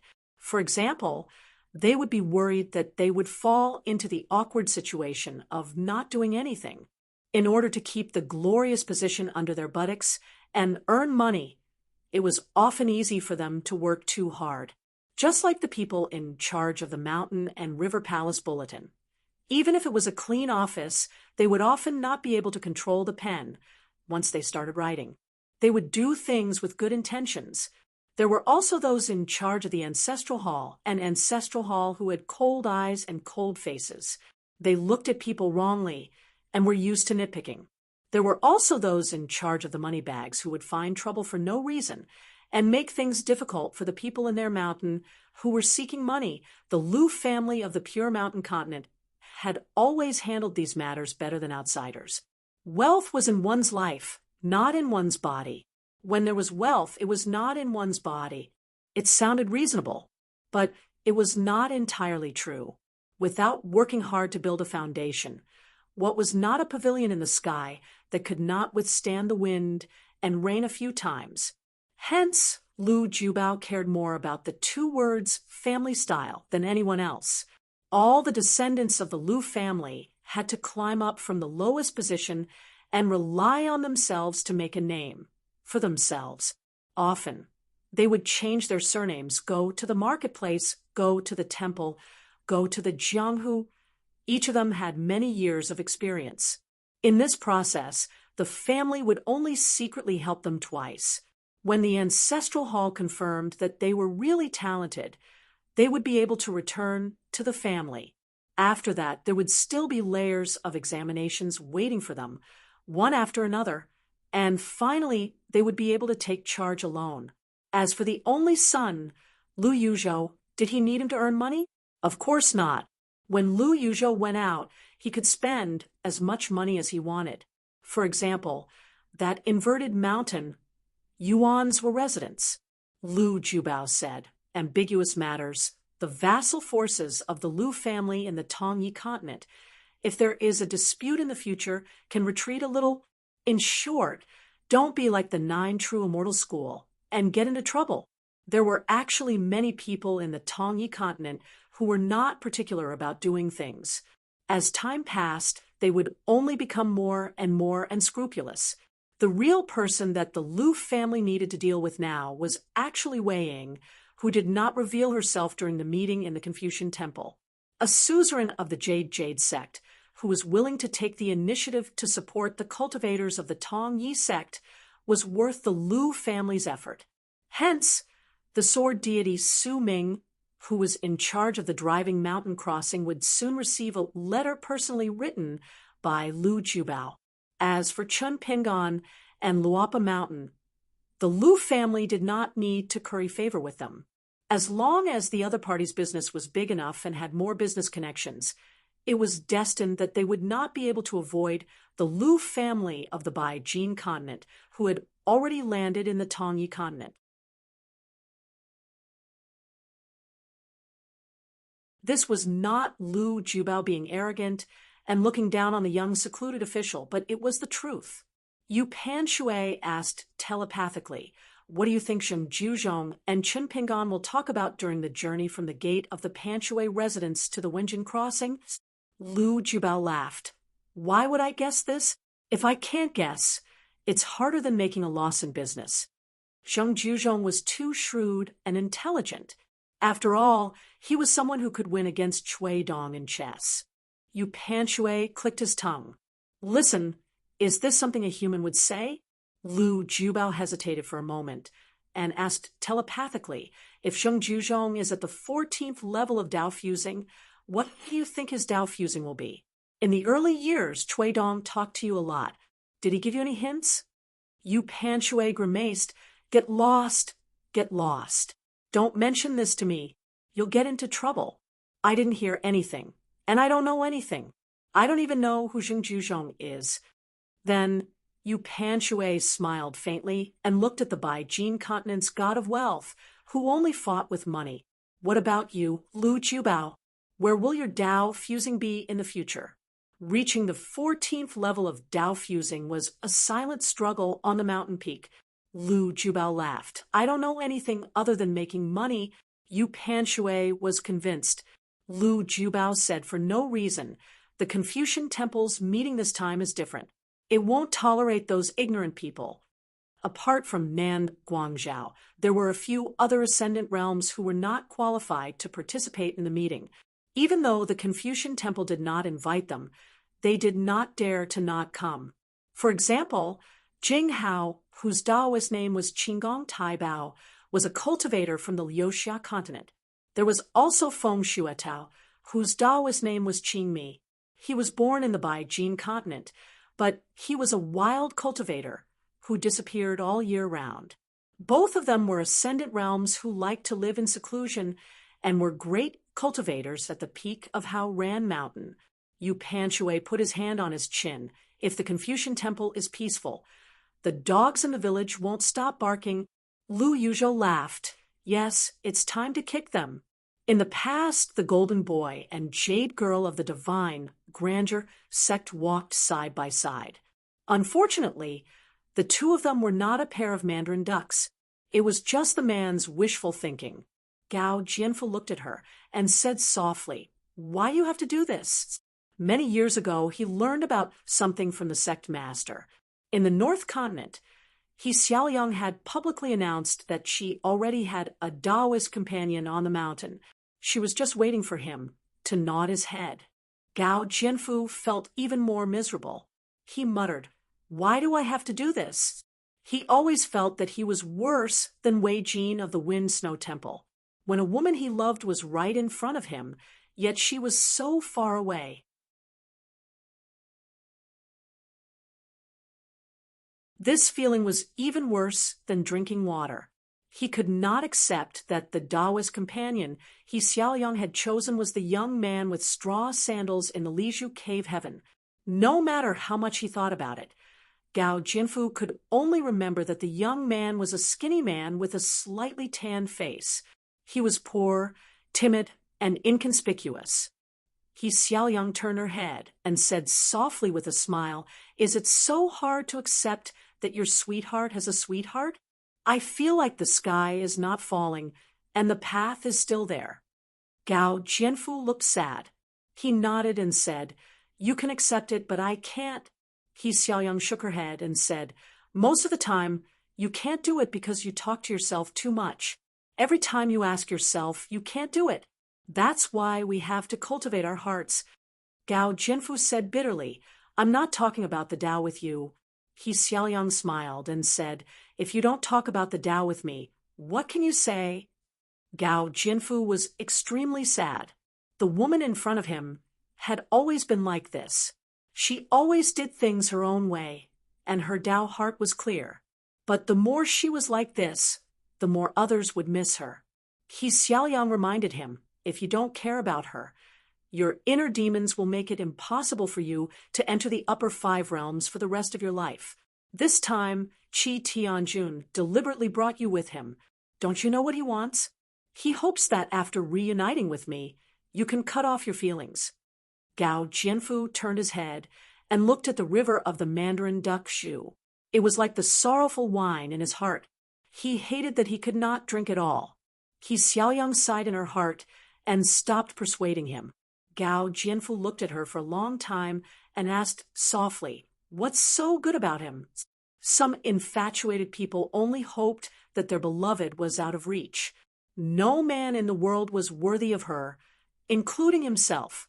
7 emotions, 6 worlds, and 5 desires. People were rolling in the mortal world. Xiaoliang said, "My great path is where the opportunity lies. It's not about whether he's good or not." What she meant was that even if he was good, he would still be her Tao companion. Gao Jianfu murmured, "If I knew this, I would have died in the battlefield in the central region." Xiaoliang did not know whether to laugh or cry. Gao Jianfu looked at the subtle changes in the woman's expression and was stunned. Old Josie, who was walking behind them with Madame Gouet, also tried to find something to talk about. He said, "The Boorish Peach Pavilion lives up to his name. He's indeed a hero." An ascendant realm demon from the Boorish world dared to subdue Nan Guangzhou in the Mandarin duck Shu, which was an important place of the Confucian temple. Gu Qingsong was quite convinced. The only thing he was not convinced about was that Brother Peach Pavilion was an ascendant realm demon. Once his realm was high, it would be a little imperfect. He was not as good as Yupu, who had fallen from the immortal realm. Gu Qingsong glanced at the female immortal from the Qingliang sect. He heard that this junior martial sister had an unspeakable story with Qin Pingan. Old Josie was thinking about how to ask that little kid for advice. He should stop putting on airs as a senior. It's not likable. He was a person who knew what was important and what was urgent. He had always been recognized by the people on the mountain as someone who acted steadily and spoke appropriately. Chun Pingan, this little thief, really can't be judged by his appearance. Back then, even he had misjudged him and mistakenly thought that he was a hothead who didn't know anything about love. He didn't expect him to be a self-taught, peerless master. When he missed the opportunity, he wrung his wrist and lamented. It was so regretful that his intestines turned green.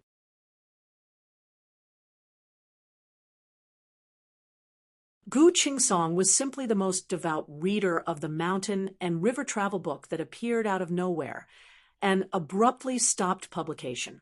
He flipped through the book again and again and memorized it by heart. Many of the scenes where he met with various women and the subtleties of those conversations were circled by him one by one with a pen. It was a pity that after learning all kinds of martial arts, he couldn't even speak when he walked to Madame Gui's side. It was too different from what was written in the book and what was in his heart. What was written on paper was ultimately shallow. On one hand, Gu Qingsong felt that Qin Pingan's talent was extraordinary. On the other hand, he was sad that his aptitude was too low. He didn't even know to humbly ask for advice from Qin Pingan. Even if Qin Pingan was willing to teach him, he didn't know how much he could learn. He couldn't help but call out softly, "Madame Gui." Madame Gui turned a deaf ear to him. This immortal Cha only learned one skill from Lu Qin, which was sticky candy. Gu Qingsong said tentatively, "It's a good marriage for Jin Su and Sun Jiashu to be together." Madame Gui still didn't say anything. It was fine if it was an ordinary person. Why would she care about him? Gu Qingsong was a little proud. Since he didn't get scolded this time, did it mean that there was some progress? On the row by the river, two groups of people walked past each other. Gu Qingsong had a strange expression. Su Xian and his friends were passing by. It was strange. Why did all of them insist on liking their junior sister? He Xiaoliang. Both parties didn't look at each other. They just treated it as strangers meeting. When they walked far away, Su Xian turned back to look. He sneered at Gao Jianfu, who was following beside He Xiaoliang. Lin Su was still talking about the previous exchange. She said, "His swordsmanship is brilliant. He has been hiding his strength. When facing an immortal, he could still hold back. He's not a match for me. If I'm a step slower, I'll always be behind him." Su Xian said in annoyance, "Laugh if you want. That guy is the Taoist companion. He Xiaoliang has set her heart on the mountain." This person had once met He Xiaoliang at the estuary west of Jibu in the North Continent. It was said that this man and woman had once climbed the high platform by the sea together to see the sky and the sea. After that, He Xiaoliang and Su Xian fought in the territory of the Walling dynasty. He Xiaoliang was very serious. Not only did she hurt Su Xian, but she also killed two of Su Xian's Jinan realm maids and directly took the two swords, Cough Beads and Fu Yao. After that, He Xiaoliang casually threw them at the gate of the Qingliang sect and said that Su Xian should get them himself. If he didn't have the courage and ability, he should ask his master, Bai Chang, for help. At that time, Su Xian had the chance to kill the green-robed man who was traveling far away. Unfortunately, He Xiaoliang didn't give him the chance.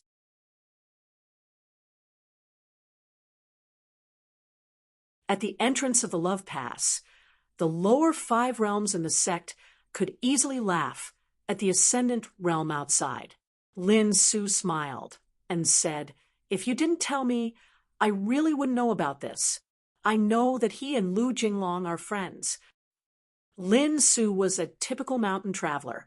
She lived alone and focused on Tao, not asking about the outside world. The matters of the world were the matters of the people in the world. The matters of cultivation were the matters of the people in the world. Venerable Fiery Dragon once commented that Lin Su was a Tao cultivator who didn't lack immortal qi. It was just that she wasn't popular and shouldn't have been born in the North Continent. She should have been reincarnated in the Snow Mountain continent. There were both praises and criticisms. It was both scolding and praising. However, to the cultivators of the North Continent, not to mention being praised by the old venerable Fiery Dragon, it was an honor to be scolded half a sentence. As for the fact that venerable Fiery Dragon scolded the Snow Mountain continent, it was also a matter. This was called giving face to the Snow Mountain continent.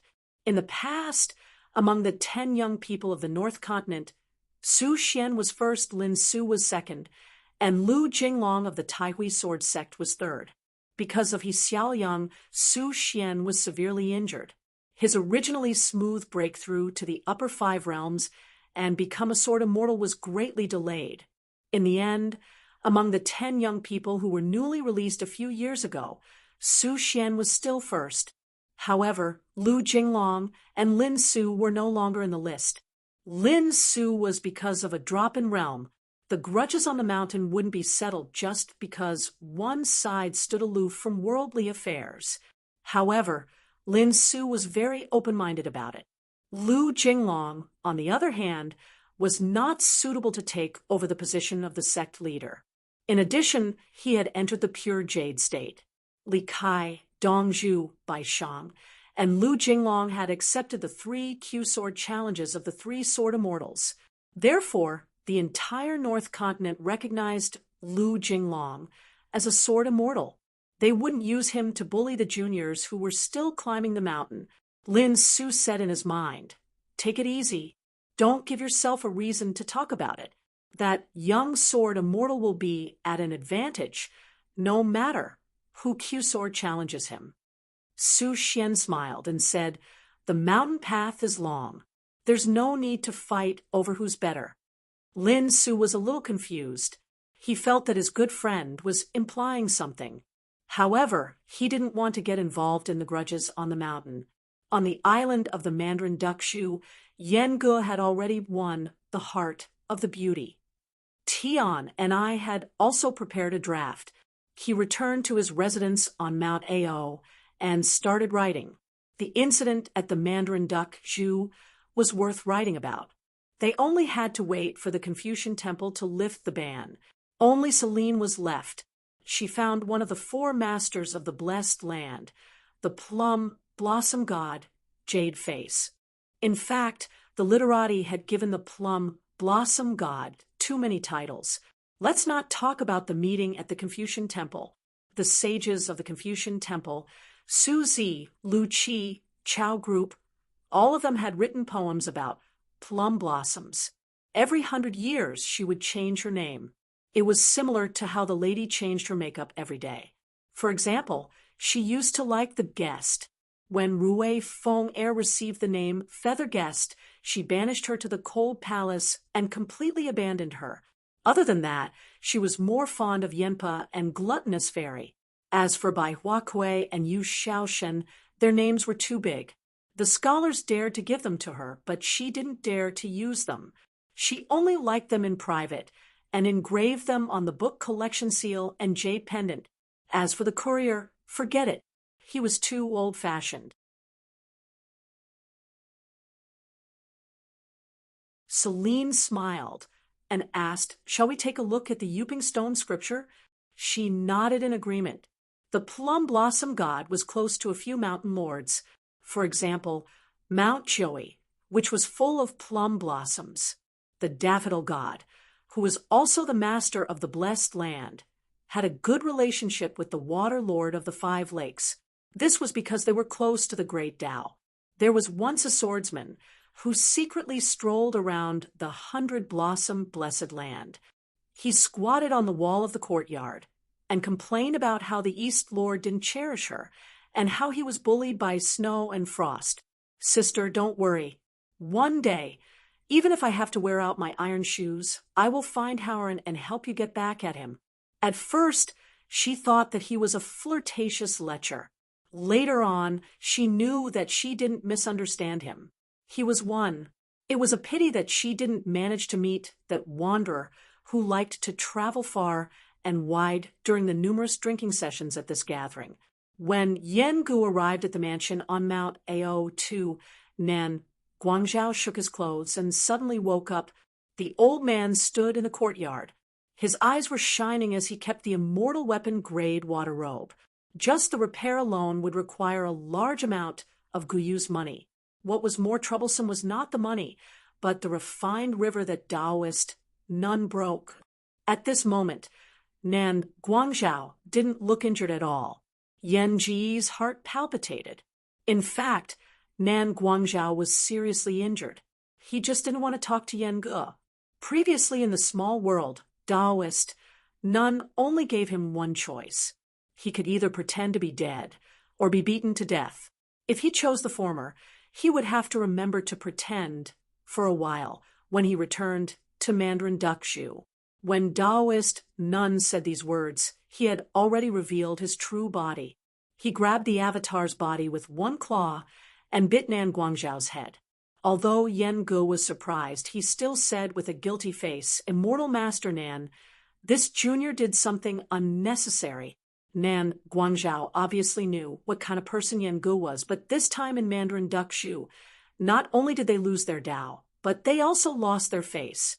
Having an immortal Yen Ge by his side made him feel better. Nan Guangzhou's expression became more amiable. "Thank you for your trouble." Yen Ge was flattered and cupped his fists. "I don't dare." Nan Guangzhou went straight to the point. "Pick 2 or 3 disciples of the Yen clan and send them to my mountain to cultivate. Damn it. If Yun Mu doesn't do anything after this, I'll go to his 9 true immortal pavilion." Yen Ge cupped his fists and lowered his head. "I don't dare to disturb immortal master Nan too much. In my clan, only Yen Ge has a decent aptitude. He's worthy of immortal master Nan's guidance when you're free. It's already this child's great fortune." In fact, Yen Ge thought highly of Yen Lu.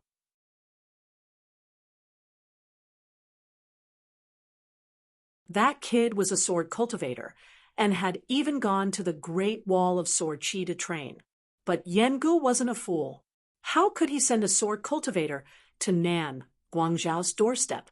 Therefore, Yen Ge benefited from it. Nan Guangzhou's eyes flickered. Back then, Yun Mu secretly deceived his master and killed his ancestor in Yun Bo's treacherous scheme. He told the public that his master was in seclusion and died. Yun Mu and his Tao partner, this pair of bastards, obtained a great fortune and thought that no one would know. Did they really think that he was a fool who couldn't see the changes in 9 true immortal pavilion? Yun Mu's master was famous for cherishing his life. As for immortal Yun Mu, he didn't directly return to his residence on Turtle Head Mountain. He landed at the lower reaches of the Mandarin Duckshu. He shook his sleeves and threw Li Qingzhu to the ground. Then he waved his sleeves again and cast the bewildering barrier. Yun Mu remained silent. His eyes were cold as he looked at his once proud disciple. Li Qingzhu stood up in fear. He felt wronged. "Master, that sword cultivator is crazy." Yun Mu waved his sleeves and hit Li Qingzhu. Li Qingzhu's body spun and fell to the ground. Then Yun Mu used the white jade Ganoderma to hit his forehead. Li Qingzhu lay on the ground and vomited a mouthful of blood. Yun Mu sneered. "What? You can't get anything good from me, so you want to complain to your master's wife?" Li Qingzhu said with a trembling voice, "I dare not. I dare not cause any more trouble for the sect." Yun Mu turned his head and looked at Turtle Head Mountain. He started to worry about that old bastard Nan Guangzhou. He looked kind, but he was just putting on a sanctimonious act. Otherwise, how could he be together with his master? They had been brothers for so many years. According to his master, he had joined forces with Nan Guangzhou to search for the ruins of the divine residence and secret realms in the early years. Nan Guangzhou did not do anything, but when he did, he was ruthless. Moreover, he did not leave any trouble behind. At that time, his master laughed and said that he would not have dared to travel with Nan Guangzhou if they were not in the same realm. Yun Mu retracted his gaze and scolded the disciple on the ground. What a piece of trash! You can't even take down a Golden Core Realm girl from the May Mountain Sword sect. What about those tricks of yours? Haven't they always worked? How dare you say that as long as it's a woman, even if she's in the pure jade realm, she will be easily taken down by you? Do you think that the ancestral hall of the 9 true immortal gymnasium doesn't know about those bastards? Do you know that the Zhuolu Song clan spies know everything? They have already recorded it, and will attack the 9 true immortal gymnasium at any time.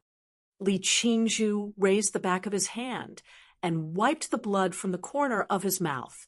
He said softly, "Master, I still have some sense of propriety when I'm at the foot of the mountain. Those women will be dead set on me in the end. The Zhuolu Song clan can't take advantage of these small matters to attack the sect." Yun Mu sneered, "Relying on those lousy soul-shifting techniques? A few unorthodox talisman that can't even be seen in public? You're really capable. How dare you say that? If the 9 true immortal gymnasium didn't need this disciple to do something, would this kid really think that his master's wife favored him?" The female sword cultivator from the May Mountain Sword sect was called Su Wui. She was the granddaughter of the current sect master and the last disciple of the May Mountain ancestor. She was extremely lucky. For some reason, Lu Zhou, who didn't practice the sword but played chess on the banished immortal mountain, took a fancy to her cultivation foundation and made an exception to accept her as an unregistered disciple.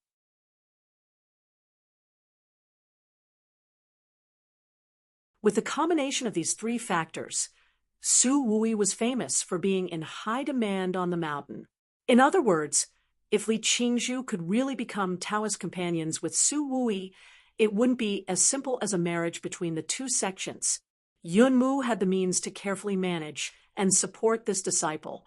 Within 500 years, the May Mountain Sword sect would change its surname to Li and quietly become a vassal of the 9 true immortal gymnasium. Yun Mu thought of something and sneered.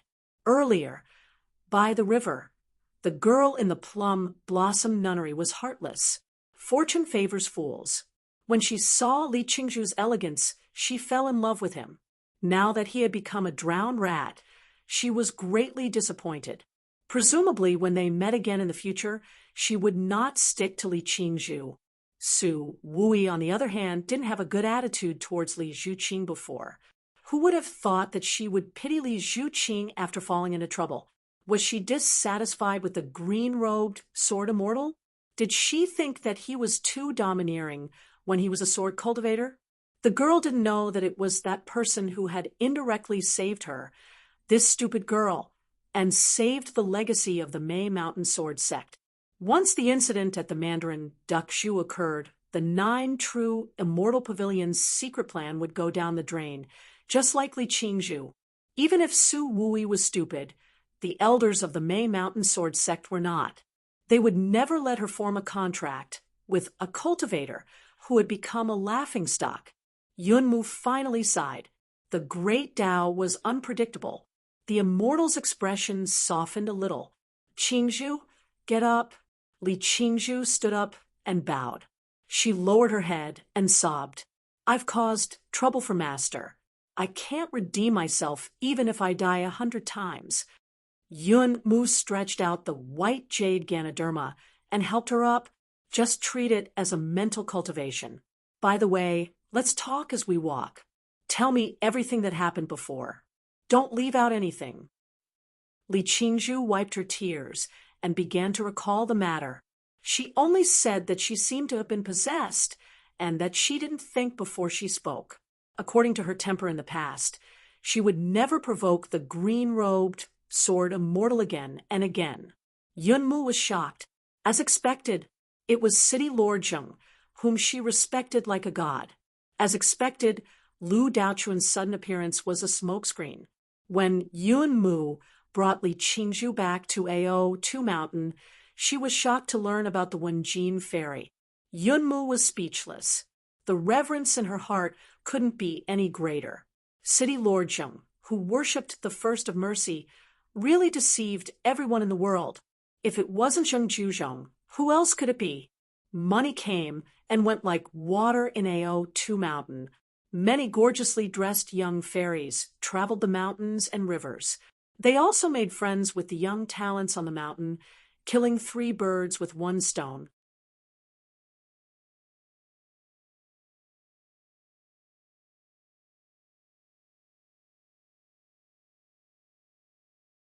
He had already rented a shop in Panshui County and started to sell books.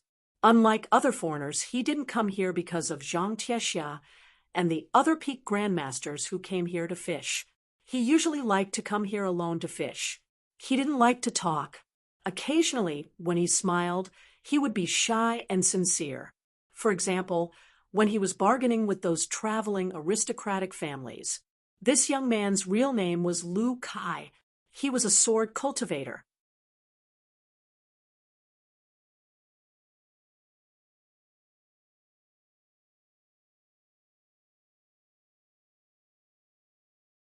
(798). As the ferry approached the Parrot continent, Qin Pingon turned to look at the young Taoist who was exchanging saliva with Lu Qicheng and asked, "I heard that you are familiar with Jinsui City?" Jinsui City's robe, refining skills were superb and famous in the wilderness.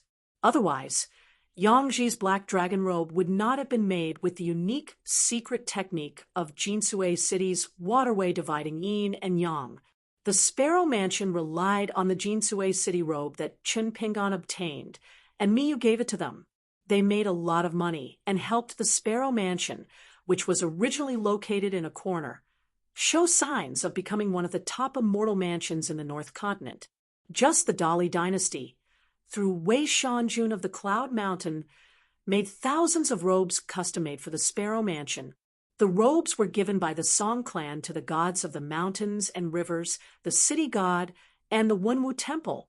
This gave the female cultivators of the Sparrow Mansion the nickname of the Weaving Ladies. Anyway, sewing and refining robes was the cultivation of the Qi cultivators of the Sparrow Mansion. Luapa Mountain also made a lot of profits through the established revenue-sharing agreement with the Sparrow Mansion. Every 5 years, a large amount of Guyu money would fall into the bag and be recorded by Wei Wenlong and kept in the treasury. Every time Wu Jiong, the law master of the Sparrow Mansion, went to the Oxhorn Mountain Ferry to deliver money, she walked on the ferry with trepidation. She was afraid of encountering the bandits of the upper 5 realms.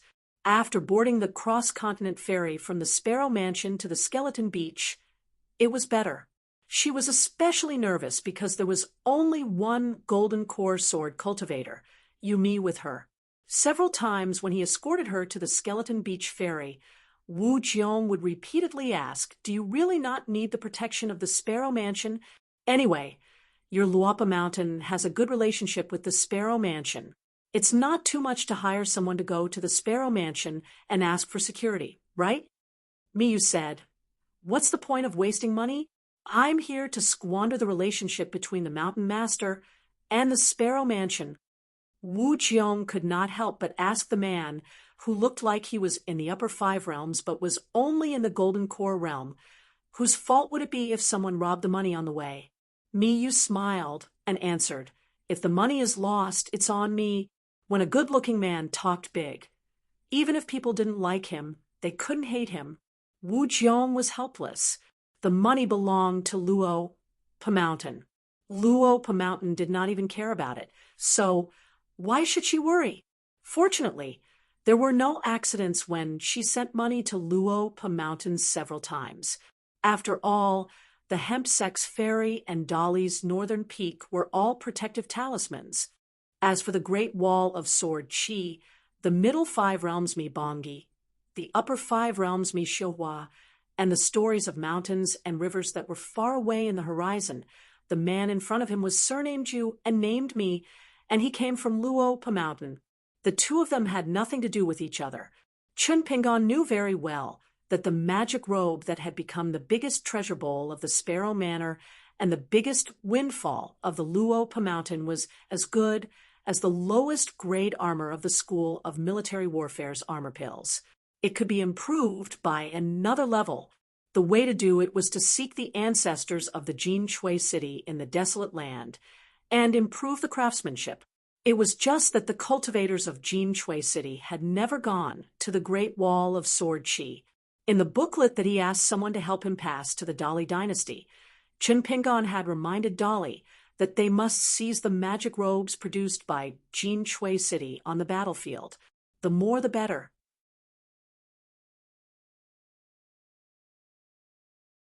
They must dismantle more spells and restrictions. It would be best to capture a few cultivators of Jin Shui city. The higher the realm, the better. As if facing a great enemy, Taoist, none hurriedly denied, we're not familiar with each other. We haven't contacted each other for hundreds and thousands of years. How could we be familiar with each other? The ceremony of all the female Jindan cultivators in Jin Shui city, even the celebration of the city Lord becoming an immortal 300 years ago, that woman Yangji personally attended the ceremony. Have you heard of touting showing up to congratulate us? There's no such thing. Chun Pingon nodded with a smile. So that's how it is. The secret file of the Summer Palace didn't say so, but I probably read it wrong. I'll look through it again later to see if I misunderstood Senior. Taoist Nun had a sullen expression on his face, as if he didn't eat hot shit. The heroic spirit he earned from the Ascendant Realm's Nan Guangzhou was returned to this black-hearted Taoist Nun. Taoist Nun quickly weighed the pros and cons in his heart and tentatively asked, do you have a grudge against Jin Shui city? No cultivator from Jin Shui city has ever disturbed Howren. Chun Pingon shook his head and said, there's no grudge between us. Junior has always been fascinated by Jin Shui city's robe refinement. In fact, in the past, on the carriage at the Sword Chi Great Wall of the North, there was a group of female monster cultivators. Among them were the younger generation of the Great Monster Official Alley and a female cultivator from Jin Shui city. Because of the robe she was wearing, she was very eye-catching. Taoist Nun suddenly said, that's right. I heard that every time Taoist Nun went to the battlefield, he wore more clothes. Chun Pingon hesitated for a moment and said in his mind, if Senior can take out enough Jin Shui city's secret refining technique, I can give you half of the profit. Taoist Nun raised his hand and wiped his mouth. Master Taoist Nun really knows how to joke. I almost laughed my teeth out. Most importantly, only half of the profit? Do you think I'm a beggar? 50% is more like it. Chun Pingon continued. In the Confucian temple, other than refining a certain kind of military armor pills, they might also make 3 to 5 kinds of standard robes. Since they're still focusing on quantity, the quality doesn't need to be too high. It's similar to the clothing store at the Sword Chi Great Wall in the early years. There's a Sparrow Mansion in the Northern Reed continent. Taoist Nun, I know you don't lack money. However, money in the world is the most precious. I believe you know this better than I do. Besides, earning money in the Confucian temple is a small merit. Even if you don't want the merit, the Confucian temple will still remember you. Of course, Taoist Nun didn't lack money. Since he was already at the peak of the ascendant state, he didn't lack cultivation. So, what did Taoist Nun lack now?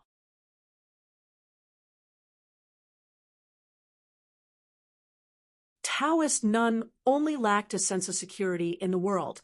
At the end of the day, Taoist Nun was afraid that Taoist Nun would be disliked by the Confucian temple, as she was an outsider. She was afraid that the Confucian temple would side with Taoist Nun for many things that could be wrong or right.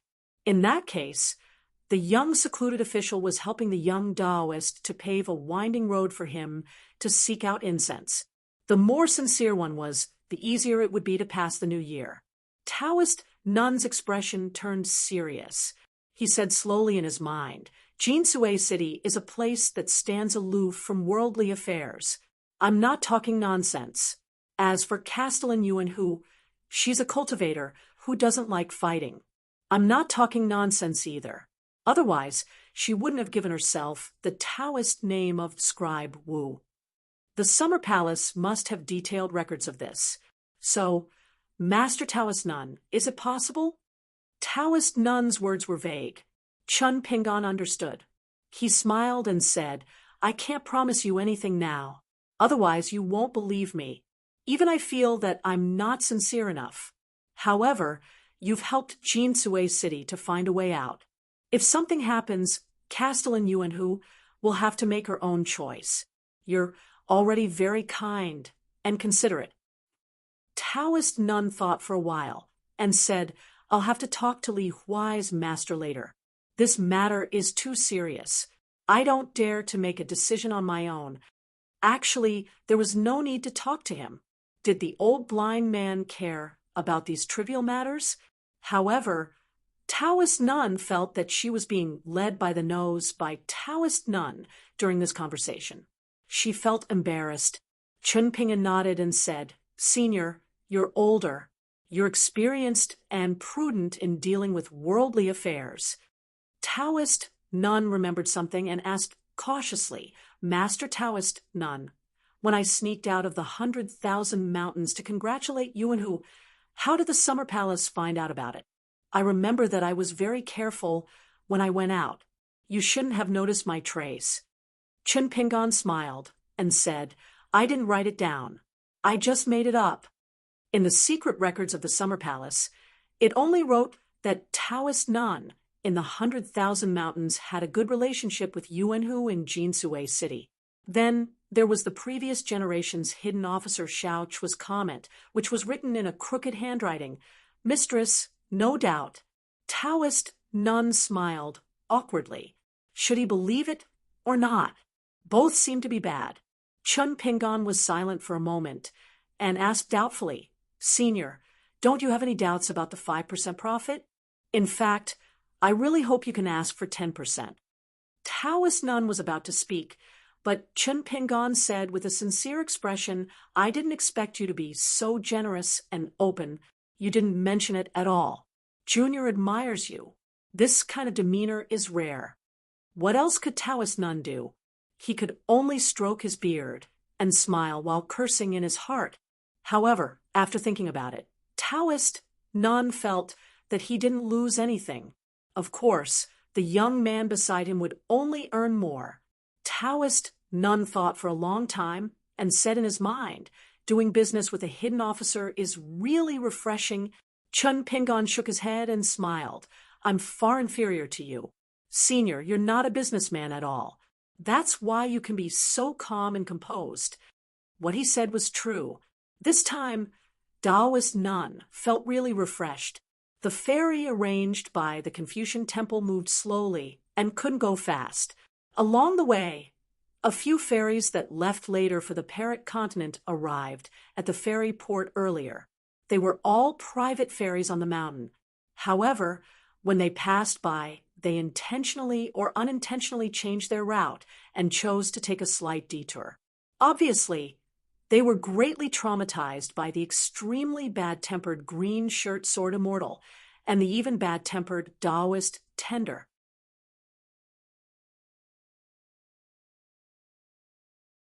No one wanted to be the next immortal Yun Zai or the ascendant state Nan Guangzhou, who knew if they would get in the way of the other party's eyes and their own ferry would be attacked. Only the private ferry of Liuxia Island's Chiu clan in Yuzhou approached. Chun Pingon took the initiative to salute the ferry from afar. As a guest of the Chiu clan, Lin Qing raised his hand and threw an item to the man in the green shirt on the opposite ferry. It was the newly carved landscape calligraphy seal. The old man smiled and said in his mind, Welcome, sword immortal, to my blessed land. Chun Pingon reached out and caught the seal. He cupped his hands again and smiled. Of course, other than asking Mr. Lin for advice on gold and stone, I'll be thick-skinned to ask for a few Yushuan restaurant seals. I'll also have to eat the best Yuzhou hot pot before I leave. I'll definitely have to pay for the seals. However, if the hot pot doesn't live up to its name and disappoints me, don't expect me to pay you a single copper coin. I might not even go to Yuzhou in the future. Lin Qing smiled. That's not a problem. The two fairies then parted ways. Lin Qing told the Qiu brothers about the sword immortal wanting to eat hot pot. Qiu Shengong and Qiu Xuanji, the two talents of Yuzhou's Qiu clan, looked at each other and smiled. Qiu Shengong asked, Mr. Lin, is this unknown sword immortal using Yuzhou's hot pot to get close to us? Or is he really a glutton? Lin Qing smiled. Why would a sword immortal, who doesn't even care about Yun, need to get close to Yuzhou's Qiu clan? Don't forget that the backer of Jiuzhen Immortal Restaurant is Zhuelu Songzi, who's having a meeting in the Confucian Temple. Did you see him being courteous?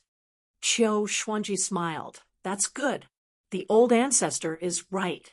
Most of the foreigners who like our Yuzhou hot pot aren't bad. They're worth making friends with. Chun Pingon sized up the old Tianhuang seal, which was of excellent workmanship and materials. It was extremely heavy in his hand. To the immortal teachers and scholars who liked this item, one tael of Tianhuang was equivalent to one tael of grain rain money. Moreover, it was priceless. Seal, west of the golden sky, disappearing in the daytime. Drunken immortals came from the moon cave, flying swords like rainbows, kicking the south to open the earth veins, overturning the Big Dipper, illuminating heaven's gate. Bottom line, once seen in green, Chun Pingon fell in love at first sight.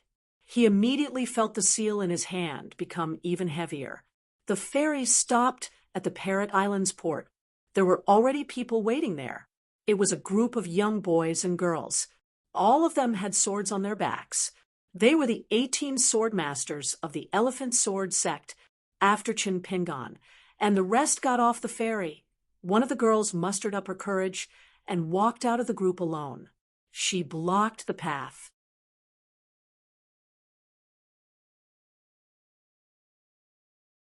As the Elephant Sword sect's guest elder, Madame Xianyan pretended not to know this girl, who was extremely talented in swordsmanship.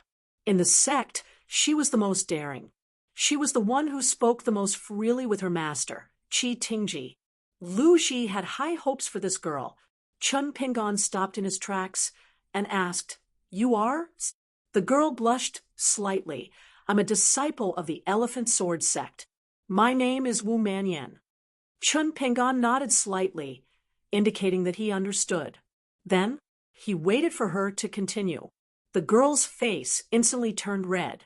She was afraid that this hidden official of the Great Wall of Sword Qi, the Mr. Chen in her heart, would misunderstand her name. She hurriedly added, It's Yen as in 100 flowers bloom. Yen as in beautiful and ugly. Chun Pingon could only continue to nod.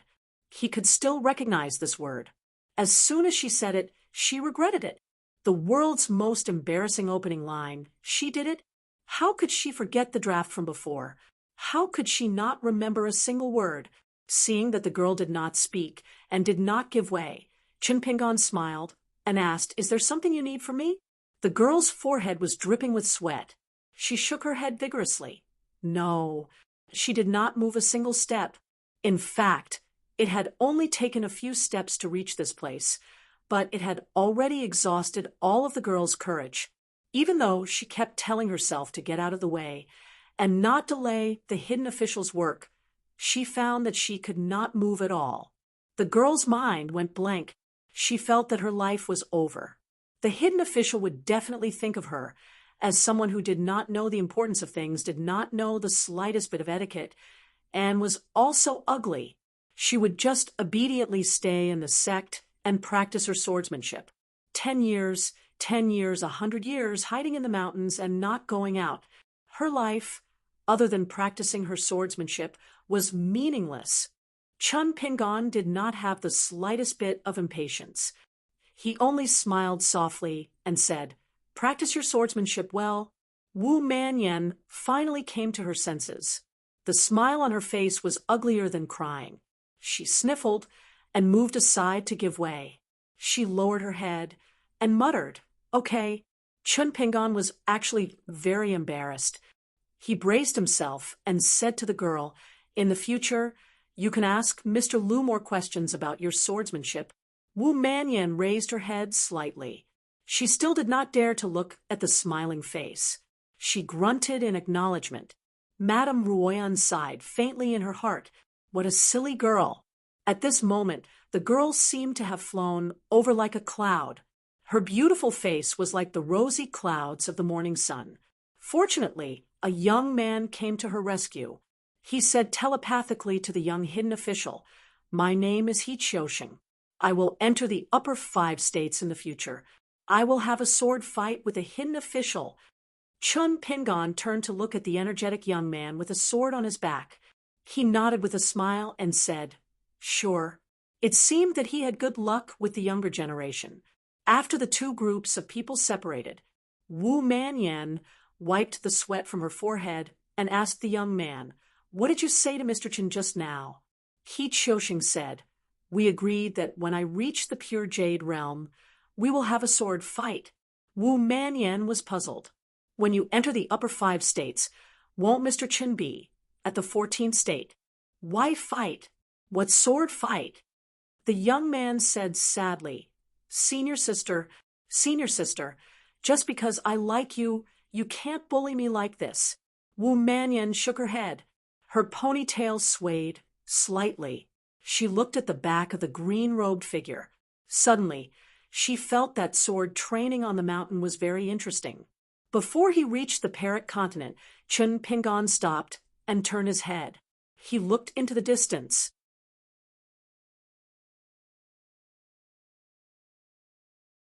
Two sword auras dispersed, each going to a different place. One of the sword auras was the Parrot Continent. Chun Pingon was puzzled. Why did senior brother use his sword? Who was he fighting with? And it seemed like there were two of them. One was the Parrot Continent. The other was the Pan Shui County. Chun Pingon saw with his own eyes that the sword aura brought by the scabbard landed not far away. As for the ordinary cultivators, their realm was not high enough. They had already closed their eyes or turned their heads to avoid it. They did not dare to look at the sword aura. The Parrot Continent itself didn't have many changes, but the river water around the island suddenly became shallow, causing the originally small Parrot Continent to look like a receding river with many mountain roots and earth veins exposed. All the cultivators who had just arrived from the Yuanyang Zhu complained incessantly. What was going on today? Were there fights everywhere? Taoist, none patted his good friend's shoulder. "Fellow Taoist Lu, thanks to you, wherever Pavilion Master Lu went, there was bound to be a disturbance." Lu Qicheng smiled. "You're too kind." In a mansion in the Parrot Continent, Ascendant Realm cultivator Feng Shuatao, whose Taoist name was Qing Mi, was discussing with several friends on the mountain. The so-called good friends were actually just like Nan Guangzhao's lackey Yan, who knew how to talk and was tactful. They discussed together on how to spread their influence in the Tongya continent. Other than the Yugui sect of the Yugui sect, which needed to be treated with respect, the Yugui sect was not worth mentioning.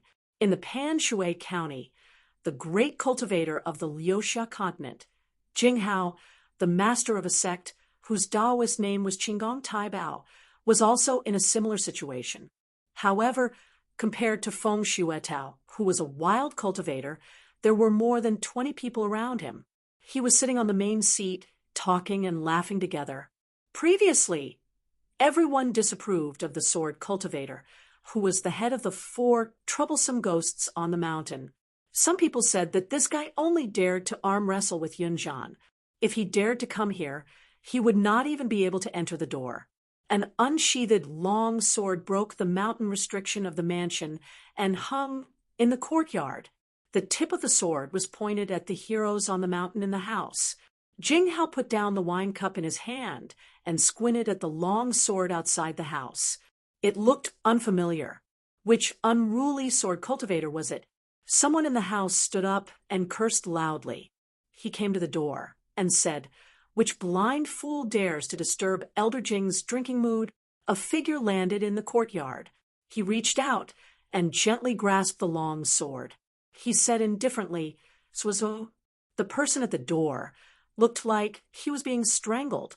His face was pale and colorless, and he could not say a word. Swazo said, "I'm looking for Jing Hao."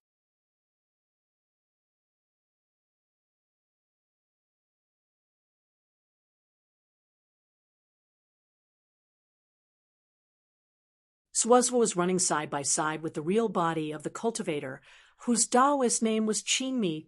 Swazwa said, "Yes."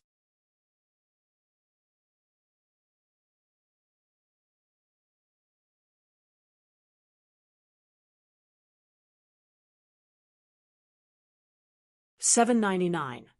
Feng Shuetao, who was born in the mountains and lakes, was more decisive than the Green Palace Grand Guardian of Panshui County. Seeing that Swazwa didn't seem to show any mercy today, he immediately used his trump card to attack. The Ascendant Realm Cultivator, whose Taoist name was Qin Mi, suddenly shone with golden light between his eyebrows, as if he had opened his heavenly eye. Vaguely, it was as if a gate had opened, revealing a small and exquisite imperial palace. Then a young man in a boa robe and a white jade belt walked out from it. He had golden eyes and held 2 iron maces in his hands. Every time the 2 iron maces knocked against each other, a golden lightning would burst out. The lightning grew bigger and bigger and finally intertwined into a net, as if a thunder pool with infinite Taoist had reappeared in the world. Every time Zwa sent out a sword, he would leave a clear and stable sword trajectory between heaven and earth, which was unshakable. Therefore, in the sky, there seemed to be more than a dozen silk threads suspended in the air. This was probably the most real way to cut through the sky. In fact, Feng Shuetao had already used several kinds of mysterious escape methods, but somehow Zwazwa could always accurately find his real body and arrive at him with his sword in an instant. The young man in a boa robe and a white jade belt was Feng Shuetao's young spirit body, named Qingmi. The thunder whip transformed from the iron maces could also search for Zwazwa on its own. Unfortunately, as soon as those thunder methods approached Zwazwa, they would end up with more thunder than rain. It was not that Qingmi was an embroidered pillow, but this kind of offensive thunder method, which was as powerful as the heavens' tribulation, seemed normal when facing Zwazwa. If it were any other immortal, they would have been in a terrible fix. Chun Pingon raised his head and squinted. When he looked carefully, he found that each thunder contained a long string of golden words, as if they were a complete secret book of the Thunder sect. With just this slight movement, the lightning whip in the sky was like a divine general of thunder that had sensed the offense of a mortal teacher. It swiftly and fiercely smashed down, charging towards Chun Pingon, who was near the Parrot Island ferry. Chun Pingon lightly tapped the ground with the tip of his foot and instantly leaped several dozen feet above the ground. He stretched out a palm, his 5 fingers like hooks, and used his palm to block the golden thunderbolt. His other hand twisted his wrist, controlling the martial Orochi to prevent the true meaning of the thunderbolt from dispersing. Finally, he shook his sleeve, condensing the thunderbolt into a golden bead, and threw it into his sleeve. It was equivalent to receiving a remnant of the true thunder talisman. It wasn't very meaningful, but it was better than nothing. When he had free time, he would try to refine a few more words. Even ordinary Ascendant Realm Chi refinement warriors might not be able to withstand this lightning whip without damaging the Tao of Thunder Dharma at all, unless they were half-step Heaven Ascension great cultivators like the Grand Heavenly Master of Dragon Tiger Mountain and Venerable Fire Dragon. The slightest mistake in the celestial treasured book secretly passed down from the top of the mountain could lead to a huge error. 1 or 2 sentences or a few key words might lead the cultivator astray. Later on, the blind old Taoist, Jia Cheng, became a consecrator of Luapa Mountain. Putting aside his hidden identity, He had injured his internal organs because he practiced an incomplete thunder dharma, which subsequently led to his blindness. The young Taoist was anxious. Obviously, after leaving the Great Wall of Sword Chi, his swordsmanship had improved again. This was the first time Li Huai met the senior Uncle Zhua, who he had only heard of but never met.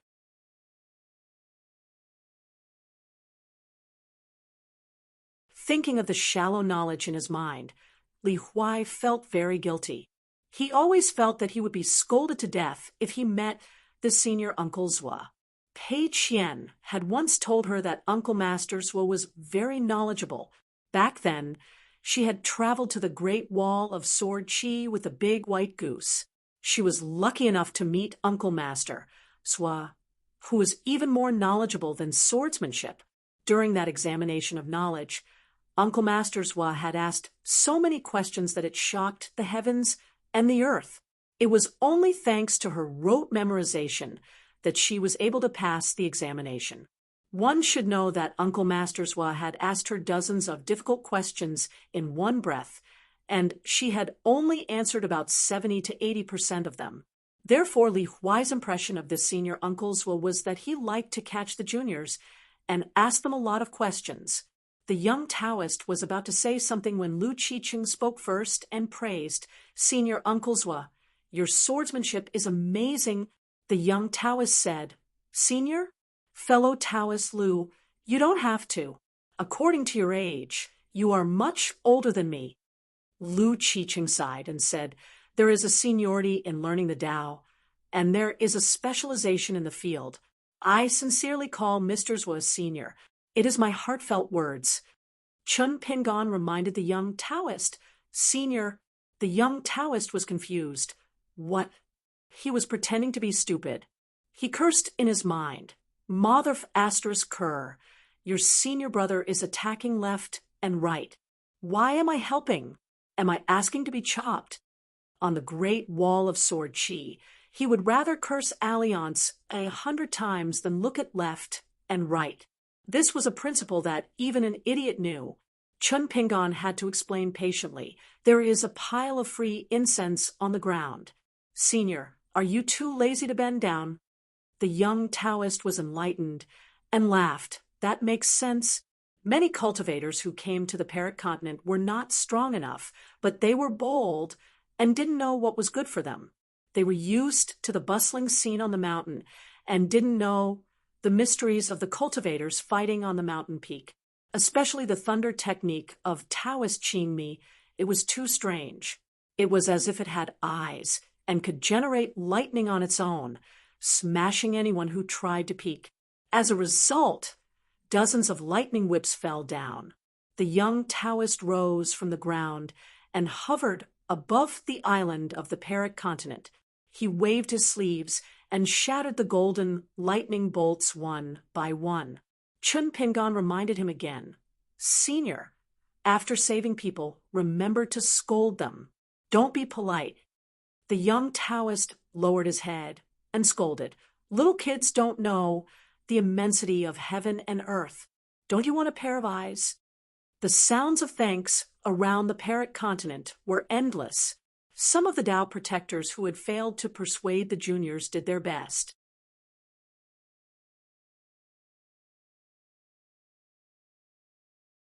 The older cultivators were also able to protect the lives of the juniors around them.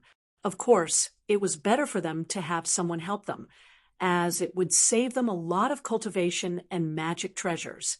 For a moment, everyone sighed endlessly. They never thought that this young Taoist who appeared out of nowhere, who acted so domineering and arrogant in the Mandarin duck shoe, was actually an otherworldly expert who cherished his juniors. Sure enough, one couldn't judge a book by its cover. Chun Pingon reminded him again, "If someone invites you to be a guest, you can pick 2 or 3 people you like and tell them you'll see when you're free." The young Taoist smashed a golden lightning whip with his palm and said angrily, "Do I need you to teach me the ways of the world?" Chun Pingon laughed and said, "I don't dare to teach you how to do things, but I can teach you how to behave. When getting along with this savage touting, one couldn't be too obedient. The young Taoist glanced at the person who seemed far away, but was close to him with a sword. He flew back to his original place, resentfully. Lu Qiqing asked softly, "Brother Touting, how long do you think they'll fight for?" As for the outcome, there was no suspense. The young Taoist sneered, "If you're not at the peak of the Ascendant Realm, you won't be able to withstand a few swords. Just treat them as more than half of the 14th Realm sword cultivator." More than half of the 14th Realm didn't sound as good as an Ascendant Realm peak. But in fact, not to mention more than half of the 14th Realm, even half of the 14th Realm was a natural chasm compared to an Ascendant Realm cultivator, because it meant that a peak great cultivator didn't have the qualifications to reach the heavens. Because his life was not in danger, Feng Shuatao glanced at the green shirt soared immortal on the Parrot continent. He didn't expect that Taoist Qingmi's distraction would cause him to take another sword for no reason. The sword slashed horizontally and then vertically, causing the lightning pool to be halved again and again. Whether it was when he fought the Green Palace Grand Guardian in Panshui City or Feng Shuatao in the Sky Canopy, he still held back a lot. He only used the sword technique realm he had when he went to the sea to visit the immortals and fought against the 2 Ascendant Realm Q swords. He didn't even use his full strength. This was equivalent to pressuring the border again and again. First of all, the 2 Ascendant Realm cultivators had many scruples when they fought. They were too worried about being questioned by the Confucian Temple, so they didn't dare to use their full strength. Moreover, they didn't know the depth of the Ascendant Realm Cultivators Foundation. They didn't want to accidentally kill the other party with just a few swords. But if it was on the sea, it was a different story. If they were careless, then so be it. In the end, some Ascendant Realm cultivators in the vast world, such as Nan Guangzhao and Jing Hao, were inferior to the Ascendant Realm demons in the desolate world in terms of fighting and killing. The Qi cultivators in the vast world mostly did it for the realm to prove their Tao and immortality. The desolate world was pure. They wanted the realm, immortality, and immortality. But in the end, it was for the pleasure of killing on the great Tao. They both wanted to live as long as the heavens and the earth, but they were on 2 different cultivation paths. Feng Shuatao was indeed a wild cultivator. He said in his mind, if the left sword Celestial wants to kill, don't blame the area within a 1,000-mile radius for spreading spells and spells. When the time comes, innocent people will be implicated. Of course, I'll be the one to blame. But if they die, they can't blame me. They can only blame the left sword Celestial for being overbearing. The left servant said, "You can try."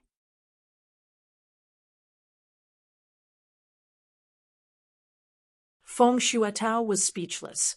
He was so angry that he almost suffered internal injuries. If it were someone else, Feng Shuatao would think that they were bluffing. However, the scholar in front of him, who turned to sword practice, could not be judged by common sense. Feng Shuatao asked, "Why do you want to fight with me? You need a reason to fight, right? I don't have any grudges with you and the sage of literature." The left servant said, "I don't like you. Does that count as a reason?" Feng Shuatao's face turned gloomy. "Why must I be involved in the battle? I've cultivated in peace on the mountain for thousands of years, and I've never disturbed Howren Mountain.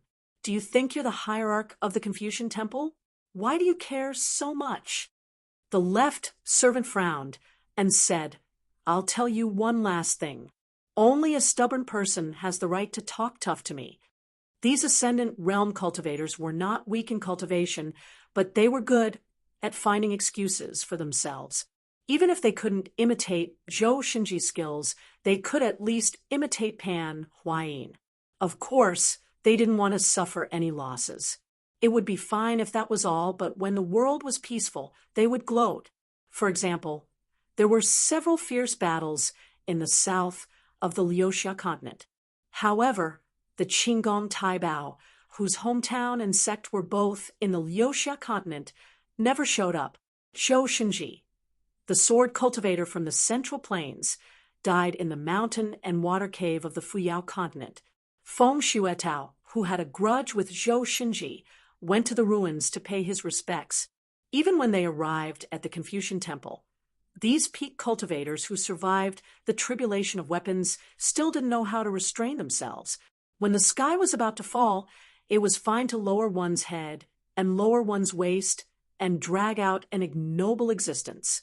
When the world was at peace, one could just close the door and secretly enjoy it. Don't push one's luck and pretend to be indomitable and upright, only to accidentally miss the war that swept the world. The left servant didn't talk much with Feng Xuetao, but every time he spoke, he would feel more annoyed. Therefore, the left servant decided to use his sword for the last time. At this moment, a figure suddenly stood up from the Confucian temple and shouted, "Let me do it." The left servant hesitated for a moment and didn't use his sword. He allowed that person to brush past him. He pressed Feng Xuetao's head, who had nowhere to hide, and they descended and left Howren together. From the looks of it, they were going to the Great Wall of Sword Qi. The cultivators around the Confucian temple were all dumbfounded. The left servant sheathed his sword and returned to the Confucian temple. He didn't use his sword, and he didn't say anything unnecessary. He returned the text. At the entrance of the temple, the left servant sat on the steps.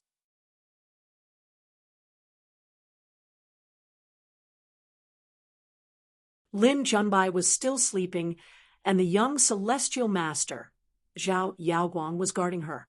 Zhao Yaoguang hesitated for a long time before he mustered up his courage and said, "Mr. Zhua, I'm Zhao Yaoguang.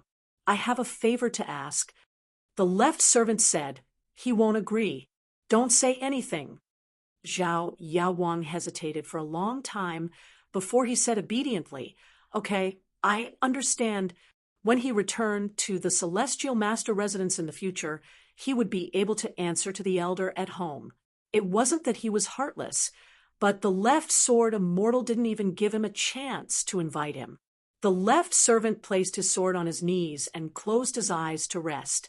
Back then, when he was practicing his sword skills at the Great Wall of Sword Qi, Chun Qingdu once told the left servant in private, "If you can't kill an ascendant realm cultivator within 10 moves, what's the point of ascending to the 14th realm?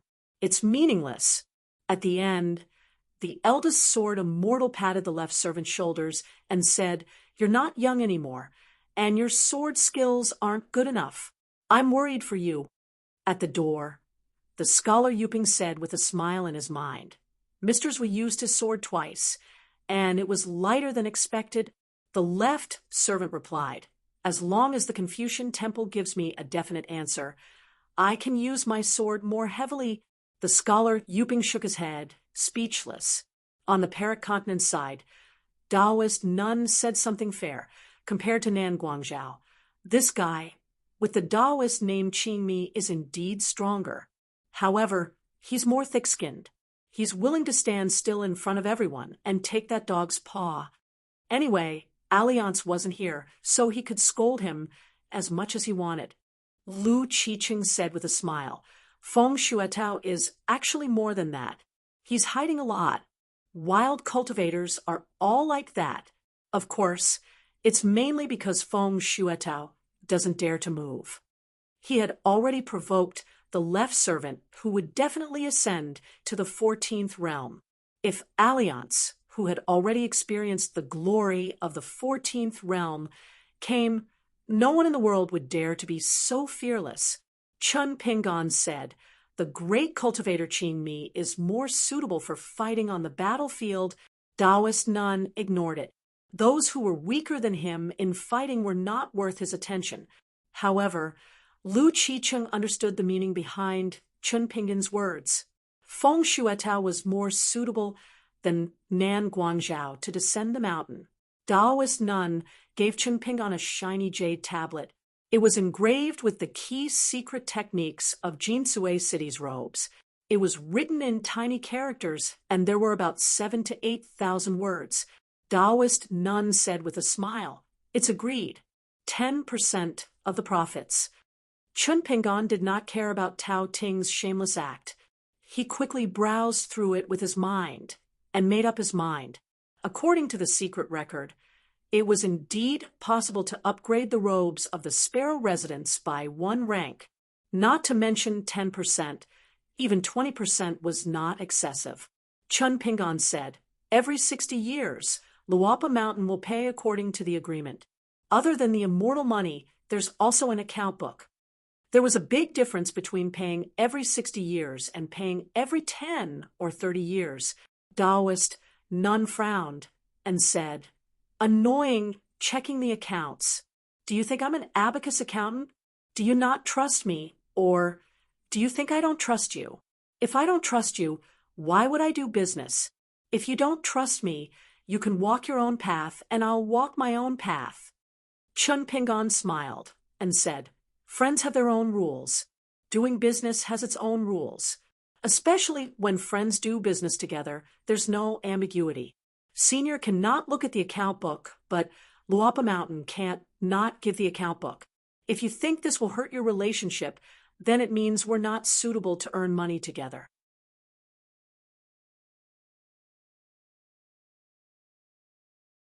Taoist Nun said impatiently, "Whatever." The group went to the bundle house. It was a secret realm of mountains and rivers. It was similar to the Golden Millet wine shop in the Inverted Mountain. Along the way, many people looked at them and took the initiative to make way. An unreasonable green shirt sword immortal, a young Taoist who almost killed Nan Guangzhou, and a famous White Emperor City's Lu Daochun. These 3 people indeed had a unique aura of "please come" and "provoke me." Chun Pingon always felt that his bundle house was not bad. Until today, when he entered this secret realm, he knew what real family background was and what cultivation was. He felt a little ashamed of himself. In fact, his own Oxhorn Mountain, together with the ferry and those shops, was actually the work of the bundle house. It allowed cloud-covering mountain and Luapa Mountain to benefit greatly. The bundle house was a loose sect. It was said that they did not have any serious gold and jade records, nor did they have a mountain or an ancestral hall. The whereabouts of the founding ancestor was also uncertain. In any case, wherever the sect's cultivators went, business followed. As for how the Chi cultivators entered the bundle house and what the sect's regulations were, it was a mystery. It was only known that every time the founding ancestor of the bundle house appeared to do business, he would take out a Chi harmony house that he carried with him and open the door to welcome customers. There were a total of 99 rooms. Each room usually only sold 1 item. There were occasional exceptions. Chun Pingon and the group walked past the rooms one by one. Almost all of them would enter and take a look at the goods sold by the bundle house. There was the sea of brushes from the glittering jewel immortal abode. There was a painting of an immortal horse. Each of the 24 solar terms was taken and displayed in sequence. There were extremely few small summer coins in seal script. There was a big colorful bowl with the 5 grains bountiful into the treasure map. There were a few stone heads of strong men, mountain ghosts and thunder gods spending money, a pair of large wooden boards with painted door gods, Ching Lu Blessed Lands Landscape Painting Book. There was a small clay jar called the Descending Mountain Jar. It looked inconspicuous, but it was a mountain treasure that could suppress ghosts. There were also a few broken grotto heavens and blessed lands. As long as one had enough money, they could all be bought. If they had already sold the goods, the talisman beauty in the room would hang a small wooden sign outside the door. There were 4 words written on it: "Good karma has been formed." To be honest, if these were not treasures that the founding ancestor of the bundle house personally took a look at, there was no possibility of picking up a bargain. Chun Pingon really wanted to sweep them clean.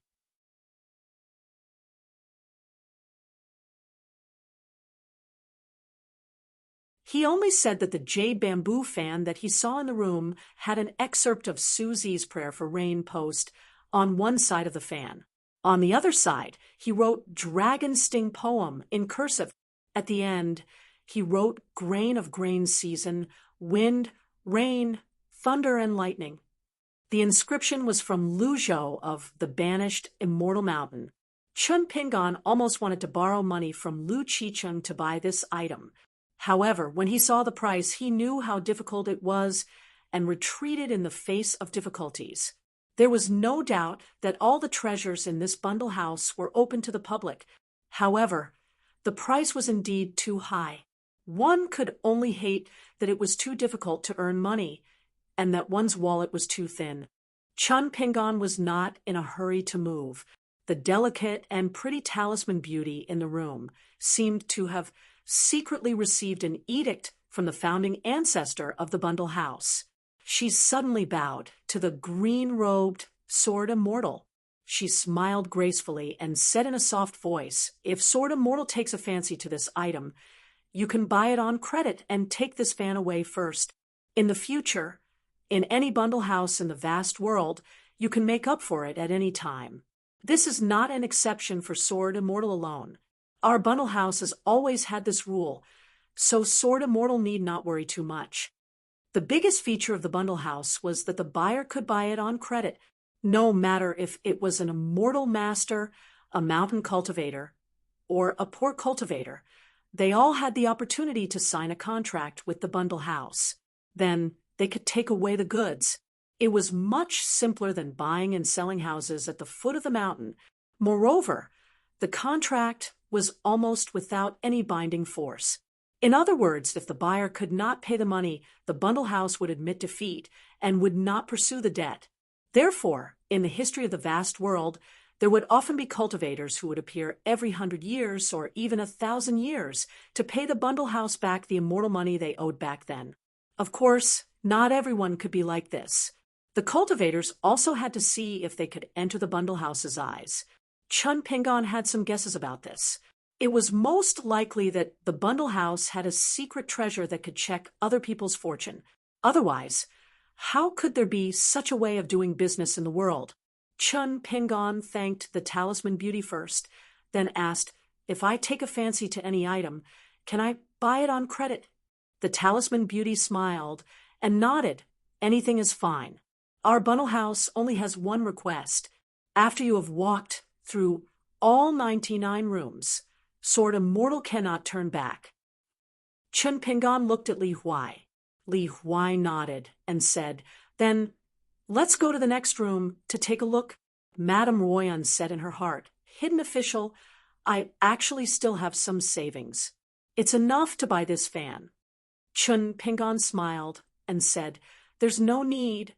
Actually, Chun Pingan wanted to owe the bundle house a favor first. Only then would there be a return of favors. In the end, they had walked through more than 30 rooms. Li Huai's eyes were a little dry. Only then did they make up their minds. They took a fancy to a rather strange item. It was a stone the size of a fist, engraved with the 2 words Mountain Immortal. There was a pocket-sized willow tree with old roots entrenched in it, like a bonsai. Under the tree stood a tree spirit of the sea-viewing realm. He looked like a white-haired old man, calling himself the old immortal of the southern city. Seeing the guests entering the room, the latter was slightly tempted.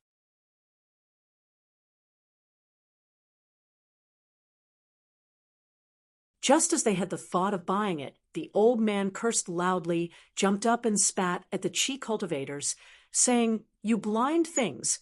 How dare you invite me to stay in your house? If you're so capable, why don't you just ascend to heaven?" The bundle house's price was only 10 grains of grain rain money. The realm of the willow tree spirit, the material of the mountain rock, and so on, the talisman beauty in the room would explain to the guests one by one. However, the items sold in this secret realm of mountain water were not all priceless and rare items. Even the dozens of grains of snow were also sold. The rooms with a high threshold would not be able to hang the wooden sign. The rooms with a low threshold would be able to afford it. The customers would get it on a first-come, first-served basis. By the time Li Huai and the old willow tree were staring at each other, the old willow tree spirit was probably feeling thirsty after scolding the old willow tree spirit with its back against the stone wall. It took off the wine gourd from its waist and gulped down a large mouthful of wine. It was only 10 grains of grain rain money. Chun Pingon could have bought it himself. However, after some hesitation, he still signed a contract with the Talisman Beauty. It could be considered an IOU for only 10 grains of grain rain money. After that, Chun Pingon pulled his money together and borrowed the grain rain money from Lu Qicheng and Madame Ruoyan. One after another, he bought a few items that Li Huai found attractive: an expensive subduing demon pagoda, a pair of small golden gourd earrings with a heavy scent of rouge and powder, and a painting of a Narcissus swimming in the night, filled with shrimp soldiers and crab generals. During this time, he met a group of female cultivators on the mountain. Among them, there was a woman with a graceful bearing. She bought all the dozens of robes and dresses in the room without batting an eye.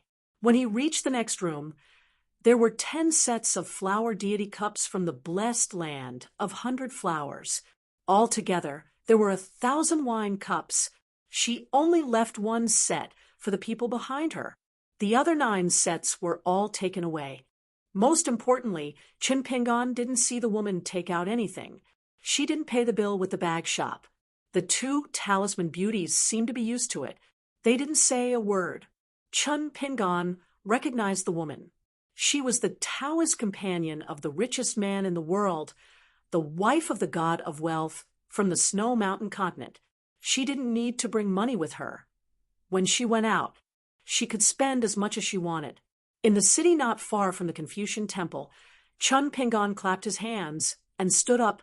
Jiang Longxiang, who was leaning against the wall, was beaten up and hit with dozens of stones. The old scholar was so angry that his body trembled. "Who are you? Tell me your name if you dare. As a sword immortal, do you think that you're afraid of a cultivator from the middle 5 states?" This middle-aged scholar's face was actually written with 4 words: tough on the outside, but timid on the inside. Of course, a scholar would not resort to violence when he was seeking revenge.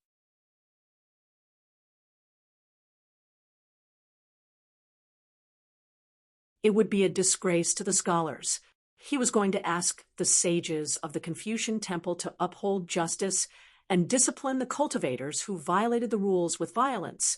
Chun Pingon pointed at Jiang Longxiang's mouth and reminded him, "This is what you get for not keeping your mouth shut the last time you were here. Are you going to complain to the Confucian temple this time? Think about it yourself. You can say whatever you want, but you only have a few teeth. You should cherish them. Otherwise, you might not be able to speak clearly when you're teaching in your hometown. The students might not understand what you're talking about." Jiang Longxiang's face darkened. His biggest question at the moment was not why the man was attacking him, as it was no longer important, but why did the man have the guts to attack him? Why did none of the sages of the Confucian temple show up when they were so close to him? Chun Pingon smiled and said, "I don't dare to touch you at the Confucian temple today. However, don't think this is the end of it. I'll travel to the Xiao Yuan dynasty in the future. We can catch up then. You don't have to seek revenge." Jiang Longxiang's heart was filled with resentment, bitterness, and fear. "You don't dare to touch me? What do you want the next time we meet?" Chun Pingon raised his hand and extended his palm. He said with a smile, "I'll settle the score with you. I'll make you pay with interest." Jiang Longxiang struggled to stand up. Chun Pingon pretended to hit him. Jiang Longxiang was so scared that he quickly turned around. Chun Pingon smiled and left. The woman with the hedgerow on her head appeared from the corner. She stopped and looked at the green-robed man from afar. Although her face could not be seen, her figure was graceful. She looked like a plum blossom in the corner, just by standing there.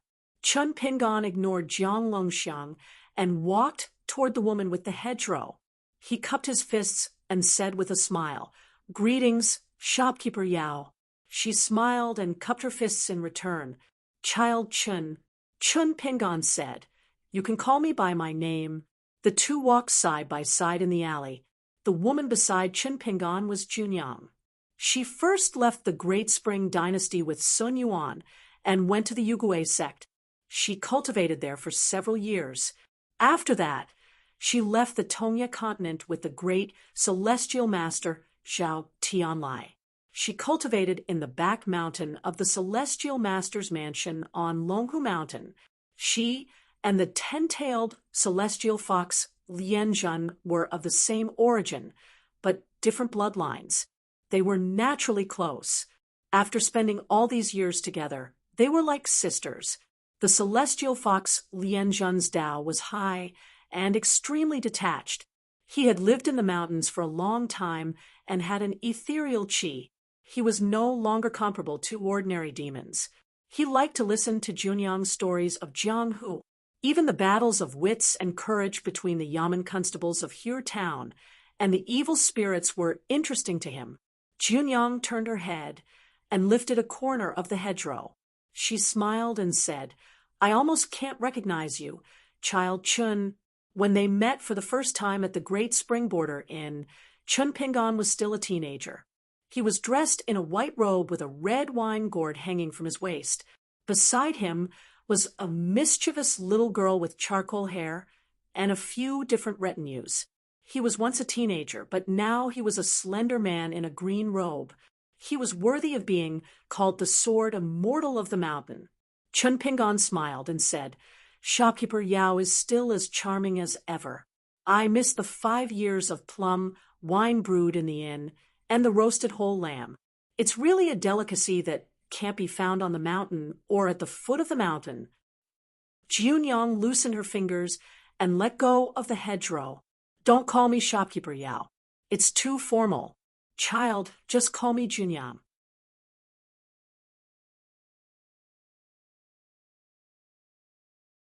Chun Pingon smiled and nodded. The first time he heard of the phrase life is narrow and the wine cup is wide was from this Junyang at the table. Junyang smiled and asked, that Wei Haoyang, is he not following you as a retinue anymore? That martial artist surnamed Wei claimed to have a great appetite. In the end, that man became a pile of mud after drinking a bowl of wine and snoring thunderously on the table. It left a deep impression. Chun Pingon shook his head. Everyone has their own lives. Junyang sighed. That's true. Chun Pingon said in his mind, I heard that Zhong Kuei is still in the Western Buddhist kingdom. He missed this meeting. Junyang and Chun Pingon had nothing to reminisce about. Although their relationship wasn't bad, it wasn't enough for Junyang to come looking for him. She didn't ask him anything, but she was here to ask him questions. Junyang said, What's the point of mentioning him? He's neither human nor ghost. He likes to ask for trouble. Chun Pingon said, Zhong Kuei was timid back then. Maybe it was because he guessed what would happen later. He had no choice but to be bold. Junyang rolled her eyes. He's timid? She then smiled. His timidness has nothing to do with me. He's just an accountant. It's up to fate whether we meet or leave. Chun Pingon didn't say anything else. After chatting with Junyang about the recent situation of the Great Quan Empire, they parted ways. Zhong Kuei and Junyang, who had a special identity, were like a muddled account in a marriage book. Junyang, or Madame Huansha, was most angry with Zhong Kuei, who was the accountant. It wasn't even because Zhong Kuei hid his identity as a gentleman of the academy and watched her, Madame Huansha's actions. It was just that Zhong Kuei was too cowardly. All of his seemingly audacious nonsense was actually cowardly.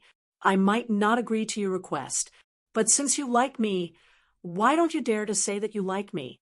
What's going on? Perhaps what she hoped for was for Zhong Kuei, the accountant, to behave himself and stand in front of her, sincerely saying the word like. Women weren't completely unreasonable. It was just that the reason a man spoke was often different from the reason they wanted to hear. A woman's reason was more in her mood. If a man couldn't even understand why she was being unreasonable, then there was nothing he could do. Naturally, the more he spoke, the more mistakes he would make. Chun Pingon had always felt that he was just a little late in understanding the relationship between men and women. In fact, he was really talented and knew a lot. Even if his senior brothers of the same sect were added together, they still wouldn't be as good as him. He even dared to say such words in front of senior brother Zhua and senior brother Jun Qian. Of course, the prerequisite was that the teacher was beside them. Chun Pingon walked alone in the alley and suddenly thought of something.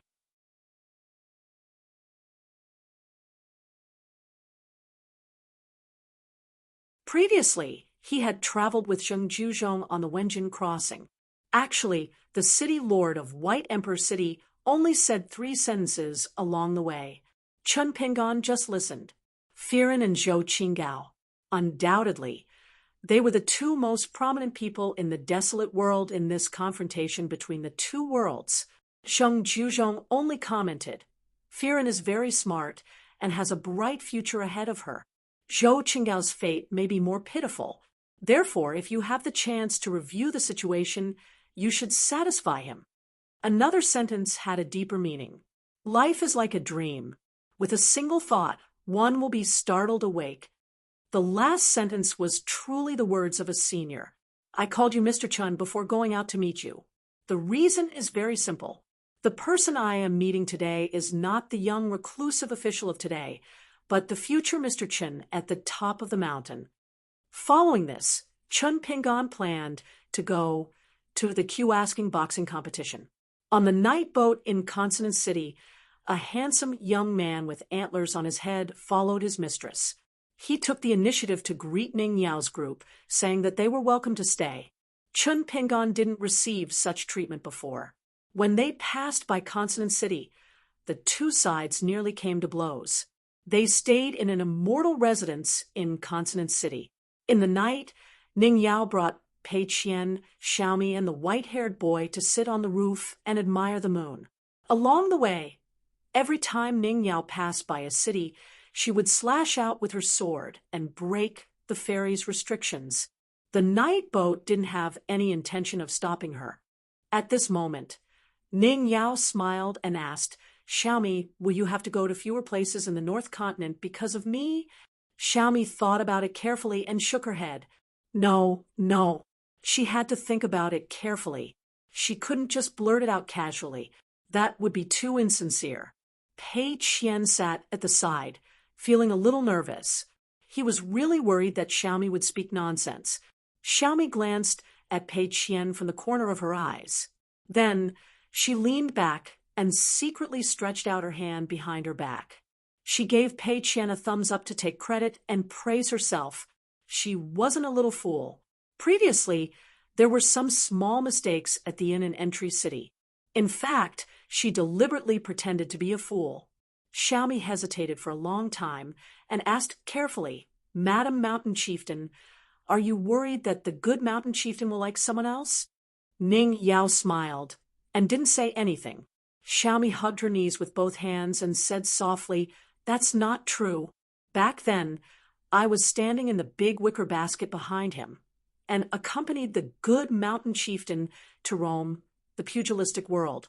We walked for a long time, and every time he met a pretty girl, he would ignore them. The good Mountain Chieftain likes you a lot. Ning Yao said, Actually, I've never been worried. It's just that if I don't do this, I often don't know what to say when I talk to him. Ning Yao paused for a moment. Actually, I'm still worried. How could she not be worried at all? She was a little worried. If Chun Pingon wanted to go to a place, he would definitely go there. No matter how far he went, he wouldn't change his mind. However, if he wanted to leave a place, he would definitely not turn back. Xiaomi asked curiously, Madam Mountain Chieftain, I heard from the good Mountain Chieftain that the 2 of you fell in love at first sight. Ning Yao didn't know whether to laugh or cry. She ignored this. What love at first sight? There was no such thing. She said to Xiaomi, Just call me Sister Ning. Pei Qian deliberately choked on his wine and coughed a few times. Xiaomi immediately understood. Did she say something wrong? She immediately tried to salvage the situation. I know. The good mountain chieftain fell in love with Sister Ning at first sight.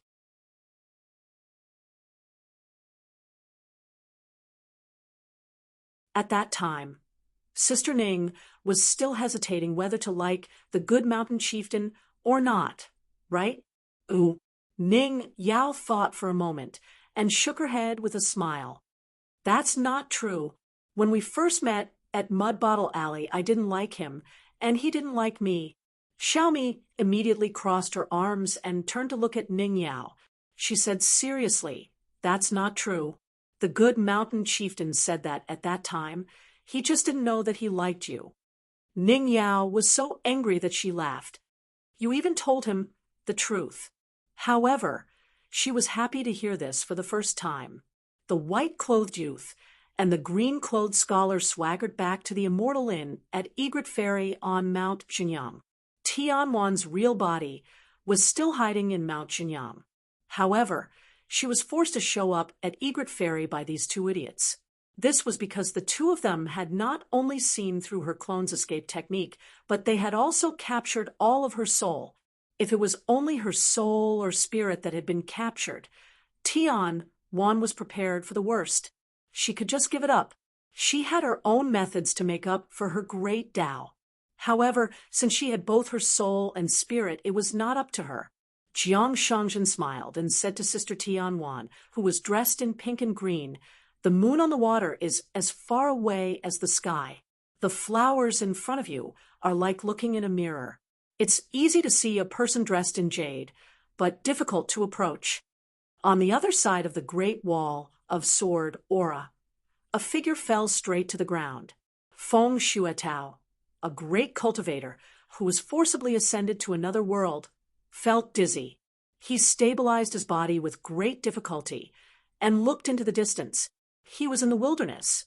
As for a certain son of a B*TCH, he stood on the shoulder of this ascendant state cultivator and stroked his hair with both hands. He sighed. Look into the distance.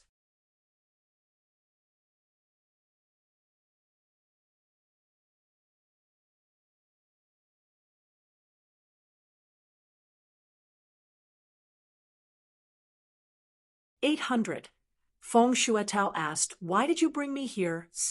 The great cultivators at the peak of Hao Ran Mountain had to follow many rules if they wanted to ascend. First, they needed the permission of the Confucian Temple, and then the Confucian sage in the sky screen to open the door for them. Otherwise, they would get lost easily and end up in all kinds of strange beyond heaven's secret realms. Moreover, the process of cultivators ascending and traveling was extremely dangerous as well. They had to come into contact with the long river of time that was formed from the Grand Tao, and the slightest carelessness would cause their cultivation to be greatly depleted and their lifespan to be reduced. Therefore, this time, Feng Shuatao traveled the Great Wall of Sword Qi hand in hand with Alliance. With Alliance opening the way, Feng Shuatao walked very easily. As for why Alliance did not go through the gate of the inverted hanging mountain and came to the wilderness, Feng Shuatao was too lazy to ask. He just took it as this guy showing off his sword skills. Alliance said, You're not the same as that Qinggong Taibao. Feng Shuatao sneered. Not the same? Didn't I get hit by his sword? Alliance laughed. You're quite hot-tempered, aren't you? Nan Guangzhao, Jinghao, Feng Shuatao. The three ascendants' Taoist names were Tianxiu, Qinggong Taibao, and Qingmi. Each one was more arrogant than the other. I'm not. When Alliance thought of this, he felt a little sad. This Feng Shuatao beneath his feet had a personal grudge with the old sword immortal of the Central Plains, Zhou Shinji. Feng Shuatao had been born as a mountain cultivator. His Tao name was Qingmi, and it was not for nothing. Naturally, he would not be stingy with his shady dealings. There were definitely plenty of shady dealings that were unethical. Jinghao, on the other hand, was the most authentic library master. He was born on the mountain and was a natural cultivator. His cultivation in this life was very smooth. Back then, the demons of the wilderness crushed the mountains and rivers of the Jinjia continent and crossed the sea to the southern end of the Liuxia continent. Jing Hao was in the ancestral hall for a meeting. At the beginning, at least half of the cultivators of the Dragon Gate realm and above would go down the mountain and rush to the south to fight to the death. Some of them were old and had no hope of breaking through to the next realm. There were also many cultivators whose family and friends had died in the Drifting Dawn continent. Thus, they came out of the mountains to kill demons, both for the greater good and to avenge their personal grudges.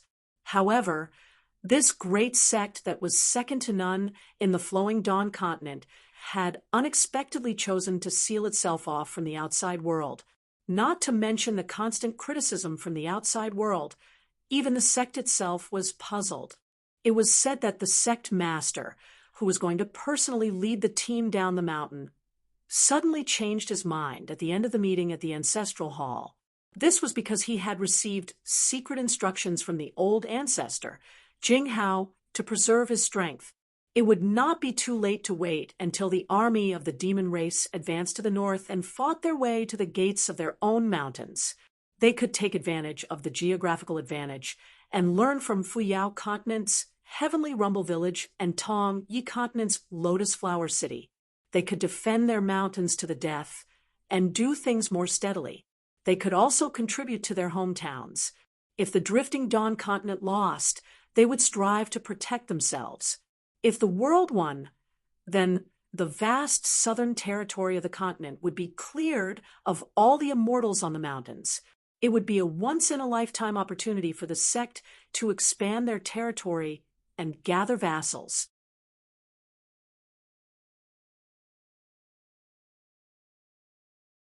As for how the outside world learned of this rumor, it was because that sect master immediately lost his position as sect master after the ancestral master came out of seclusion and was punished.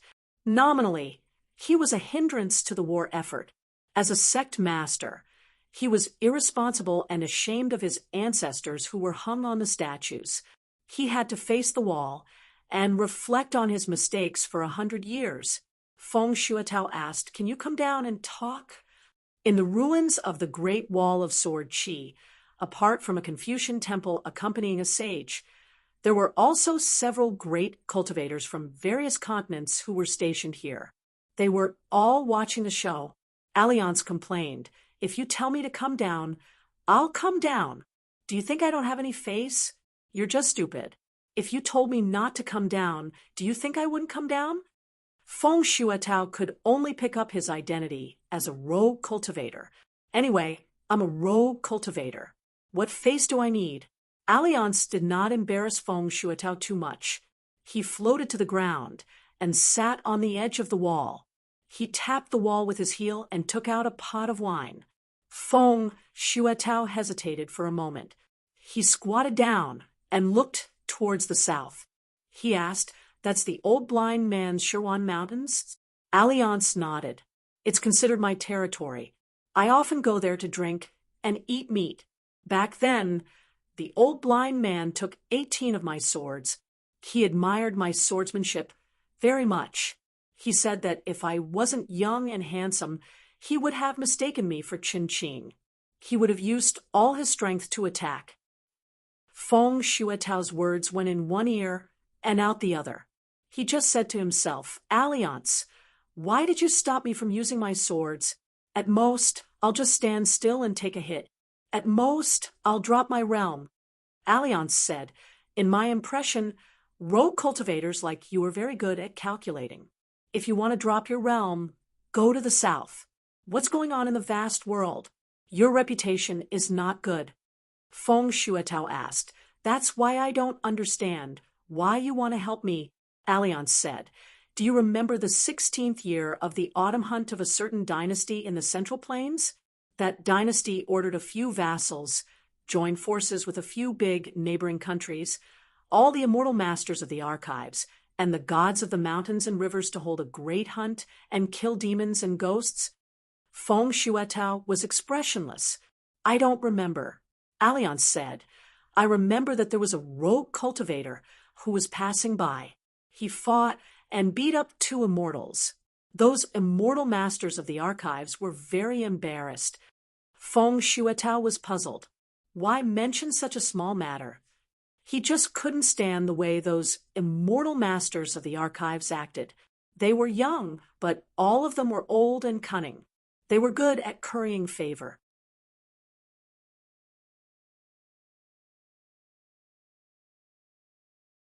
Alliance drank his wine and said casually, "If the immortal sects where cultivators gather only moved the government from the foot of the mountain to the top of the mountain, I think it's very boring."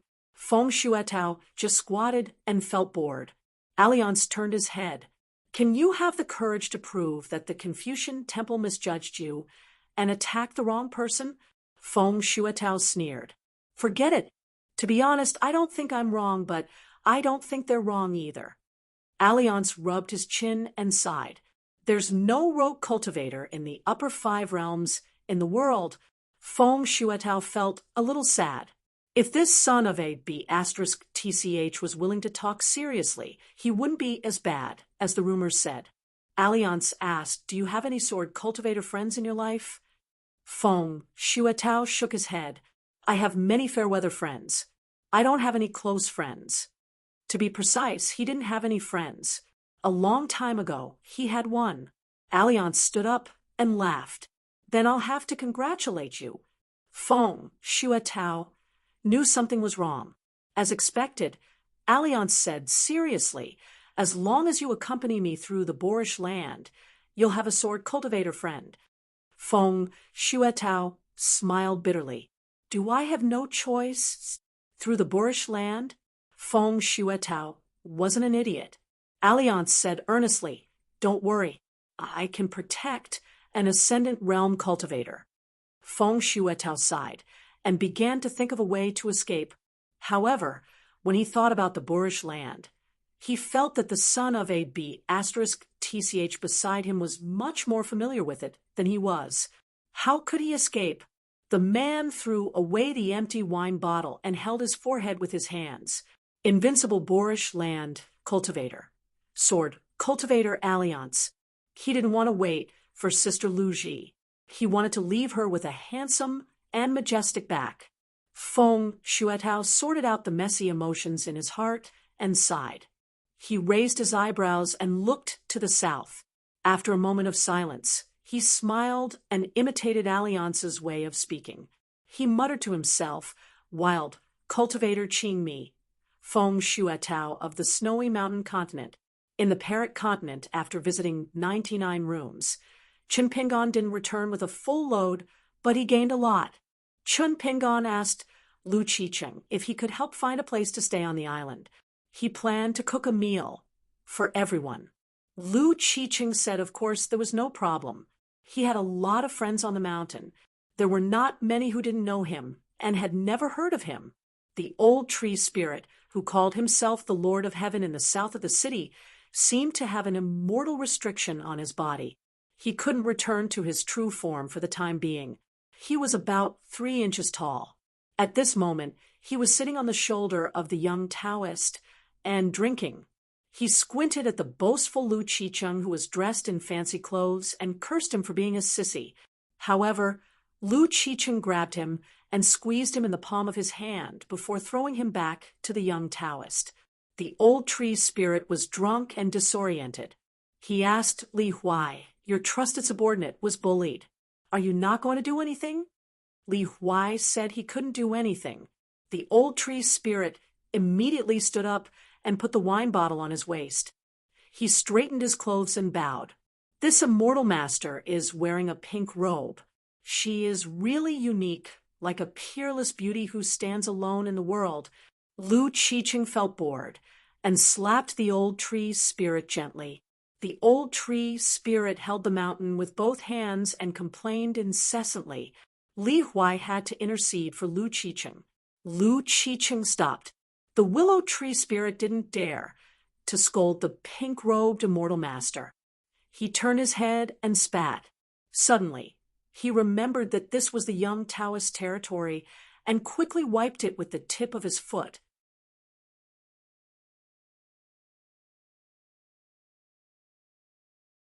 Li Huai remembered something and said to Chen Pingon telepathically, "The old man left a package for you at the Yang family's drugstore. He said in the letter that you can go to his house and get it." Chen Pingon nodded. Li Huai took out a yellowed book from his sleeve. "Luo Pa Mountain became a sect, but I didn't attend the ceremony. It's overshadowed, right? The old man gave it to me. It's full of messy scribbles. I don't want to learn it, and I can't learn it. Just looking at it gives me a headache. I'll give it to you, don't mind it." Chun Pingon didn't refuse. He took it and said, "Consider it a loan. I'll return it to you after reading it." Li Huai said angrily, "Give it back to me." Chun Pingon smiled and said, "You haven't finished reading it yet." Chun Pingon suddenly stopped and turned around. It was the old sword cultivator Yu. He had also finished walking around the bundle shop with the other tycoons. Other than the Miyun Xie clan, there were also young ladies from the Shenxiazhu clan. However, they were not as likable as sword cultivators Yu Mei. Yu said to the young man beside him with a smile, "Xie Yuan, I'm in a good mood today. I'll tell you a secret. Can you keep your mouth shut?" The disciple of the Miyun Xie family from the Snow Peak continent was a little shameless. He said to the chief foreign minister of his family, "I promised Mr. Yu first. As for whether I can keep my mouth shut, I'll see. After all, it's not up to me." Yu said, "You came to the Confucian temple to join in the fun. The person you want to meet the most is right in front of you." Xie Yuan walked over quickly. This handsome disciple didn't seem to have any doubts. He bowed to the green-robed sword immortal, but didn't say anything. Silence spoke louder than words. This was called Xie Yuan bowing his head to the hidden official. Chun Pingon looked at Yu. The old sword practitioner laughed in his mind. "Master hidden official, don't worry. Xie Yuan looks like he doesn't know what's important, but he knows what's important. Otherwise, he wouldn't have been groomed as the next master of the Xie family. He heard about Master Hidden Official's deeds through the family's secret channel in his early years and admired you. He even wrote erotic books about Lady Ruoyan from the Plum Blossom Garden, Nayland Saihuan from the Great Wall of Sword Aura, and the female sword Immortal Songpin from the Golden Armor Continent. Senior Hidden Official may not know this, but in the past 10 years in the Pure Jade Continent, 40 to 50% of the most widely circulated erotic books on the mountain were written by Xie Yuan. The number of female cultivators who wanted to beat him, if not 100, then at least 80. Chun Pingon returned the greeting with a fist salute to the young man. In fact, he wanted to punch this Jiang Shangjin from the Snow Peak continent to the ground. Xie Yuan straightened his back and suddenly reached out his hand.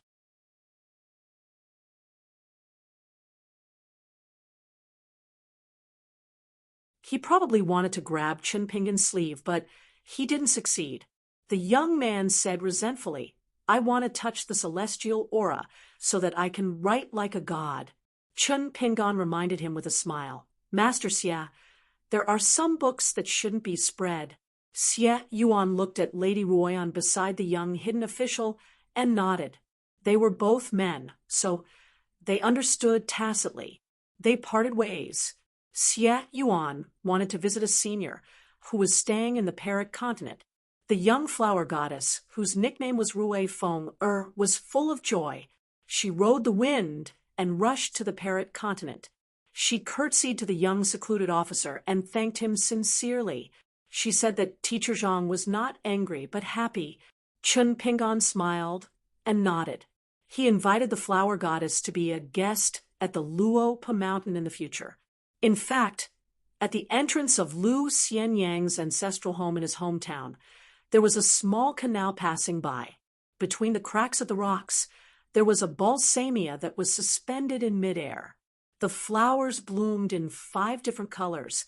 In the early years, many young girls in his hometown seemed to like to pick the flowers and crush them, dyeing their fingernails bright red.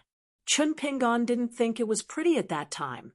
Lu Xianyang had always talked about this flower growing in front of his house. The elders had a story about feng shui. In the end, a greedy little slug came to his house with a small hoe and secretly dug it away in the middle of the night.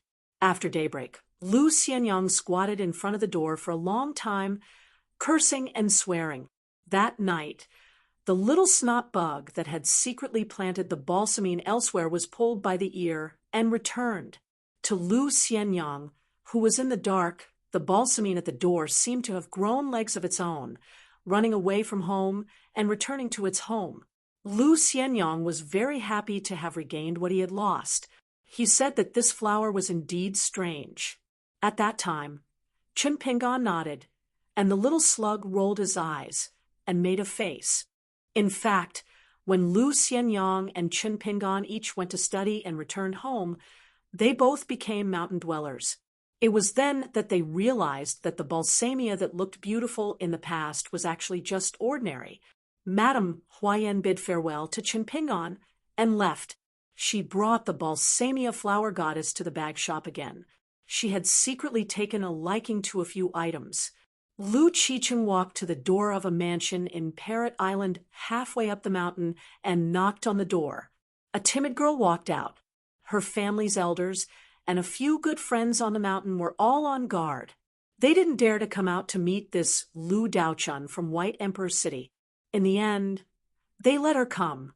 As for the green shirt sword immortal and the young Taoist, the young female cultivator didn't even dare to look at them.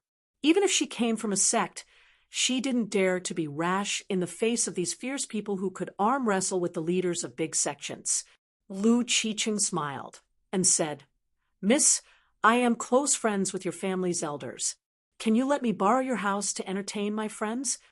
The female cultivator nodded vigorously. Her master said that as long as Lu Daochun asked, she would agree to anything. Lu Qicheng pinched out a grain rain coin with 2 fingers and said, "Miss, after you take this grain rain coin, remember to return me 2 small summer coins." Her eyes were filled with doubt, but she didn't dare to disobey. After accepting the grain rain coin, she took out 2 small coins from her sleeves and handed them to the famous pavilion master of the colored glass pavilion with fear and trepidation. Lu Qicheng said with a smile, "There are so many beauties in the world. If 10 small summer coins were the full number, you would be very beautiful. Today, I see that your marriage is not shallow. It is a feast for my eyes."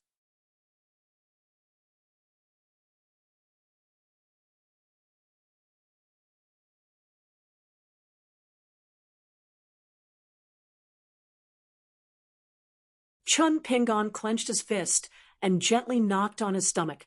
"All the good principles I read in the books and heard are my principles as long as they are in my stomach." Li Huai looked at him and said, "Chun Pingan." Chun Pingan was puzzled. "What's wrong?" Li Huai chuckled and said, "You are called Chun Pingan, so you must be safe. With you here, we will think about finding a chance to get together. Even if there is nothing to talk about, we still need to get together." Chun Pingan was not here, so it seemed that everyone was leaving it up to fate. Of course, they were still friends, but it seemed that they didn't want to meet again. Chun Pingan smiled and nodded. Li Huai lowered his head and continued to eat. "You are welcome." Blockhead Lin, of course they were all good friends, but his temperament was a bit light. He didn't care about meeting after a long separation. And that Yulu, the reverse homonym was Yulu. He probably said that there are survivors of the Lu family, or perhaps he was expressing his will and not forgetting his origin. Yulu constantly reminded him that I am a descendant of the Lu family. That year, only Yulu would take the initiative to keep watch with Chin Pingan. In addition, that year at the Great Sui Kingdom Academy, Yulu stood up for him and hit him the hardest. Li Huai always remembered that. In fact, Li Huai missed them. Of course, there was also Shi Jiachuan, that little abacus. He heard that even her child had reached the age where she could talk about marriage. That year on the long journey, Li Huai was the closest to Chin Pingan, but he was also the most afraid of Chin Pingan. Because Li Huai intuitively knew that Chin Pingan was patient, good-tempered, generous, and most willing to give things to others. He always cared about others first. If such a good-tempered person became angry and ignored him, then it would really be difficult for him to travel the long journey. There was no water in the mountains, and the sun was scorching. It was really difficult to find a stream.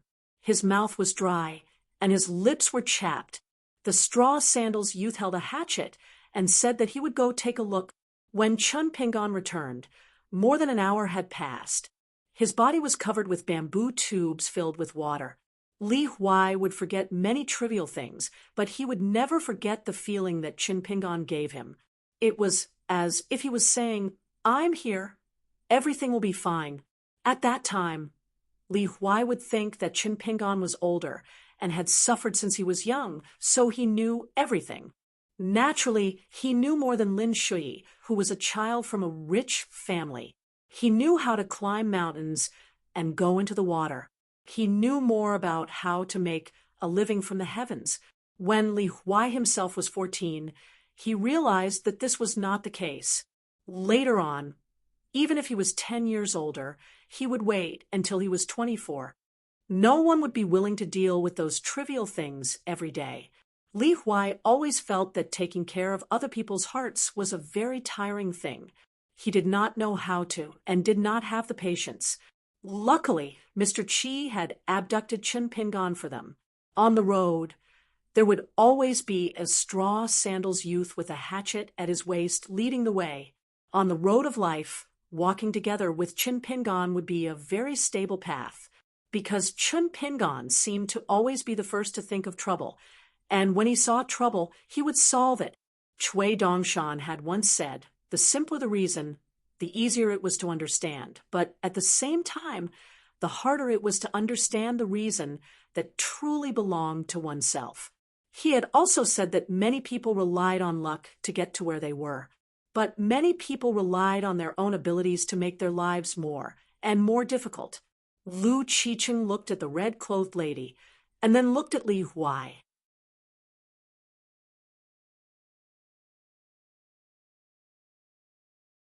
This fearless owner of the glazed pavilion had a lot of emotions in that moment. The younger generation of Pearl Paradise was gradually being viewed as the opening the door generation by the Aquarius continent. But because the Mountain Water Bulletin was not up to date, there were currently a lack of people.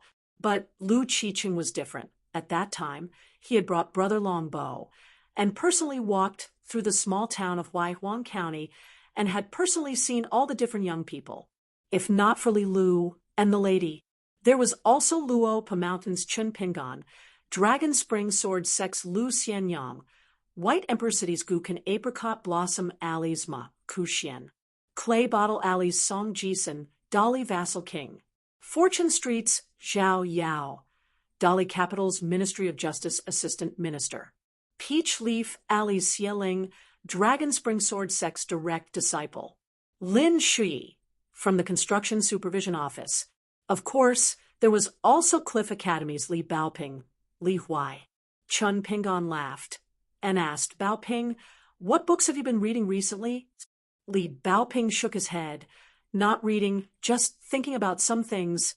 Chun Pingon asked curiously, "What things?" Li Baoping said, "There's one thing. I'm thinking about why I lost to Yuan Zhen in the last argument. On the way here, I already figured it out. There are two other things that are difficult." Chun Pingon laughed. "Tell me about them." Li Baoping thought for a moment and pointed to the table. "For example, the books say that literary thoughts are like a fountain. I've been thinking about how scholars get their literary thoughts. I thought of a way, imagining that I have a chessboard in my mind, and then I put a word in each grid like living in a house, sad, happy, lonely, sad, angry, and so on. After I filled up a chessboard with great difficulty, there was trouble again, because all the words were very troublesome.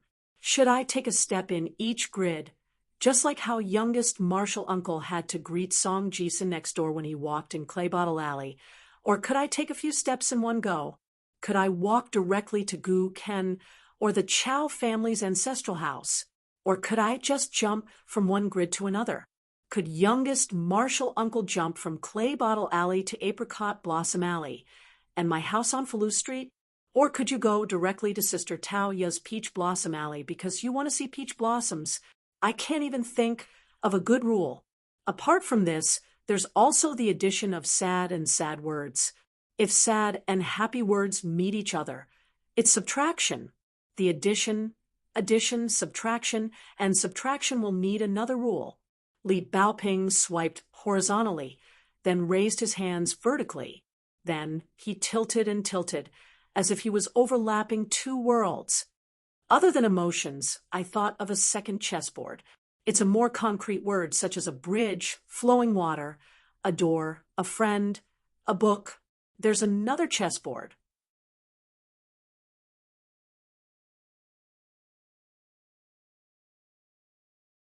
Because there are many thoughts, other than staying in the grid. It's like thinking blindly at home. They must have seen something. That's why they have the synesthesia, translocation, and imagination. When I was thinking about this, I thought of another thing which is even more difficult. For example, the book says that one is born from one. I'll assume that this one is 1 point. Youngest martial uncle, for example. Li Baoping's thoughts jumped around, and she spoke quickly, making her seem very imaginative.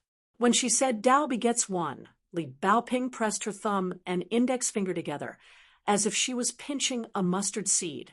She reached out and placed it in the air. The moment she said one is born from two, Li Baoping suddenly let go, and immediately had two horizontal lines. Two vertical lines pierced through the mustard seed. In the blink of an eye, countless more straight lines were formed. Qin Pingan instantly took out a caged sparrow. This immortal and built on top of Egret Fairy Mountain was called Cloud Crossing Inn. In addition to the reed marsh at the foot of the mountain, there were large terrace-like paddy fields nearby. Egrets flew in circles, and sparrows grabbed the reed stalks. It was quiet and peaceful, giving off a rustic vibe. Fishermen on the water and farmers in the fields were already used to the rise and fall of the immortal fairies. Egret Fairy was less than 100 miles away from the nearest Qing Wu Peak. These people at the foot of the mountain had lived in the boundary of Jinyang Mountain for generations, so they had seen many immortals on the mountain. Cui Dongshan personally brewed tea for the guests. The white-robed youth was like a cloud, making people forget about the world. After Tian, Wan sat down. She took a cup of tea from Cui Dongshan, but she did not dare to drink it. After all, she was here with her real body today. Previously, she had used all her means, including using her Yin spirit to travel far away, her Yang spirit to escape far away, and her camouflage technique.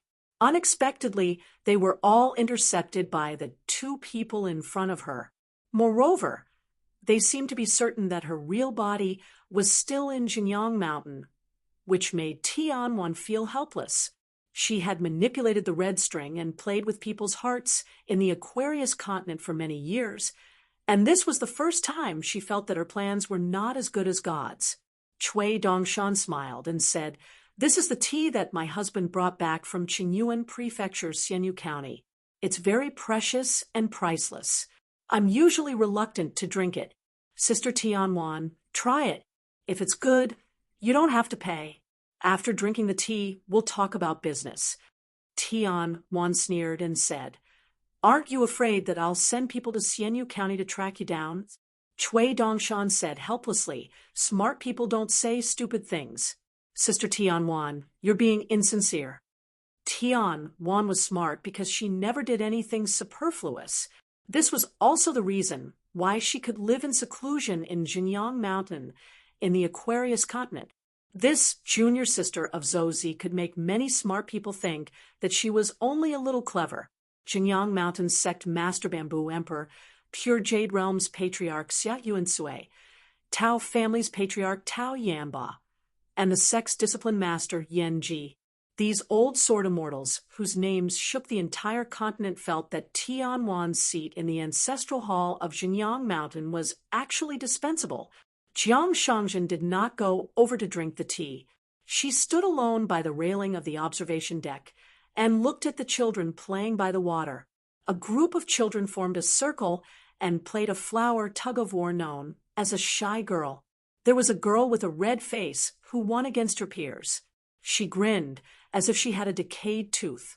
Jiang Shangjin smiled and squinted her eyes.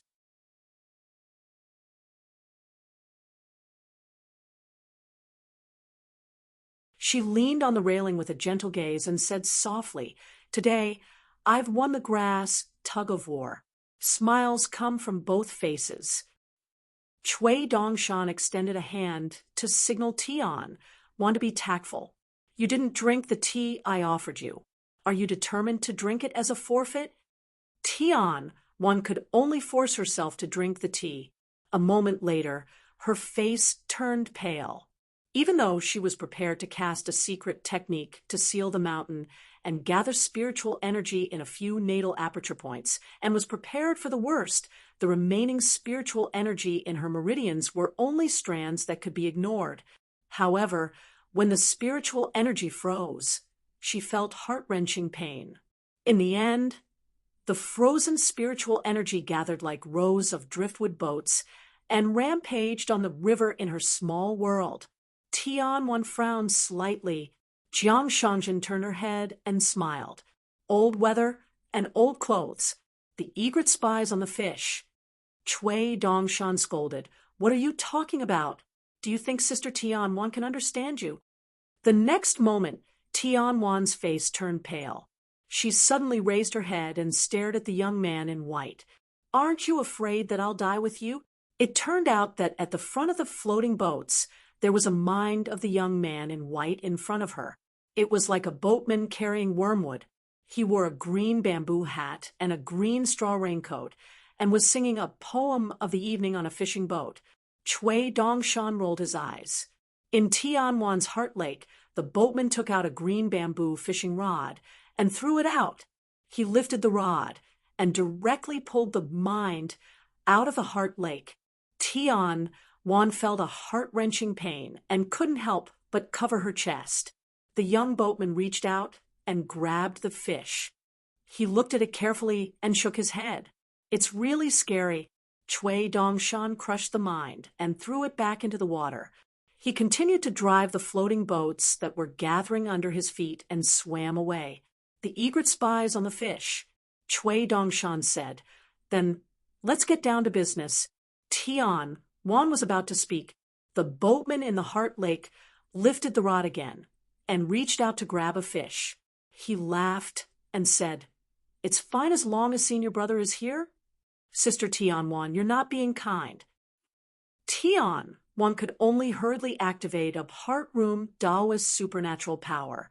In the Heart Lake, the raging river water froze 1,000 miles. The floating boats that were swimming away froze and stopped. The young boatman put his palms together and jumped down. His head hit the ground in the middle of winter. He shouted and flipped his head and feet. He spread out his hands. When his feet touched the ground, colorful ripples spread out on the ice. He squatted down and tapped a few times with his fingers. Then he slid to another place and tapped a few times with his fingers.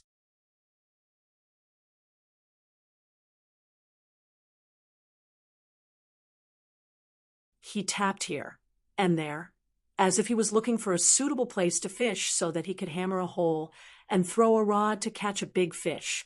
Cui Dongshan's mind turned around and smiled. "It's finally here." A palanquin with gold foil and flower decals appeared in the distance. It was a little like the so-called Wangong palanquin in the folk. It was extremely luxurious and exquisite. There was no one to carry the palanquin.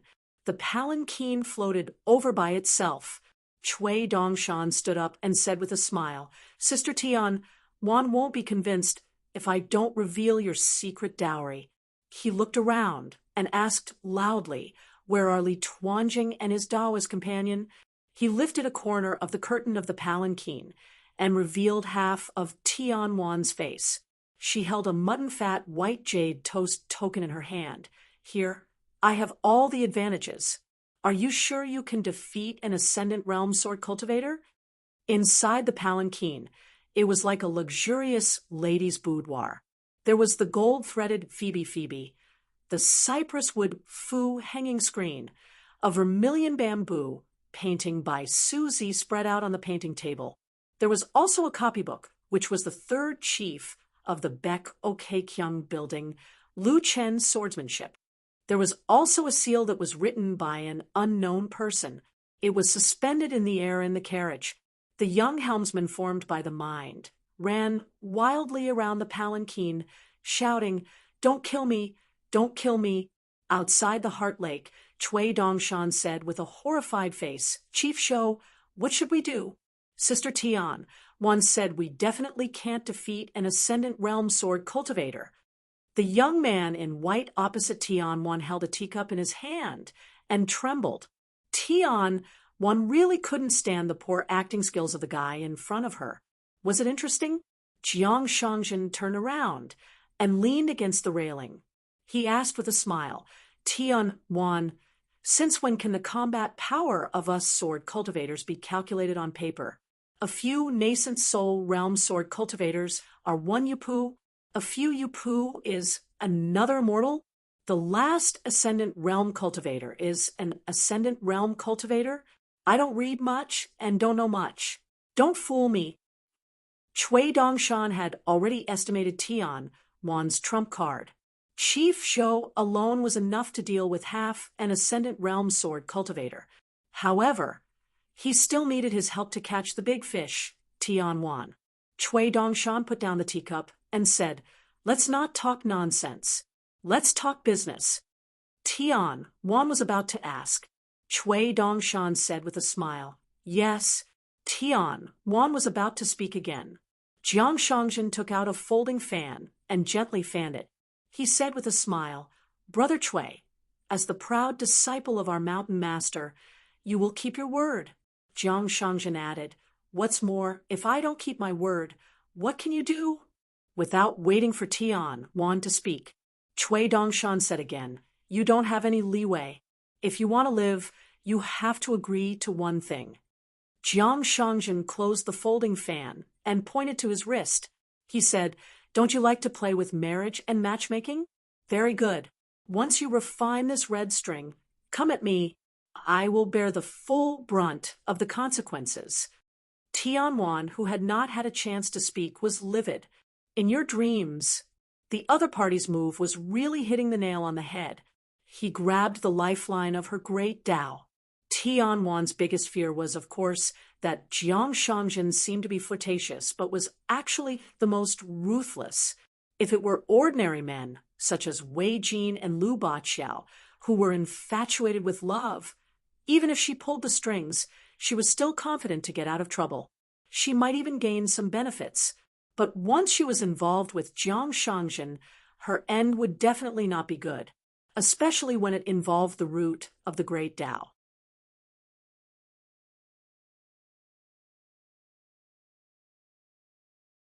In other words, no matter how far away they were, for Tian Wan, no matter where she escaped to, even if she was in another world, she was still trapped in the cage of love all the time. The most terrible thing was that the longer she delayed, the deeper she would be involved. It was like a willow by the water and a mainstay in the middle of the river. If the two were tied together by an iron chain, the mainstay would definitely not suffer. Jiang Shangjin's Taoist heart was as stable as a rock, and there was even a turbulent current surging. She could only suffer alone. Jiang Shangjin complained, "I'm not bad-looking, and I have a small family background. Now, I'm single, and I don't have a Taoist companion on the mountain. How can I not be worthy of Sister Tian Wan?" Chui Dongshan laughed and said, "I've already said that it's not that difficult for Chief Shou to return to the Ascendant Realm, right?" Jiang Shangjin cupped his fists, raised them high, and shook them heavily. "I'm convinced." Tian Wan seemed to be flipping through the marriage book randomly and messing up the destiny of the sword principle of a continent. But once she and Jiang Shangjin were connected, their relationship would be more like a Taoist companion than a Taoist companion on the mountain. It was a bit similar to the contract between Chen Pingan and GQ. If he didn't break the contract, he could now share the water fate and enjoy the the fruits of others' work. Moreover, Chun Pingan was close to the great Tao of water, which was of great benefit to him. He would only get twice the result with half the effort. Therefore, Tianwan had always thought that the young man was crazy. It seemed to be right. Only such a person would have such a student and disciple. Only Luapa Mountain would have such a chief.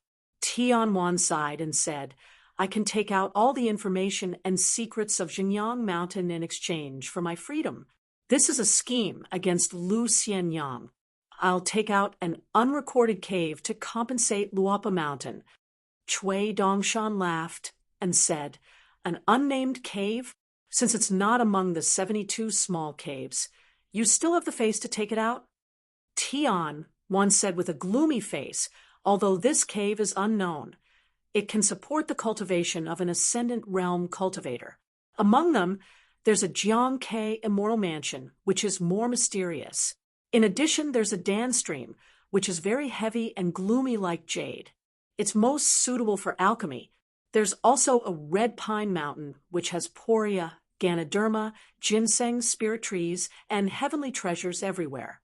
I know Luapa Mountain needs money, a lot of immortal money. Jiang Shangjin said with a shocked face, Money? Chui Dongshan frowned and seemed to be deep in thought. Do we need it?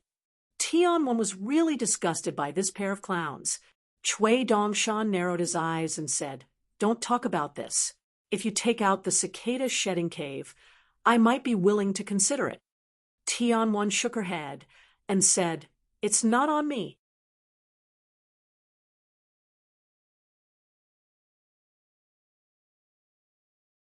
The cicada shedding cave was one of the most important ruins of Gushu. It was rumored that many ancient sword immortals had ascended from this place and died in the daytime. Their immortal hearts were shed, leaving behind a cicada shedding its skin. Chui Dongshan sighed and said, Then there's nothing to talk about. Tianwan was silent for a long time before asking, What are you guys after? Chui Dongshan crossed his arms and said, My master said that he wants you to return the sword techniques and fate to Aquarius continent. Everything will go back to where it came from. Tianwan sneered. Return it to Aquarius continent? You mean to give it to Luapa Mountain? Chui Dongshan shook his head. His eyes were pitiful. The frog in the well talks about the sky and the ocean. The summer bug talks about the ice and frost. Time? Heart 2.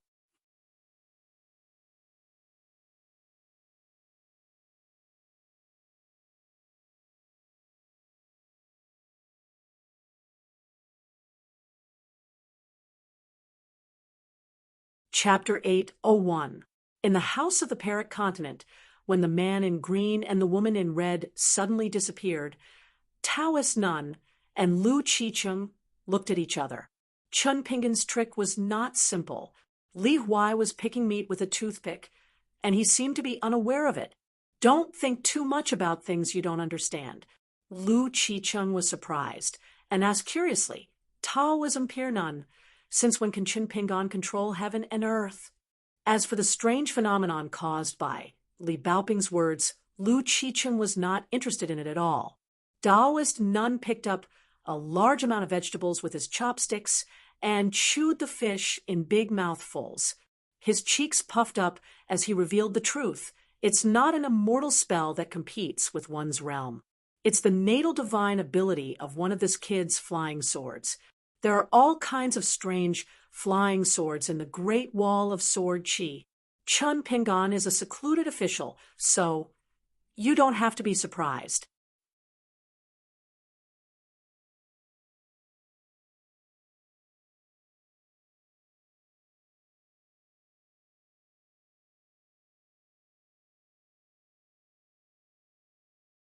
Chapter 802. The bamboo forest was dense with a few thatched cottages. At the door of one of the thatched cottages was the eldest disciple of the female martial god of the great Duan dynasty, Ma Yuxian. The visitor was a slender man in a long green robe and cloth shoes. He stood in the bamboo forest. From 2 other thatched cottages, 2 women walked out. They looked young, but their actual age was not young. They were Ma Yuxian's two junior sisters.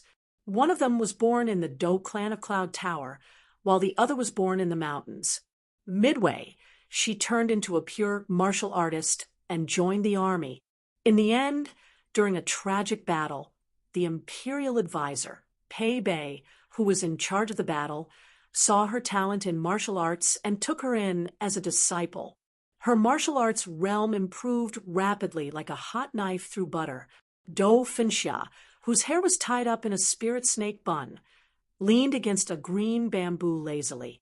She had a plump body. She squinted her eyes and smiled, sizing up the unfriendly man in green.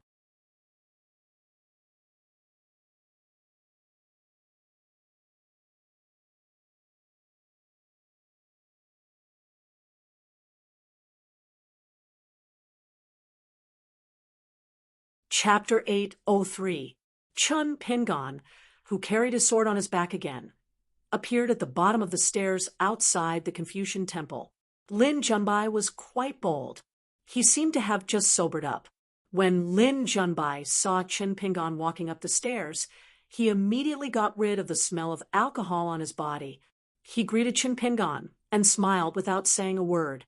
Chun Pingon nodded and praised. "How dare you get drunk at the entrance of the Confucian temple? You're so domineering. Junbai, don't bring a big basket with you when you go out so that you don't injure others." Lin Junbai was speechless. You're tuning in to the Mystic Fist YouTube channel. Don't forget to subscribe and join us on this journey to catch the most captivating stories.